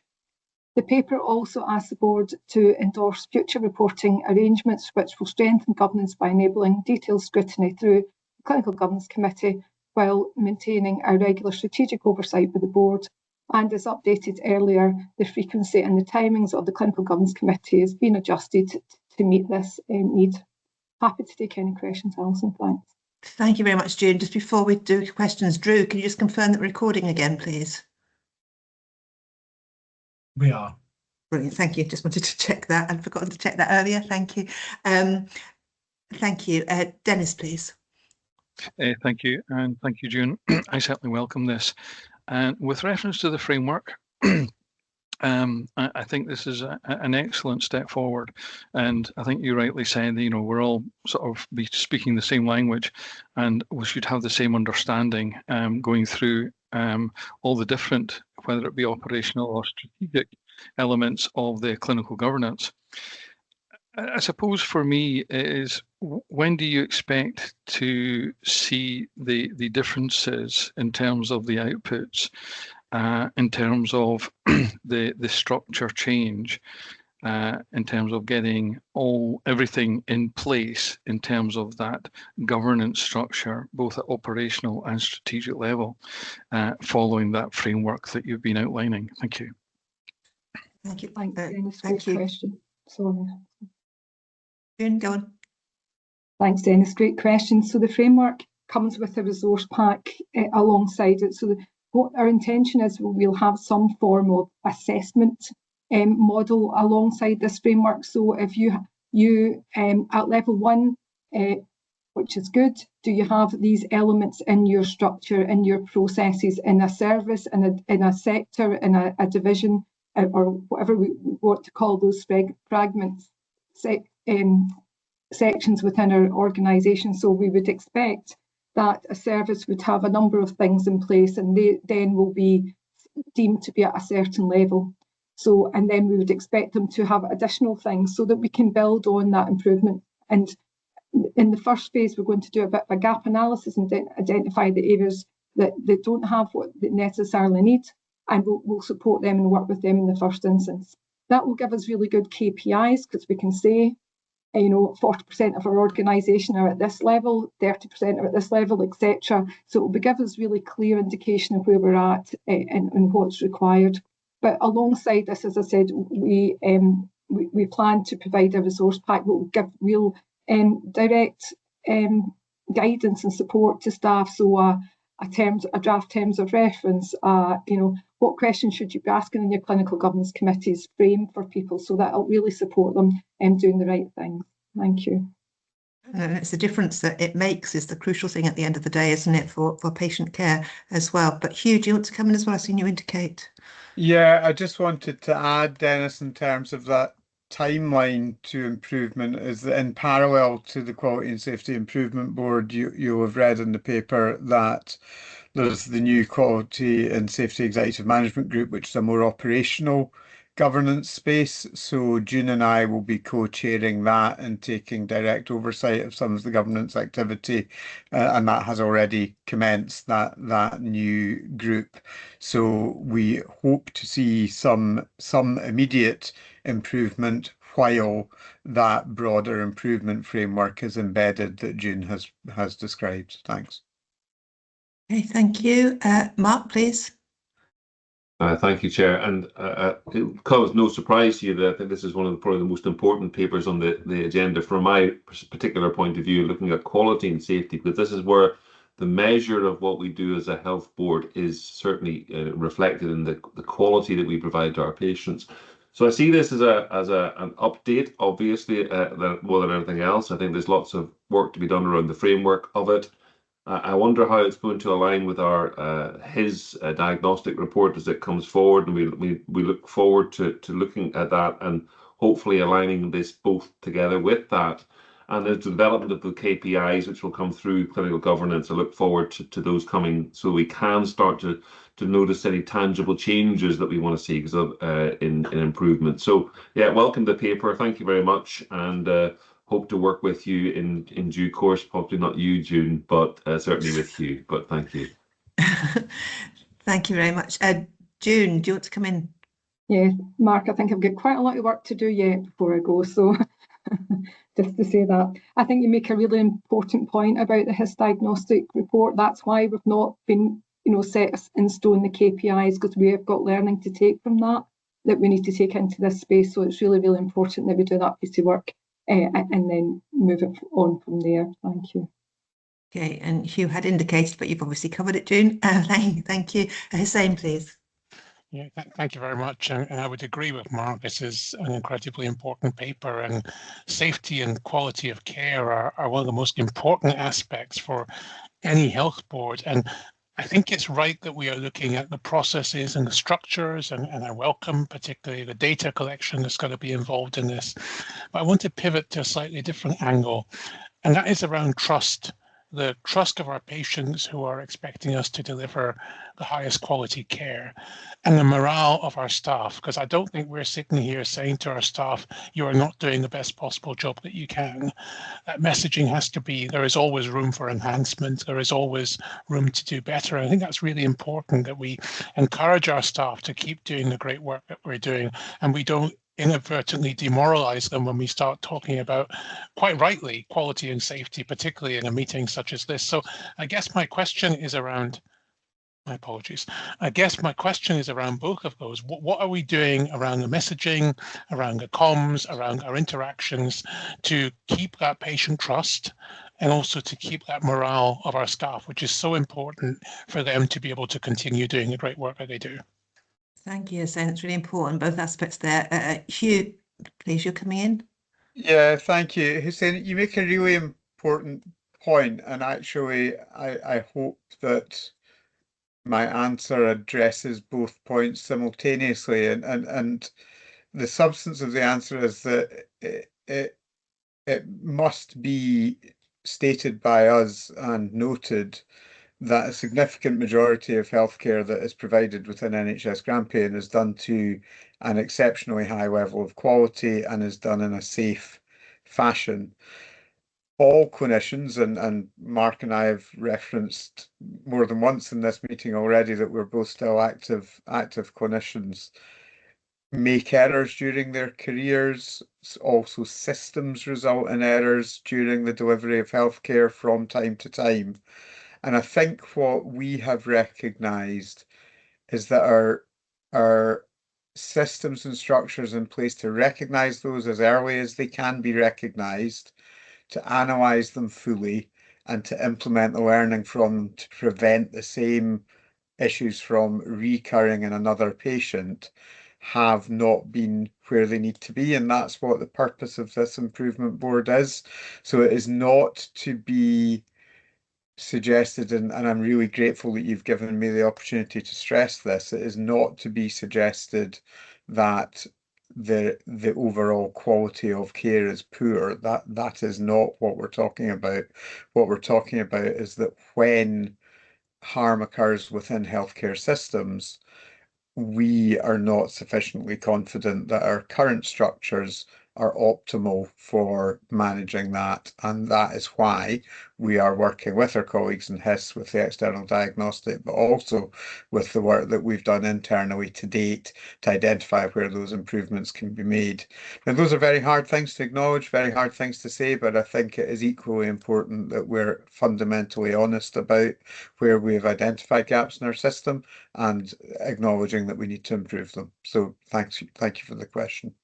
Hussein, is that assuring in the answer there given? It is. Can I also suggest, if we're not already doing this, and I'm sure that we are, that we maybe look at putting something out. I'm sure we'll do this in the public comms, but if we put something out in the daily brief as well, because I wouldn't want any member of staff to look at this and either be thinking, oh my God, things are terrible, or oh my God, I'm not doing good enough.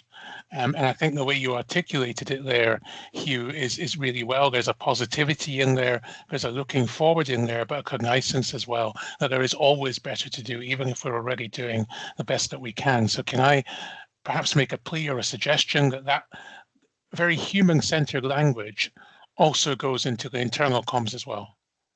Stuart has volunteered to answer this. Stuart, is there a comms programme around the quality and safety work that we're doing? Alison, yeah, thank you, and thanks for the question, Hussein. Yeah, just to reassure that there has been an article in the Daily Brief, and there is still an article on the intranet, which I think uses the same language that Hugh has just done, and which is byline to both Hugh and June. However, appreciating that might have landed during peak holiday season, so some may have missed it. We will repeat the message that's available for everybody to see. Thanks. Thank you very much, Stuart. And Hussein's nodding there, so thank you. Colette, please. Yeah, it's kind of picking up on some of those points, but specifically relating to staff, because a big part of improving the safety and the quality is taking the staff along and actually engaging proactively with them, because they will often know where the issues are that need to be addressed. And I note in the paper that under communication and engagement, it says activity has been undertaken to inform staff. That doesn't feel like dialogue, and I would have thought that in a situation such as this, active dialogue with staff on the ground would be really, really important. Yeah, June, do you want to comment about dialogue with staff? Thank you, Colette. So the clinical governance framework that we're implementing is really just the standards that we should have across any organisation, NHS organisation in Scotland. It's the basics of what we all should be doing, the standards and the guidance that we've got from HIS, etc. So it's framed in that way. So we haven't gone out and consulted on it. It's what we should be doing every day. What we do have is within our improvement boards is representation from each of the areas within the organisation who are going back and having that conversation with their own sector, their own bit of the system, and feeding back into the group that's helping shape it. So we haven't gone out in a big wide consultation because we don't have time really to do that to any great degree, because we know that this element here is the bit that we all should be doing every day. Thank you. Mark, were you going to come in on that point as well? Yeah, I think June's articulated it pretty well. This is business as usual for clinical teams. This is what we should be doing every day. And just to coming back into Hussein's point as well, quality improvement is something that we're always seeking to do, and shared learning across staff. So I think hopefully staff won't see it as any other than just an improvement to what we do. And I say the consultation I think we probably had June through ACF and GAPF or other aspects has occurred, but it is business as usual in most cases for us, and just enhancing that and improving it is where we want to move to. Thank you. Okay, Colette, you put your hand down. Are you content with the answer? I'm sorry, I'm in a different place today. I'm not sure I entirely agree with that, because the paper, perhaps if the consultation has already taken place, that's great. But this reads as if something that's being done to, as opposed to done with. And I think we do need to think about the culture and create a culture where, you know, there's no blame. If things are starting to go wrong, people feel confident to open up. I appreciate what this is for, but I do find myself asking what's going to change as a result. And I think it's only through engagement with staff at the front line, if you like, that things are actively going to change. I think the outcome that we're trying to achieve is really important, and that has to be something that makes a difference for everybody within our system. But I think the point being made is that we are trying to use systems that are common across Scotland, and it's not something that we're inventing for ourselves. June, do you want to come in? Clearly hear what you're saying, Colette. You know, we're in very early stages of this project. We don't have that PMO support fully in place yet to be able to do that level of consultation. Our initial thoughts are we need to get the governance framework in place. You know, and that's what we're moving on with. The other elements, the short life working group round about complaints, adverse events, etc., have been fully engaged with staff. So all the other bits of work have absolutely had people around it. There's been a consultation process around it. However, the framework element, because it is just as we should be doing every day, hasn't had that approach. So apologies, I haven't been clear around that. Although it has been out to the ACF and GAPF and a number of other places, our extended leadership team, our all staff briefing, etc. So we have had a whole load of communication around it, but people haven't been overly they haven't gone out to ask them exactly what they want in this framework, because it's quite clear, it's written in guidance what we should have in the framework. Hopefully that explains it better. Yeah, we've heard from Mark and ACF on this. Stephen, do you want to comment anything from your point of view on this? Yeah, thanks, Alison. Yes, I would. Yeah, unsurprisingly, I find myself agreeing with your sort of Mark's perspective. I think GAPF, Area Clinical Forum have both been engaged with it, and you know, I can see why you Colette, you sort of flagging up the issue of language within the paper. As I heard in June's introduction, this is the start of something. It is clearly going to be responsive to, other things, not least the external diagnostic that that HIS are doing. So it will be an iterative process, and yes, no staff in NHS Grampian, a bit like some of the things we've talked about earlier today about the importance of the role of domestic support staff, the importance that resident doctors do not feel that they're being treated with incivility. It is equally important that all staff are engaged with that said, sometimes there are standards, and it's less about engaging with staff and asking them to sort of consent to or you tell us what they think about the standards. It's actually how do they as practitioners and how do we as a system comply with the standards and make sure the standards are applied. Hope that's helpful. Okay, thank you, Stephen. Joyce, please. Thanks. I think this sits very closely related to the staff governance standard, because it's actually about behaviour. It's about the behaviour of staff, and whilst this will be a set of guidelines and a process, it's very important to see that the behaviours are encouraged, or the correct behaviours are encouraged, and incorrect behaviours are held up, and that people have the confidence to talk and to speak up about things that are not being done properly. And I think this links really closely to all of the work on whistleblowing and what the Culture Board is doing. So I feel it's really important it doesn't sit in a silo, because it's clinical, because that's a habit of acute sector. It's different, but it's not. It's all about behaviour, and it's about pinning down whose behaviour and why the behaviour and who can do something about it. So I would ask it to be a little bit more joined up. Thanks. Thank you for that. David, please. Thank you, Chair. I was in two minds whether to lower my hand. I agree with what my colleagues on the board have said, my non-executive colleagues have said on the board. I'm very apprehensive about clinical governance, and I guess I'm looking for more. And equally, I feel that with the HIS diagnostic review, we're being asked to assure more than is present at this time. I'm not comfortable with the assurance statement, I guess, and I'm not comfortable with the paper that is written. There's insufficient information in it for me. is there anything specific that you feel we need to include?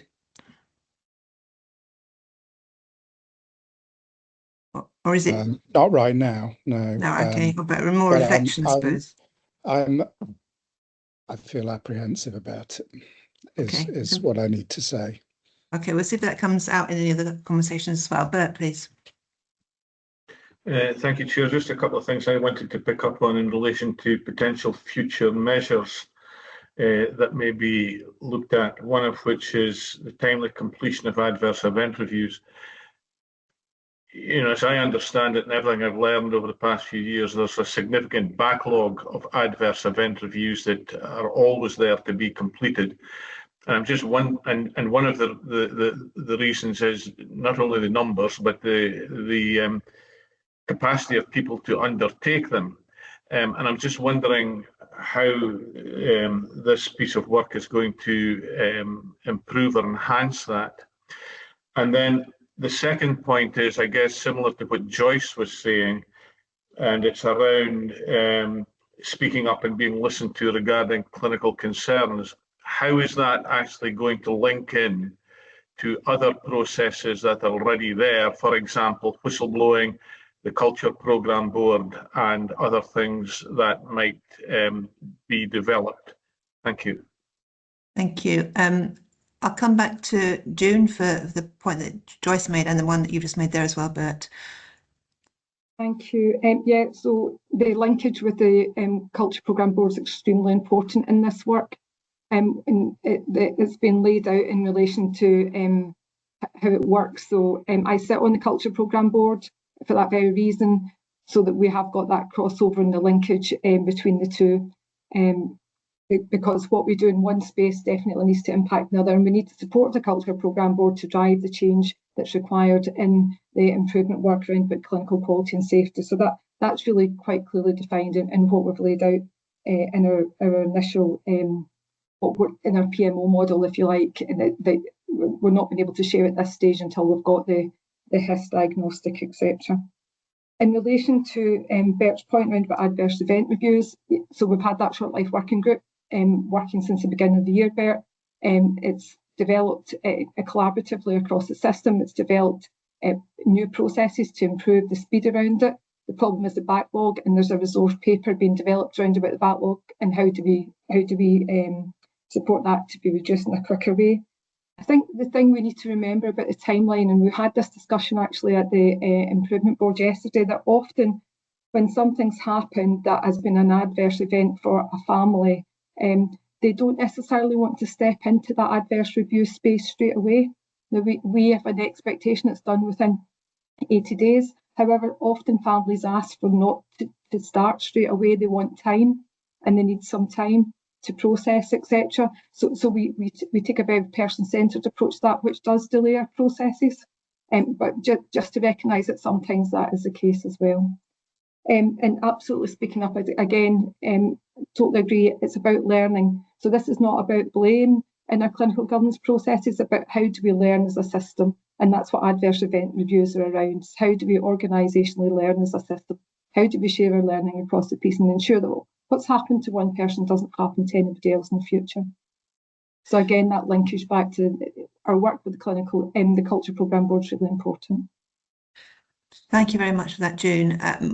Hugh, are you coming in as well? Sorry, I just seen you. Yeah, it was just to add a little in response to your question, Bert, about resourcing around the conduct of adverse event reviews. And part of what the framework will describe is the expected roles and responsibilities for different categories of staff at different grades, what their different input should be expected. So it will give that will expand the pool, already has actually expanded the pool of people available for different categories of adverse event review.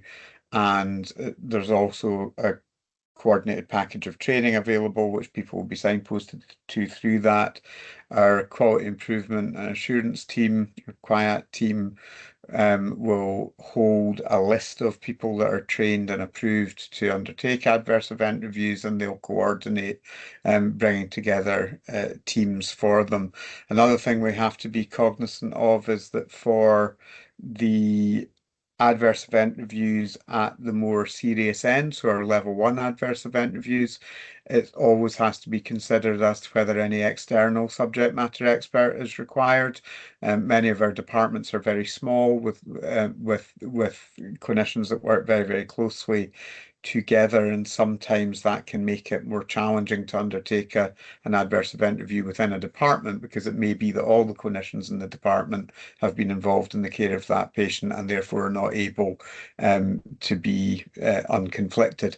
So we sometimes do have to identify colleagues from other partner health boards or through our colleagues at the Royal Colleges to ensure we have appropriate independent subject matter expertise on board. So all of those factors will be have been considered in some aspects of the adverse event review improvement work that's already underway, and will be codified within the governance framework that June was referencing. Okay, thank you, Hugh. Mark, are you adding to this point as well? I was coming back to David's point, and I absolutely understand where David's coming from with regards to the recommendations in the paper. And I think that, as I say, I note this is not my paper, but it's an update paper. I think one of the aspects on the assurance was that the appropriate arrangements are being established. I'm not sure we can get to appropriate arrangements, because I don't think we've got that. You could, I suppose, drop the word appropriate and just leave it as arrangements are being established. Sorry, people are always wanting me. That arrangements are being established to support clinical quality and safety. So that's just one thoughts there. Thanks. Yeah, I was playing with what we could do with that as well, David, in response to your position on this as well. And we've got in that recommendation, there is the option to drop the word appropriate if that was appropriate to do so. There's also the option to put the word it provides limited assurance and put limited in there as well.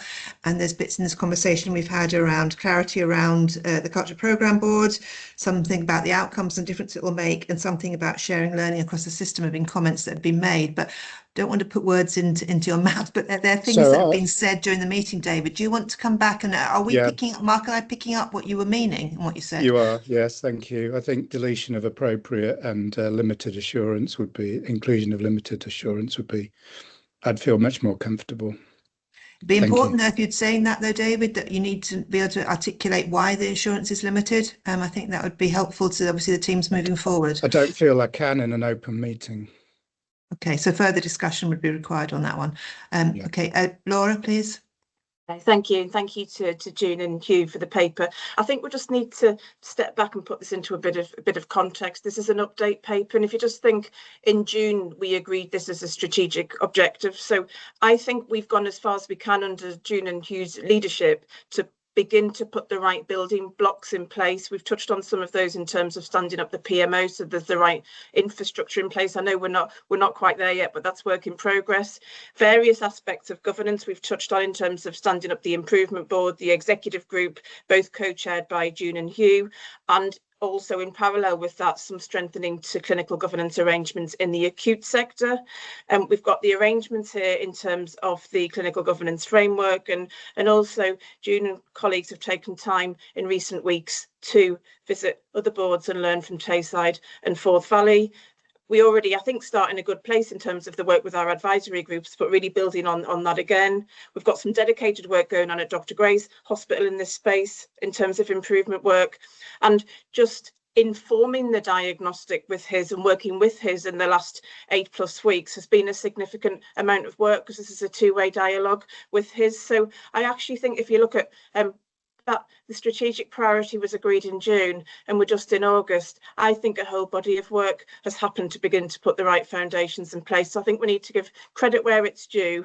I think June and Hugh have been really clear in this part of the agenda, but throughout the meeting, his diagnostic report is really key. We also expect our safe delivery of care inspection reports. Both of those things are imminent and will be really critical to the next steps, both in building on these foundations, the KPIs that we've touched on, and then we can begin to look at that broader programme and regroup again. So this is I guess what I'm saying is this is kind of half time. It's an update paper, and I actually think there's a huge amount of work and energy and effort that's gone in to get us here. And I do hear what David's saying and absolutely acknowledge those and being respectful of those, and we can explore those offline because we can't unhear that. But I think we should recognise the work that is underway and has taken place so far, but obviously it's ongoing pending those bigger pieces of work and reports which we're expecting in the next couple of weeks. Thanks. Yeah, Laura, that's really helpful. But I think it's a both and, isn't it? It's recognising where we are now, but also recognising that the recommendation is in front of us today on the basis of what the report says today, not what is going to be carrying on for the second half of this piece of work. So I think that's that both and recognising the things you're mentioning there. But David, do you want to come in, please? Yeah, thank you, Chair. I don't doubt, Laura, that how much effort's gone into this, and it's a beautifully written plan. What doesn't come out is the holistic context that you just presented, I would say, for me. And I guess what I would like to see as moving towards is, once we've got our framework in place, we map on a previous adverse event and see how what we're designing in all of our plans might have mitigated the scenarios that ensued from that adverse event. So testing the framework we've built. And my concern, as I've said, and I'm happy with the revised wording, my concern was especially around the assurance statement. Thank you. Thank you. Colette, do you want to come in, please? Yeah, just in the spirit of trying to move it forward, I know in paragraph 2.1, the paper actually talks about whether we're assured that appropriate foundations are being established. And I wonder whether the use of the word foundations in the recommendation might actually be more appropriate than arrangements, because it gives credit to where everybody has got to at this point, but it shows that there's more to come. That is really, really helpful, Colette, and brings in that both and that I said in my response to Laura as well. Just hear from John, and then we'll come back to try and conclude this. John. Yeah, I was interested just to hear where people were on this, because the bit that was uncomfortable for me was really good that we're looking at assessment, but immediately going to self-assessment. I know there was some external scrutiny around this. That kind of jumped out at me. Is there a process to get there? Because if we're reflecting on where we are currently, it feels like there needs to be people help to get to a place where self-assessment can be robust. So it'd be interesting just to hear from Hugh and June if that was considered. And I know there may be capacity issues around that, but that was the bit that I was a wee bit uncomfortable with. Thank you. They're both indicated, so I'll come to Hugh first because he got there first. Thank you. Yeah, John, that's a really helpful question, and just to outline a few ways in which that externality is being sought in terms of support. So we have reached out to our colleagues at Healthcare Improvement Scotland and asked for their assistance in the improvement part of their organisation with this next phase of the journey. So we're in discussion with them. In fact, we're going down to meet with them in Edinburgh tomorrow, so we'll be having further conversations with them about how they can provide that externality in the next phase of the improvement and help us with that assessment against standards. And of course, that has to be informed by the content of the diagnostic that they've done on our behalf as well. June has already referenced that she, during my leave, has been away to both NHS Tayside and NHS Forth Valley to meet with their teams.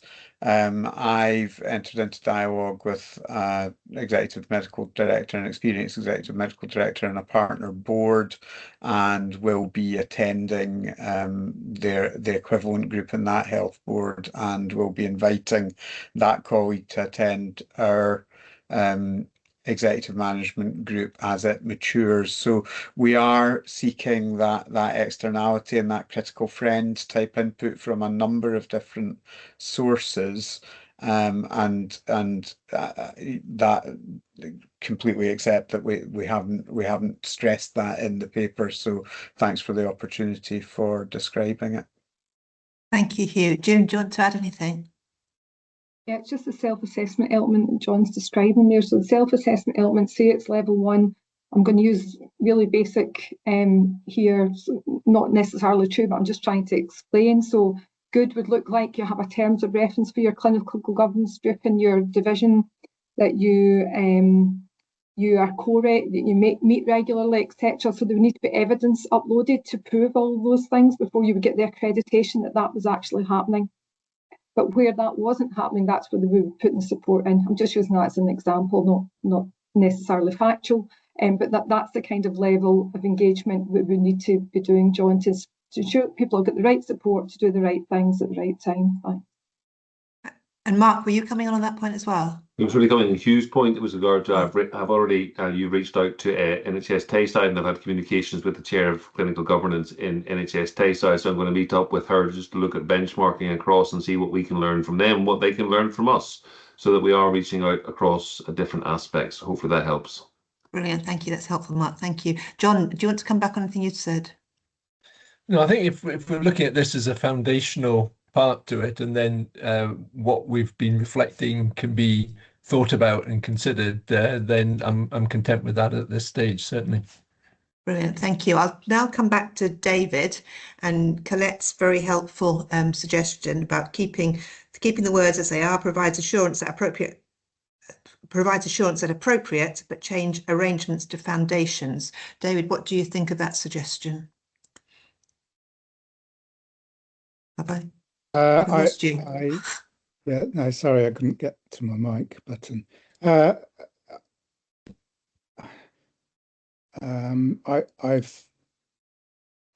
just a minute, provides assurance that foundations are being established. Is that what you suggested? That's what Colette suggested. It provides assurance that appropriate foundations are being established rather than arrangements.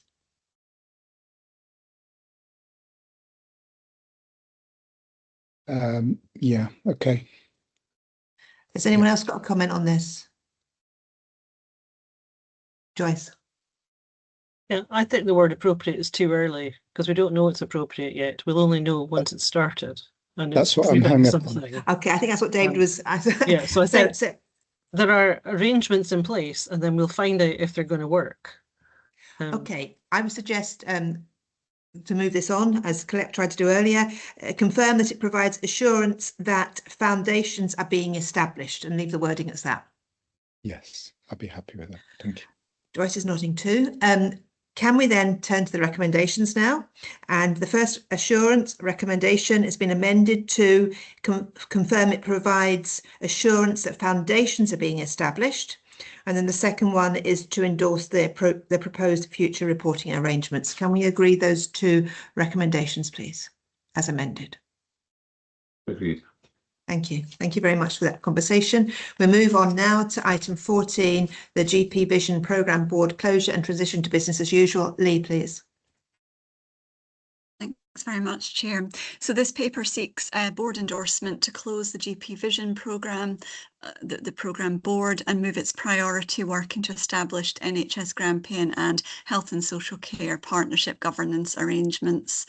The review concluded that the next phase is best taken forward through existing structures, avoiding duplication and embedding improvement within the routine operational and strategic delivery. Closure of the board, we'd want to be really clear, does not end the work. Agreed priorities, learning and outputs will continue through established primary care, health and Social Care Partnership and NHS Grampian routes. So the key assurance points for the board today, although I've got colleagues with me to take any questions, are that the programme has fulfilled its purpose as a catalyst for primary care transformation. Transition arrangements are in place to maintain delivery oversight and accountability, and the learning generated will inform future primary care planning and reform. I'm accompanied today by Ali Chapman and Emma King, and Fiona Mitchell-Hill is also here with us, and between us I'm sure we'll be able to share out the questions. Thank you. Yeah, thank you. Just to come in first of all, I think this is a really important stage. We've got to with the GP Vision programme work. It was set up originally with Scottish Government money as well, so obviously that reporting back to where we are, which I know is mentioned in the report, is really important from the Scottish Government point of view, and the emphasis on learning, that there was huge engagement around this and huge learning that came out of it, not just to benefit our system but to benefit systems across Scotland as well. So just, you know, wanting to reassurance that that learning will be taken not just to our area, but given that Scottish Government money went into it, that learning will be shared across Scotland as well. I don't know if someone's able to comment on that. Emma, please. Yes, so hi, I can come in there on that. The learning from the GP Vision work was shared across all our primary care networks via our Scottish Government meetings and networks and governance processes. So lots of that was fed in and discussed. And there was quite a lot of scrutiny actually in discussion with Scottish Government because they funded it. And I'd go so far as to say is a lot of the sort of negotiations around, now we're in this new position with the additional funding of £531 million into our GP services, that actually lots of the outcomes and outputs sort of went towards discussion in Scottish Government around themes that actually resonated across all of our boards and primary care settings. Brilliant. That's what I really needed to hear. So thank you, Emma, for that. Derek, please. Yeah, thank you very much for the paper. I don't have any difficulty with the proposal to close, but I do have a request. And that is that when the business as usual structures report on progress, they refer to the GP Vision priority progress so that they don't get lost.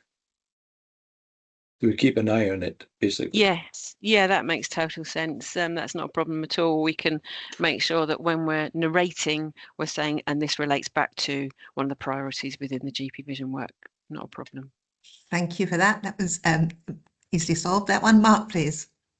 I suppose it's on a similar sort of vein. I don't have any problems with the proposal at all, but I suppose looking at the 4 future priorities that, you know, set pathways, keeping population well, all of those ones that are really, really important, how do we make sure that those are still progressed forward and some reflection on that? I think you sort of answered that anyway, but that's just one of the thoughts that I had as well. Thank you. Yeah, that's enforcing Derek's point as well, I think. Thank you. Richie, please.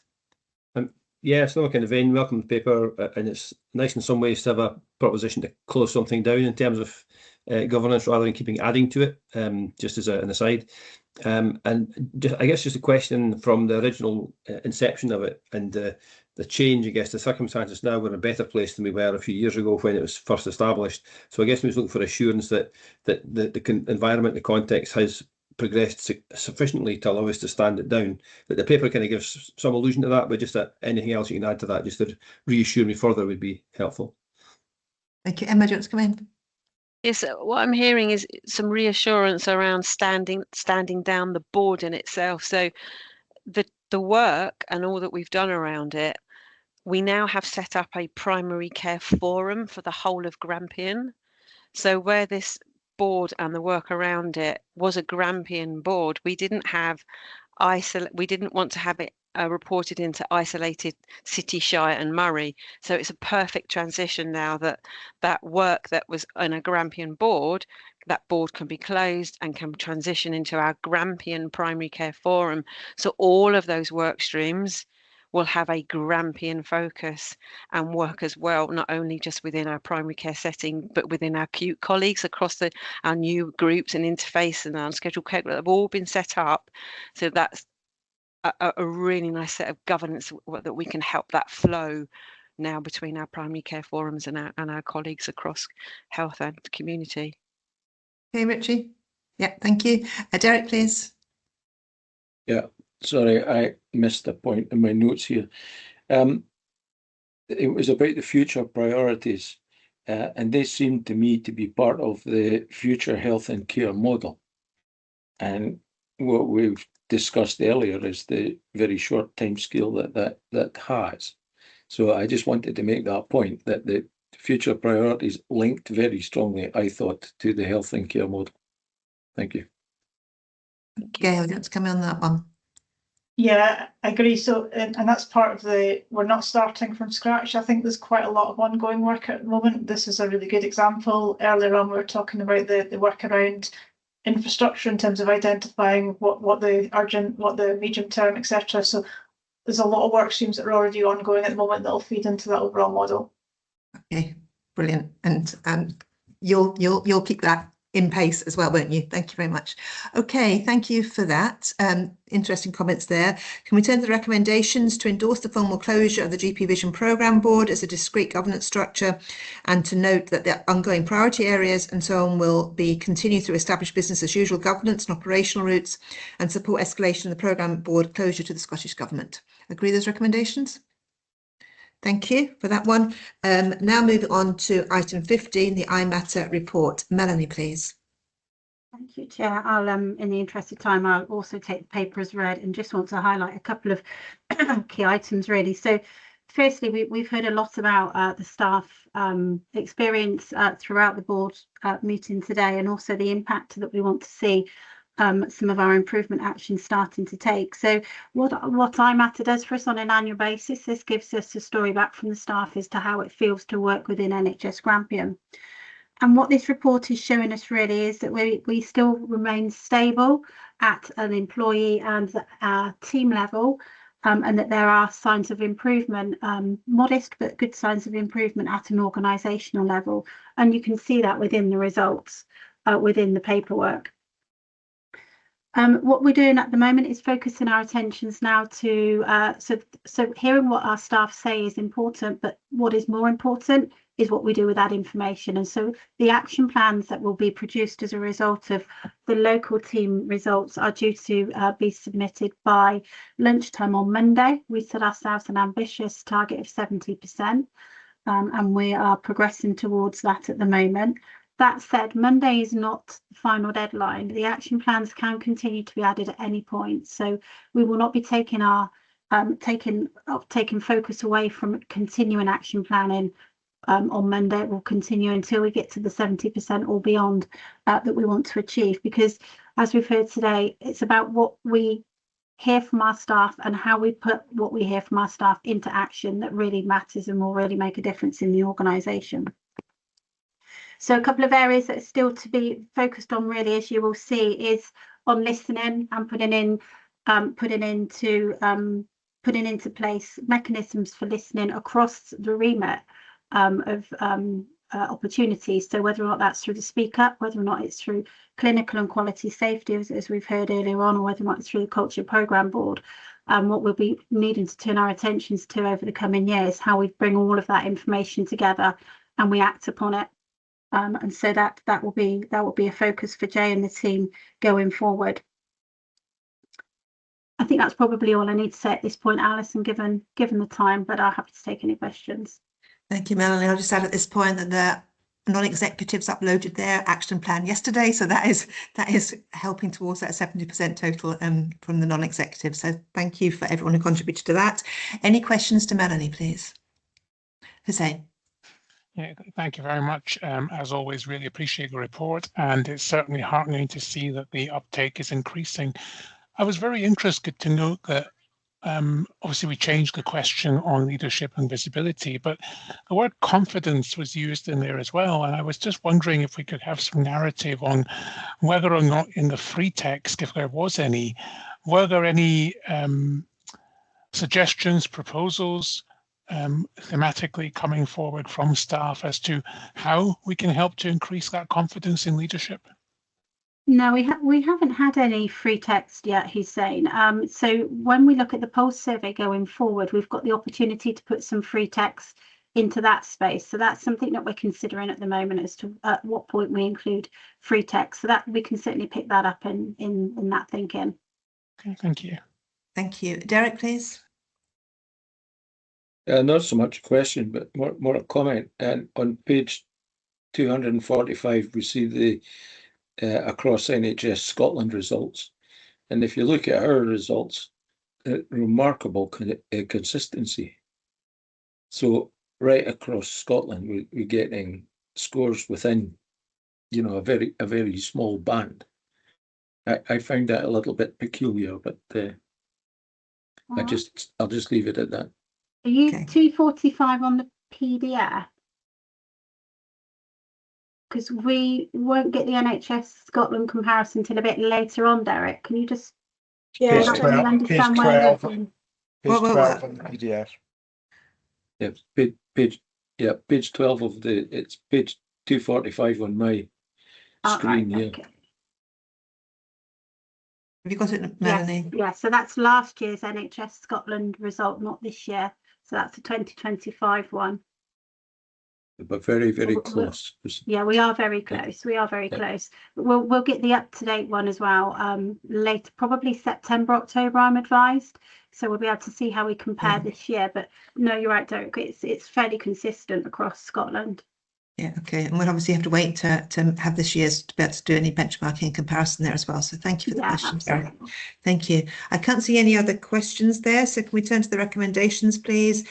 To note the positive recovery in response rates, to recognise that team and line manager experience remains a consistent strength, to agree that organisational level experience remains a primary improvement priority, to support a strengthened governance and reporting approach, and to support further directorate level analysis and targeted engagement, and obviously the expanded points from what I've just summarised there. Can we agree those recommendations, please? Thank you. Okay, we move now to item 16, the whistleblowing annual report, and Shantini, please, leading us on this one. Great, thank you, Chair.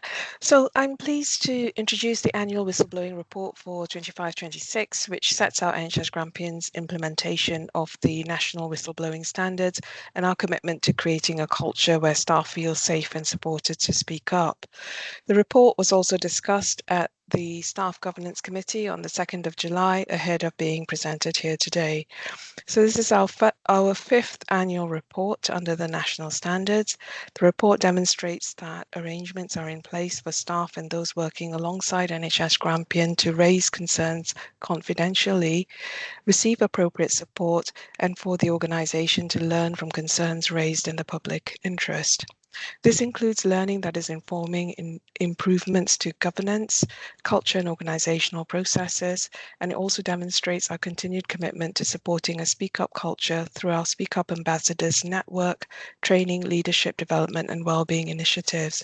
Having said that, though, we recognise that there are areas where we need to improve. In particular, investigation timescales are longer than we would wish, and this is a concern. We are working to improve this, and actions are underway to address this through strengthened governance arrangements, enhanced oversight by the Whistleblowing Governance Group, additional capacity in the team, and a planned programme of awareness raising and manager training. So as I said earlier in the meeting, we plan to launch our programme of raising awareness about speaking up during this year's Speak Up Week, which is 28th of September to 2nd of October.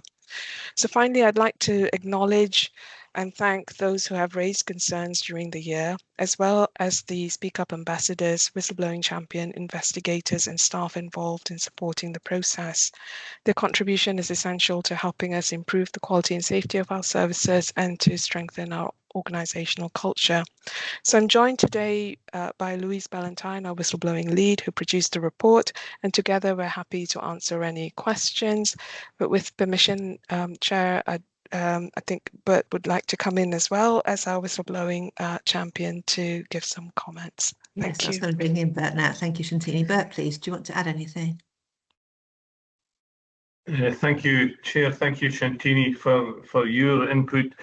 Yeah, I would just add a few comments to what Shantini has already described to us. I agree with all that Shantini has said.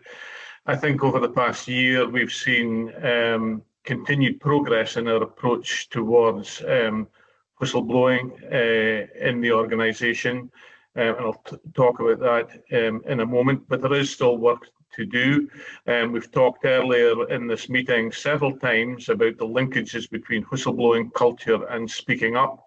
And I think that we need to find a way of linking whistleblowing into the Culture Programme Board, because there is, in my view, an inextricable link between whistleblowing, the confidence to speak up, and culture. I think the governance processes have particularly strengthened with the introduction of the Whistleblowing Governance Group. I think that's been a very positive step. I think it would be appropriate, with your permission, Chair, just to highlight some feedback that we got from the Scottish Government in relation to our approach towards whistleblowing. And the background to this is that 2 or 3 months ago, both the Chief Exec and myself were invited to provide information to the Scottish Government in relation to how we deal with whistleblowing. This is an annual submission that we're required to make. And I think the board might be interested to know in the feedback that we got, excuse me, in relation to that, where across Scotland examples of good practice were identified as having demonstrated particularly strong practice. And in relation to NHS Grampian, it was, and I'm just reading from the report, NHS Grampian is repeatedly highlighted for its governance maturity, its structured learning processes, culture monitoring, and organizational reflection. Returns identify Grampian as one of the most advanced organisations in translating whistleblowing intelligence into improvement activity. And whilst that is very reassuring to hear, and I would offer my thanks to everyone who's involved in anything to do with the process, I would repeat that there is still work to be done.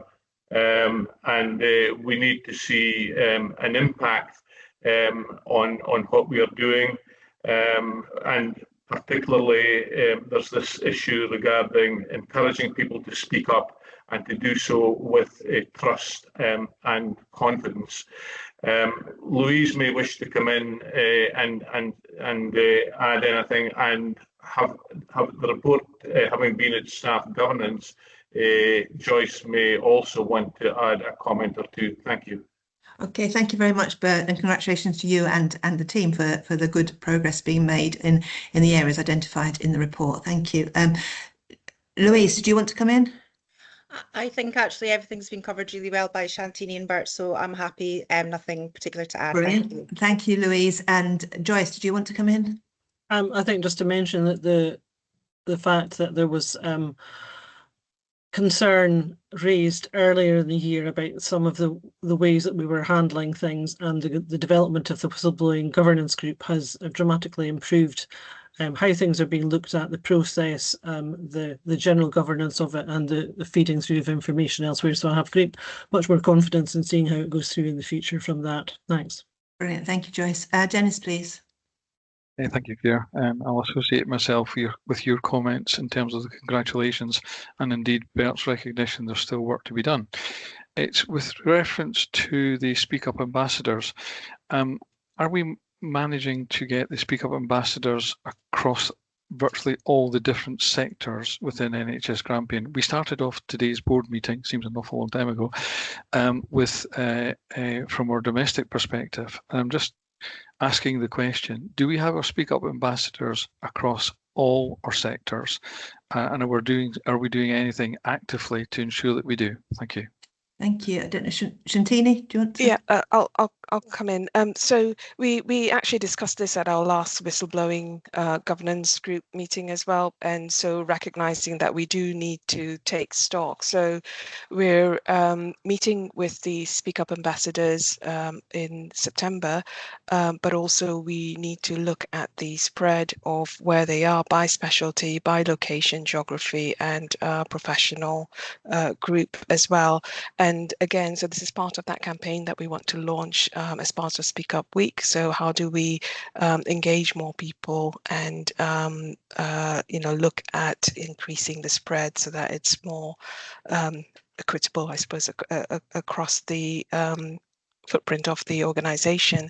And with that, then, we'd be looking to support from my executive colleagues as well to support us with promoting some of that opportunity with their teams. Yeah, thank you, Shantini. Louise, do you want to add something? Yeah, just to very quickly add, if that's okay, thanks. Yeah, we currently have most of the sectors and the staff groups represented. I don't think we have any clinicians, clinical staffs, medical staff, but we do have admin, we've got facilities and estates, we've got nursing, so we do have quite an HPs, and I think we saw there's nobody from Aberdeenshire, but there's from City and Murray. So and as Shantini says, as we go forward, we'll definitely try and make sure we're encouraging people in particular from the staff groups in the sector areas that we don't have as much sort of Speak Up ambassadors in. So thank you. Thank you very much. Brilliant. Thank you. Derek, please.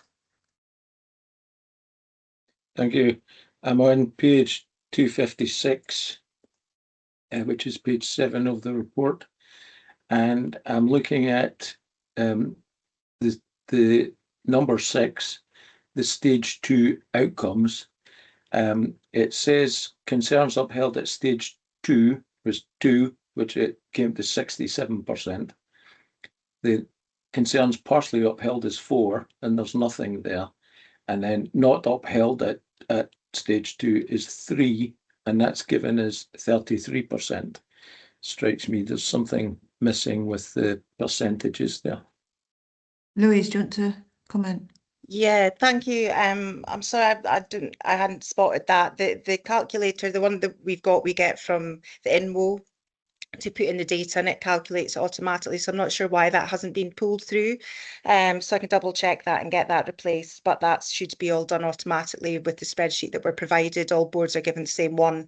So I'll go back and check, and I hadn't spotted that, sorry. Thanks, Derek. Okay, thank you for that. Thank you for raising that, Derek. Thank you. I can't see any other indications, so can we turn the recommendations, please? We've got one around assurance and one around future reporting. Can we agree those recommendations, please? Brilliant, thank you very much. Now, item 17, the health and safety update to the board. Melanie, please, and back to you, I think. Yeah, thank you, Chair. So this is a report from May. We have had a meeting of the Health and Safety Committee just a couple of weeks ago now, so recognise that there's been a time lag with this report. So this report has been through executive, GAPF and staff governance before arriving at board. I will take the paper as read, but what I just want to highlight again is some additional work that we're doing around continuing to improve the governance of health and safety within the organisation, in particular, given our divisional teams the tools and the confidence to be able to have solid health and safety committees within the divisions, which then report up through to the Health and Safety Committee. So working in partnership with our trade union colleagues and alongside Jug as Head of Estates and Infrastructure as well, we've had an initial workshop. We are due to meet again next week with a view to finalising a workshop that will be held for our chairs and trade union co-chairs of health and safety committees towards the end of this month, to walk them through a set of new blueprint, for want of a better word, so a format for them to run their health and safety committees and to report back up to the main health and safety committee. So with that in mind, we hope to have, like I said, give our committees much more confidence, but also more consistency in the types of reports that are coming up, the use of the data from Datex, so that we can have a more rounded conversation in that committee, in that corporate committee. The other thing that I'd just like to mention that's not in the report is just an update on where we are with some of our statutory and mandatory training. So end of June figures were reporting at 66% against the 70% target for our core modules and 70% against an 80% target for our fire training. So again, as I said, we're continuing to monitor those monthly now through the executive and through GAPF and other committees. I'll pause there and happy to take any questions. Thank you very much, Melanie. Sandy, do you want to come in, please? Yes, thanks, Melanie. That's really helpful. I suppose just a couple of blanks as far as I'm concerned. So it's such a critical area. can have significant risk to the public, our staff, and for the organisation. So I note that the governance arrangements and how they're evolving. I welcome the deep dives in a range of areas, but we should also note, for example, local health and safety governance remains a work in progress. Some aspects of testing compliance is variable, and training compliance on some issues remain low. For me, organisationally, that's a leadership issue, and I suppose just trying to clarify. I mean, I was quite surprised to read that the committee's trying to more closely align with health and safety requirements. I would have thought it would have aligned in any case. I don't get a sense of the membership of the committee. I don't get a sense of the revised terms of reference. And I suppose from my point of view, I just want to be clear in terms of lines of accountability and responsibility. Where does the responsibility ultimately sit? Does it sit with this committee, or does it sit with the executive team? And where there are persistent concerns about health and safety, who ultimately takes the responsibility to get things sorted? Yeah, so thank you, Sandy. So the local governance at the moment, the divisional health and safety committees report into acute, and then into the acute governance structure, and then into the health and safety committee as well, which then reports into exec and onwards to staff governance. So ultimately, it's at the most senior level. So ultimately, health and safety is Laura's responsibility, with myself as well, with Jay as Director of People and Culture. Okay, Sandy, you look pensive. Yeah, I mean, I realise it's a hugely complex area, and we are a very large, complex organisation. Yeah. It is just the bit about if there are persistent worries about training, about testing compliance, etc., how is that escalated quickly, and ultimately who takes responsibility for sorting it? And Yeah, it feels a bit convoluted. So I'm just trying to gain assurance from the report, and I'm not quite there yet. No, and that hopefully I will be able to give you that assurance when we complete the piece of work we're doing at the moment, which includes a very clear governance map. Trying to get that on one page at the moment has been a challenge because, as you rightly say, that the scale of the organisation. So this report, I can't give you that assurance, Sandy, but hopefully the next one that gives you the outline of what the structure looks like, the new blueprint looks like, that should hopefully give you the assurance you're seeking. Though obviously a very complex governance map doesn't itself give assurance either. Laura, do you want to come in? Yeah, just building on that really, and just to be really clear, to give the board confidence, until we get into that place, Sandy, the Health and Safety Committee report to the executive team via a Chair's Assurance report. So that's how things get escalated formally into the executive team. We then agree as an executive team collectively what interventions or actions are needed when escalations happen. So until we get to the blueprint phase Melanie is describing, there is a route of escalation. Okay, I've got lots of list of people, Sandy. Maybe if it's not answered later on, we'll come back to you. Okay, Bert, please. Yeah, just a comment very similar to what Sandy was making. Actually, I mean, we've heard over a period of time at board level and at committee level about lack of ownership, lack of participation in health and safety in something which is really a vital part of compliance as far as the organisation is concerned. And then the comment in the report about local health and safety governance remains a work in progress. It's just left me wondering about what kind of progress is being made with this. And it's very similar to what Sandy is saying, I suppose. And I suppose just one question, I've heard that the Staff Governance Committee about non-attendance at Health and Safety Committee meetings. Is that showing any signs of improvement at all? Melanie, perhaps answer that one directly. I'd need to, are you talking about that, the committee, that the core committee, the attendance is good. It's the divisional committees where we're seeing a little bit less attendance. I'd have to check to answer that fully, but I don't have that level of detail to hand today. But the Health and Safety Committee, the overarching one, is well attended. Okay, and I mean, I'm just guessing that from your comment in the report that it's work in progress at a local level, that maybe there is still an issue there regarding attendance. But thank you so much anyway for your input. Thank you. Thank you. Ian, please. Thank you, Alison. I'm sure it's just me, but I'm struggling to understand the first few words of the second recommendation. Request a further update report in quarterly on. What does that mean? I think the word "in" shouldn't be there. Request a further update report quarterly. Yeah, apologies. There's an extra in there. Okay. Remove the "in." Perhaps also the "a," but thank you. Yeah. Yeah, thank you. Mark, please.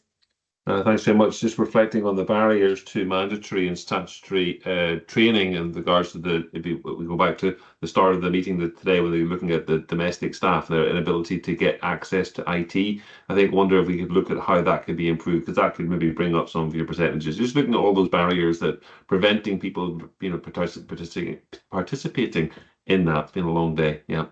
Yeah, absolutely. Yeah, was that a yes to the question? Yeah, thank you. Yeah. Right, thank you. Richie, please.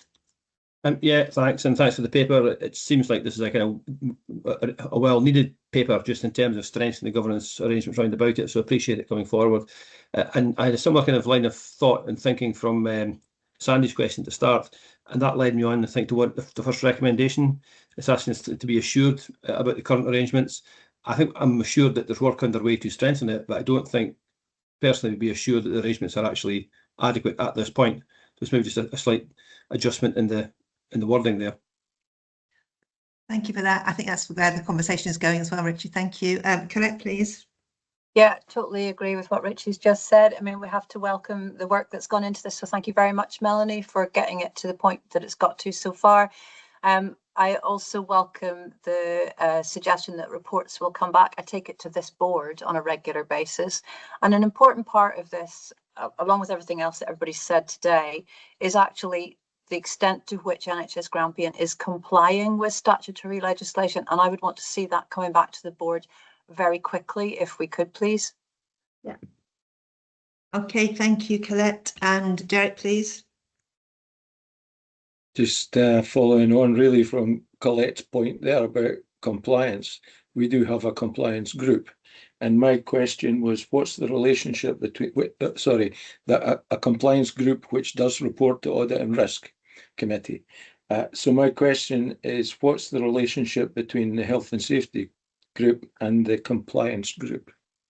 Yeah, Derek. So Ian, who is our head of Health and Safety, sits on the compliance group and feeds in directly from the Health and Safety Committee to that group. But that's also something I just want to make sure is absolutely crystal clear in the update. So Ian is the link at the moment. He sits on that compliance group. Okay, thank you. Stephen, please. Yeah, thanks, folks. Colleagues will be surprised that I remained silent when we were talking about clinical quality and safety earlier, because through previous board meetings and board seminars, I had consistently cited the potential concern about overlap or gaps between clinical quality and safety and what we used to call occupational health and safety. And since there is this review going on, perhaps back in the space where we think about actually rebadging or going back to an old name for the Health and Safety Committee within NHS Grampian and calling it the Occupational Health and Safety Committee.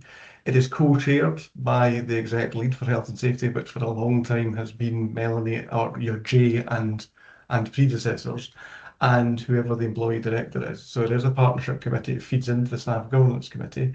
The terms of reference, I'm sure, can be shared with both the staff governance committee and the board as appropriate. And it strikes me from the conversations of that that may be an additional action that needs to take place here.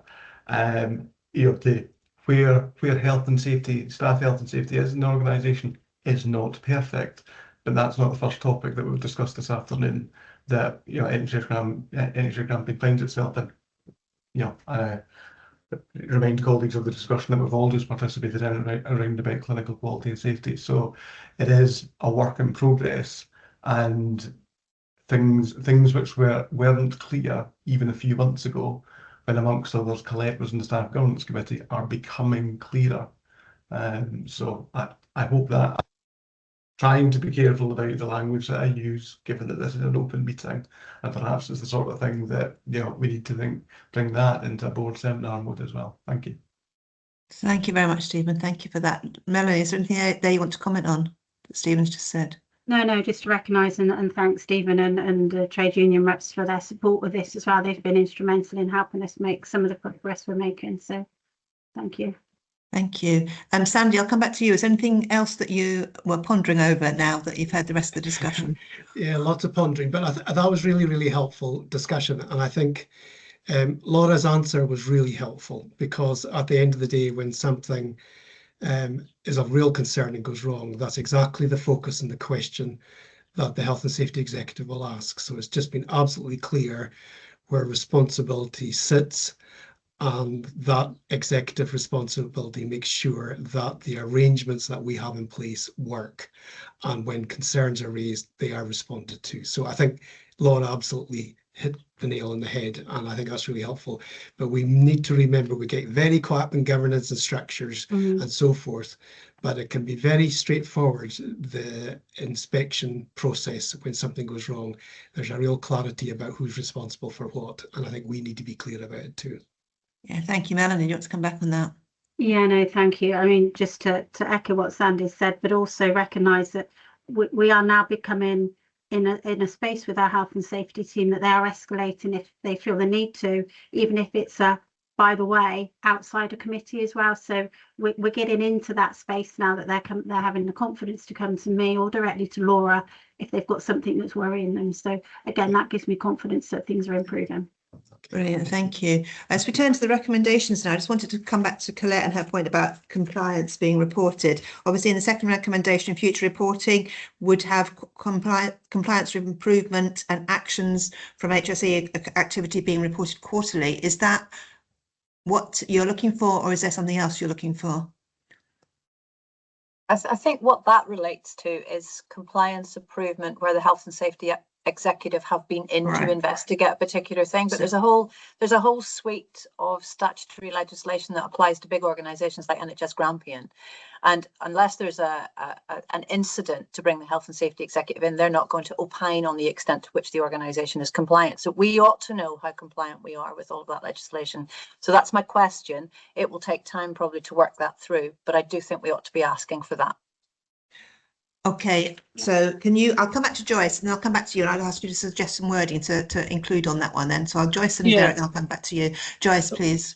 Following up on what Colette's saying, I think that we're seeing improvement in terms of the safety and governance arrangements. I think we need some sort of matrix, probably more at operational level and possibly into staff governance, where we can be assured that everything from statutory compliance down to through the levels is being addressed on a regular basis, almost in terms of a sort of future planning, when this is looked at, how often it's looked at, when it was last looked at, so that we know that everything is being covered at some point, and that should address most of the issues. Thanks. Okay, thank you. Derek, do you want to come in as well? Yeah, just my understanding is that if it's a statutory or regulatory issue of compliance, it goes to the compliance group, which reports through to the Audit and Risk Committee. So if we can just clarify that that's the situation, then that, I think, clarifies it for Colette. Okay, can someone clarify that? Melanie, please. This is one of the things I think we need to just iron out a little bit. So Derek's right, there is a compliance report. I've seen a draft of it going through the compliance group. So we just need to make sure that that crosses over both in terms of the compliance group, but gives that assurance through staff governance as well for those elements. Right. So it's what we're looking for. Just need to be careful we're not duplicating reporting, but yeah, leave it with me to work out. Yeah, so it's what we're not looking for a change of recommendation then, we're looking for an action to clarify what goes from the compliance group to the Audit and Risk Committee. So clarify on existing processes. Colette, I'll sort of come back to you. Sorry, I'm not asking for clarification on processes. I'm asking for the board to receive reassurance that NHS Grampian is compliant with statutory health and safety legislation. It's a different thing. It's not about the process. It's about the reassurance that we are compliant or working towards compliance. All right, can we leave that as an action point as well, though? Because obviously there's discussion needed about how best that can happen. So can we have an action point to investigate how best the board can receive assurance of working towards compliance? Yeah, can we have that as an action point then, Drew, as well, so that we can discuss the best way to do it and then put it in place as part of Melanie's work or Jay's work around the governance as well. So an action point that the board to investigate how the board is receiving assurance that we're working towards compliance, and then make sure it happens as a result of that action point. Is that right? All right, so we've got an action point on this one as well. So that means, can we turn to the recommendations?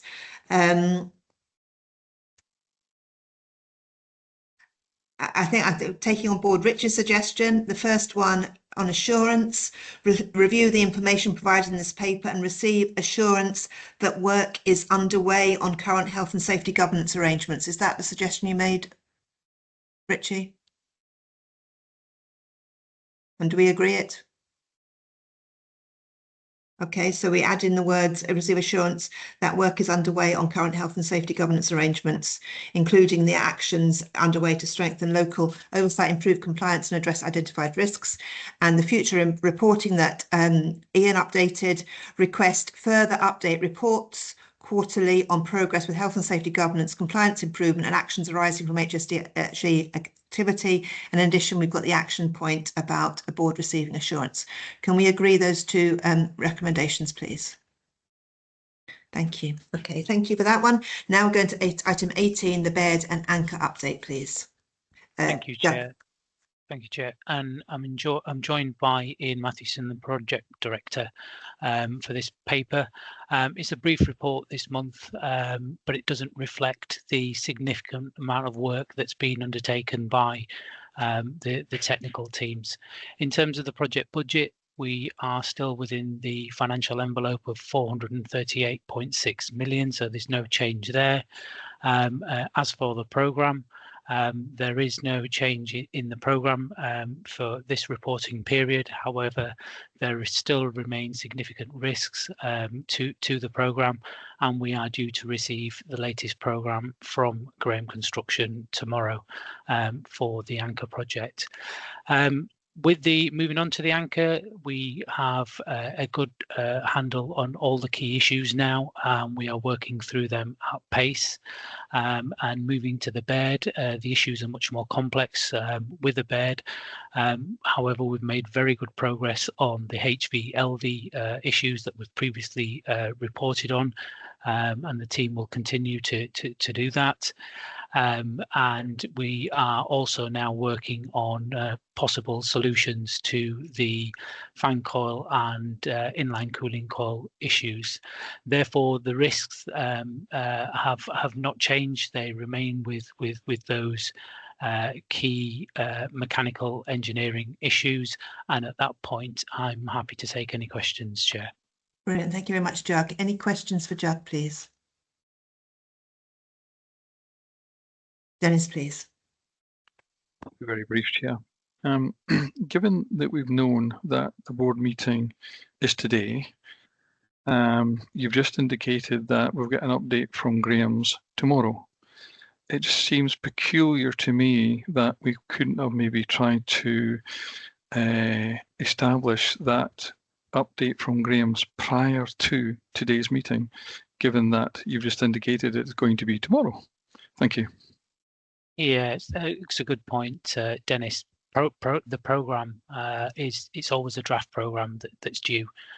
So even if it had come today, we would need time to review the programme and get back to Graham's with any challenges that we have with that programme. And yeah, obviously I didn't mean it would have been with you today. I meant maybe even a week ago, prior to today's board meeting. It just seems peculiar to me that you're going to get this update tomorrow when we've got a board meeting today, that you may have had it last week or something. That was all. Yeah, and that programme, Dennis, is only for the anchor. So we do a programme just for the anchor, not for the entire project. Okay, thank you. Thank you. And we always have to have the option of calling additional board meetings if we need to do that as well. Thank you. Ian, please.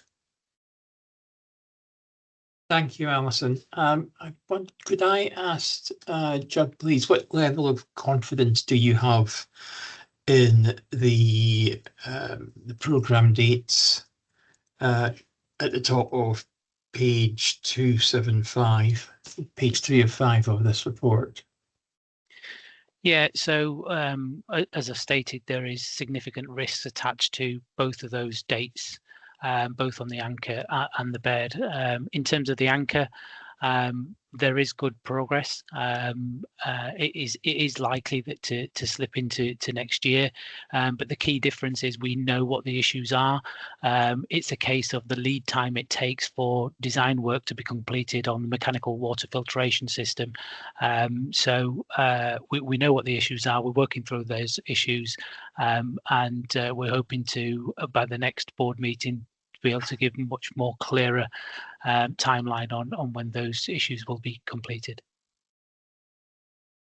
Okay, Ian. Thank you for that response. I have to say, and this is not criticism of your or current colleagues, but over the months and years, we have been given so many dates in relation to both these projects that I struggle to have any confidence in any date that we're given. See, that's not criticism of those now currently leading. There's a huge history to this, which no doubt will be considered on at a future time. But just in terms of what's before us today, I struggle to have confidence in the dates presented to us. Okay, I think we'll take that as a comment of based on history rather than where we are now moving forward, I think. We'll accept that as a point of your feeling, Ian. Thank you. Colette, please. Yeah, thanks for the report, Jug. My question relates to the lengthy delay and potentially even longer delay on the Baird Family Hospital in particular. It's predicted now at the earliest to be September next year, which is over a year away. How confident are you, or do we need to take a look at the existing facilities at ARI that relate to maternity and neonatal in particular? Do we need to be turning our attention to those, or are we confident that those facilities are fit for purpose for that duration of time? You raise a very good point, Colette, and that work has commenced. So my team are currently reviewing all of the issues, infrastructure issues with the AMU currently, so that a clear timeline and risk stratification can be carried out, and a costing exercise against all of those risks, so that we've got a real true picture of if there is any further delays, what are the impacts on the organisation in terms of bringing AMU up to standard. Okay. That's great, thank you. Thank you. Okay, I can't see any other indications, so can we look at the recommendations around assurance, endorsement and future reporting? Can we agree those recommendations, please?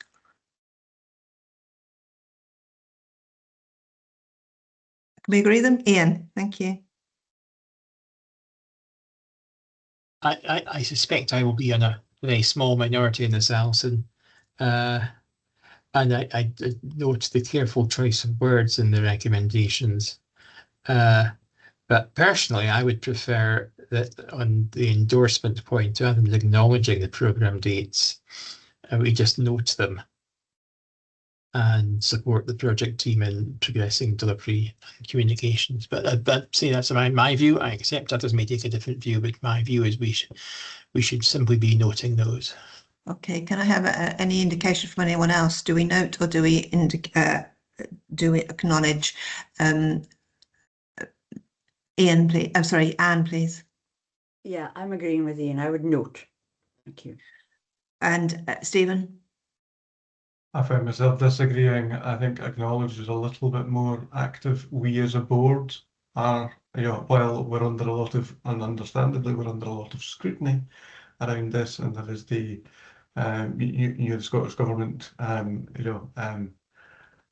group that are overseeing it. This is still our project, so I think we as a board need to be a bit more active than passively noting. Thank you. Yeah, I mean, I think I'm in agreement with Stephen there as well. I mean, there's actually there's a subtle difference between the two words. We're talking about words here, and in terms of a huge project, and I think acknowledging or noting the programme dates leads to the same effect in the end of the day, apart from the slightly bit of more active involvement of us and our decision-making role from the acknowledging.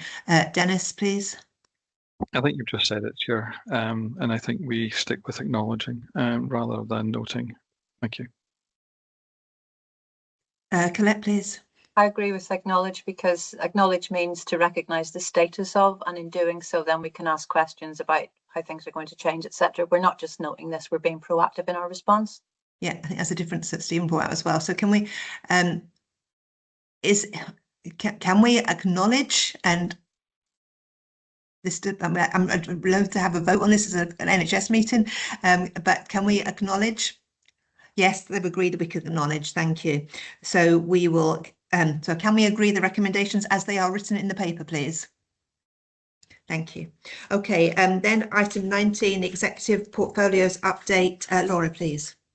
Thanks, Chair. I'll take the paper as read. This paper has already been through Remuneration Committee and the board are asked to note the paper, but in summary, the changes to exec team and director portfolios are equality, diversity and inclusion moving to the Director of People and Culture, planned care moving under the leadership of the Chief Officer for Acute, child and women's health moving to the Director of Public Health, the lead for MP and MSP communications is now under the Director of Strategy, Performance and Transformation.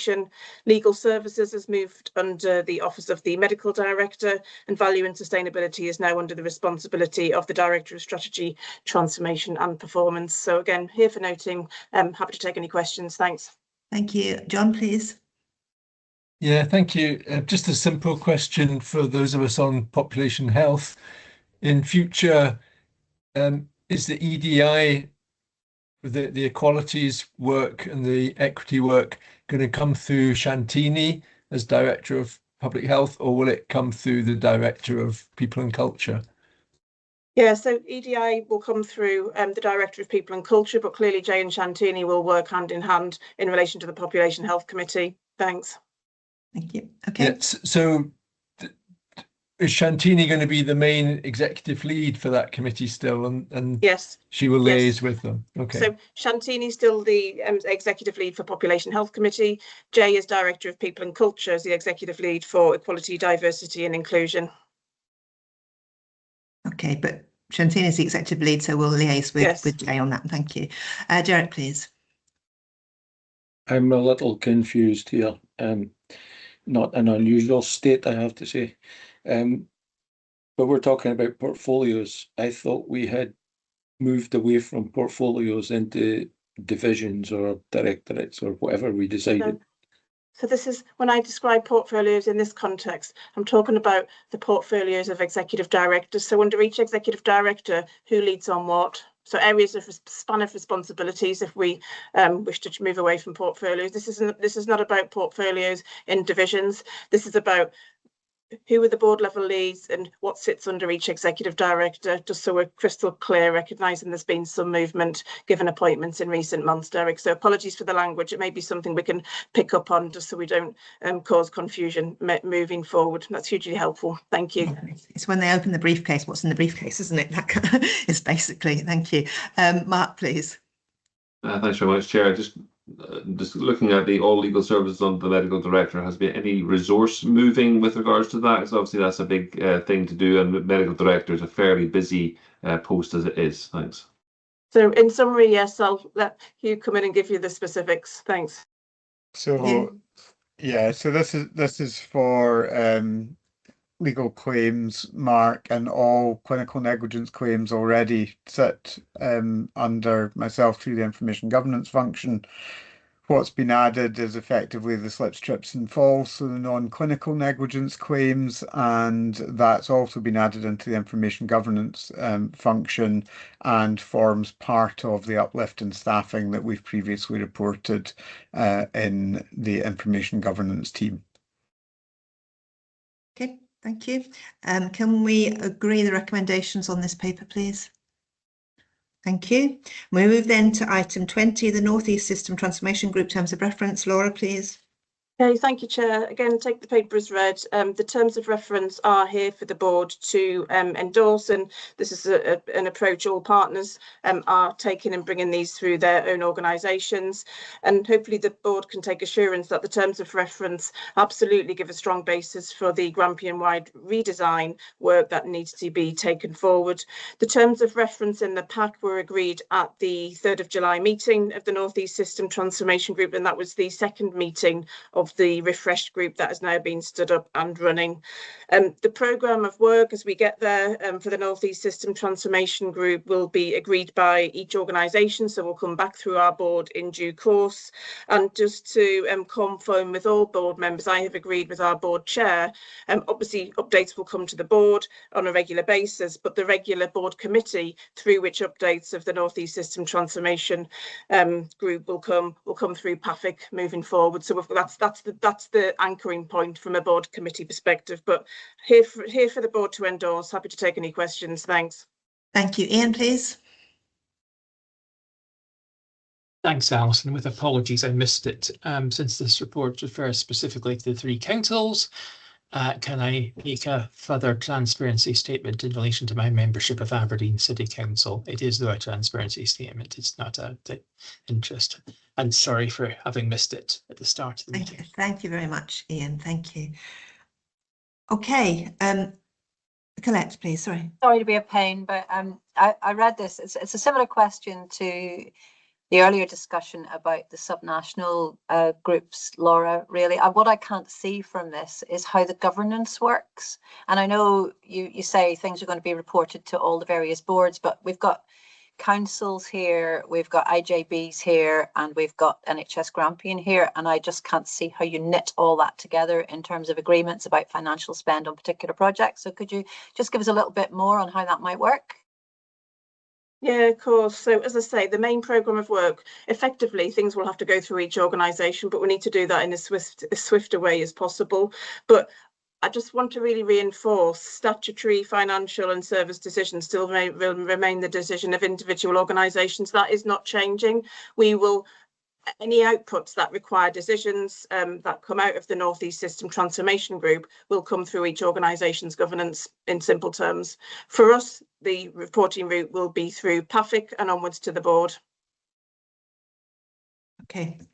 So there'll be work needed to make sure that everyone's on the same page on this, but that's part of the work of the group as well to do that. Thank you. Okay, with that then, can we turn to the recommendations to agree the recommendations to endorse and the assurance recommendation as well, please? Can we agree them? Thank you very much for that. We're now turning to item 21, the approved committee forum and IJB minutes. Well, first of all, at committees, we've got 21.1, the board governance, appointment of committee chairs. This updates us on the changes to committee chairs that will be happening from the 1st of October. Can we agree that paper, please? Okay, thank you, that's agreed.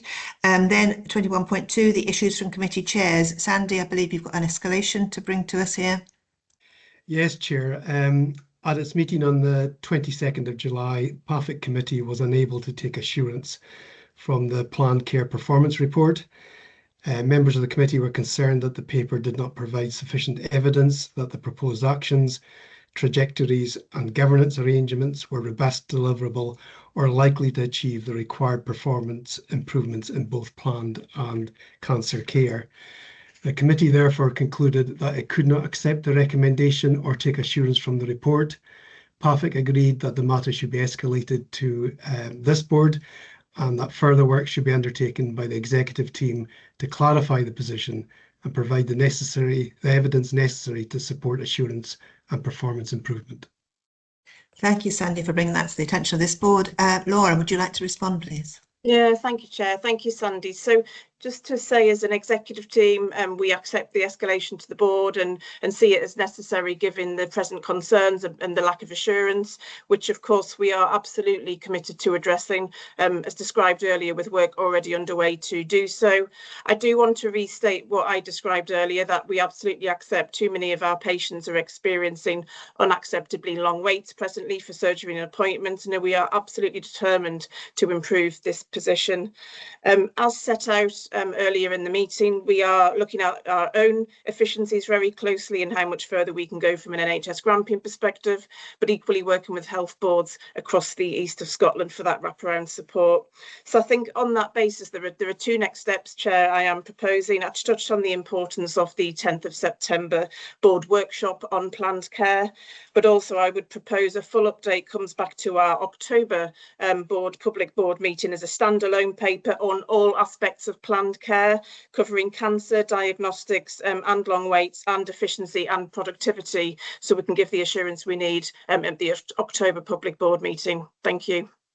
Okay, thank you, Laura. There are two actions there, Sandy. Can you content with those as the actions resulting? I think that's a helpful way forward, Chair. Thank you. Thanks, Laura.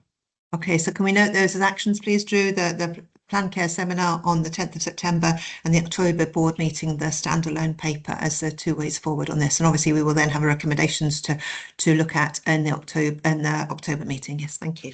Thank you very much for that, Sandy, and thank you, Laura, for your response to that as well. Very, very supportive response there as well. We now need to move through the minutes of well, first of all, I should ask, are there any other issues from committee chairs? Apologies for that. Apologies. Yes, and there is. I nearly missed it. Joyce. Thank you. We just wanted to raise an issue that came at Staff Governance Committee when the acute division reported on the staff governance standard. We were not content that the reporting person was not the accountable or responsible person at that correct level to be reporting to the committee, and we would ask that it be the appropriate accountable person that reports in future from all divisions. Thanks. Laura, can I pass to you on that one as well, please?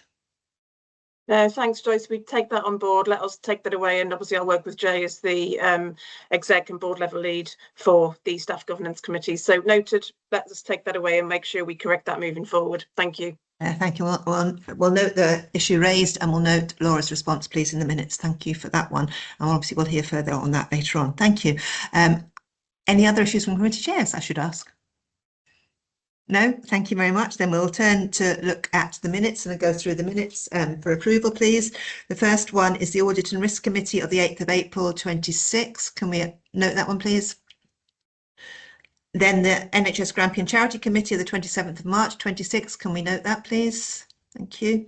The Performance Assurance Finance and Infrastructure Committee 27th of May 26. Can we note that? Thank you. The Population Health Committee 20th of May 26. Can we note that? Thank you. The Staff Governance Committee of the 29th of April 26. Can we note that one, please? Thank you. Then the forums, the Area Clinical Forum, the 6th of May 26. Can we approve that? Thank you. The Grampian Area Partnership Forum, two of those, the 21st of May 26. Thank you. And the 18th of June 26. Thank you. And then the Integration Joint Boards, Aberdeen City IJB, 12th of May 26. Thank you. The Aberdeenshire IJB of the 27th of May 26. Thank you. And the Murray IJB, 26th of March 2026. Thank you. And then we're on item 22, any other business? I've had no other business notified to me. Okay, no other business, thank you. The date of the next meeting, as just referred to, is Thursday, the 8th of October 2026. Thank you to everyone who's joined us for this meeting, and thank you for sticking with us throughout a long day. Board members, you have another link for the closed board meeting afterwards. Can I suggest we start at 4 o'clock, please? 10 minutes time. Thank you.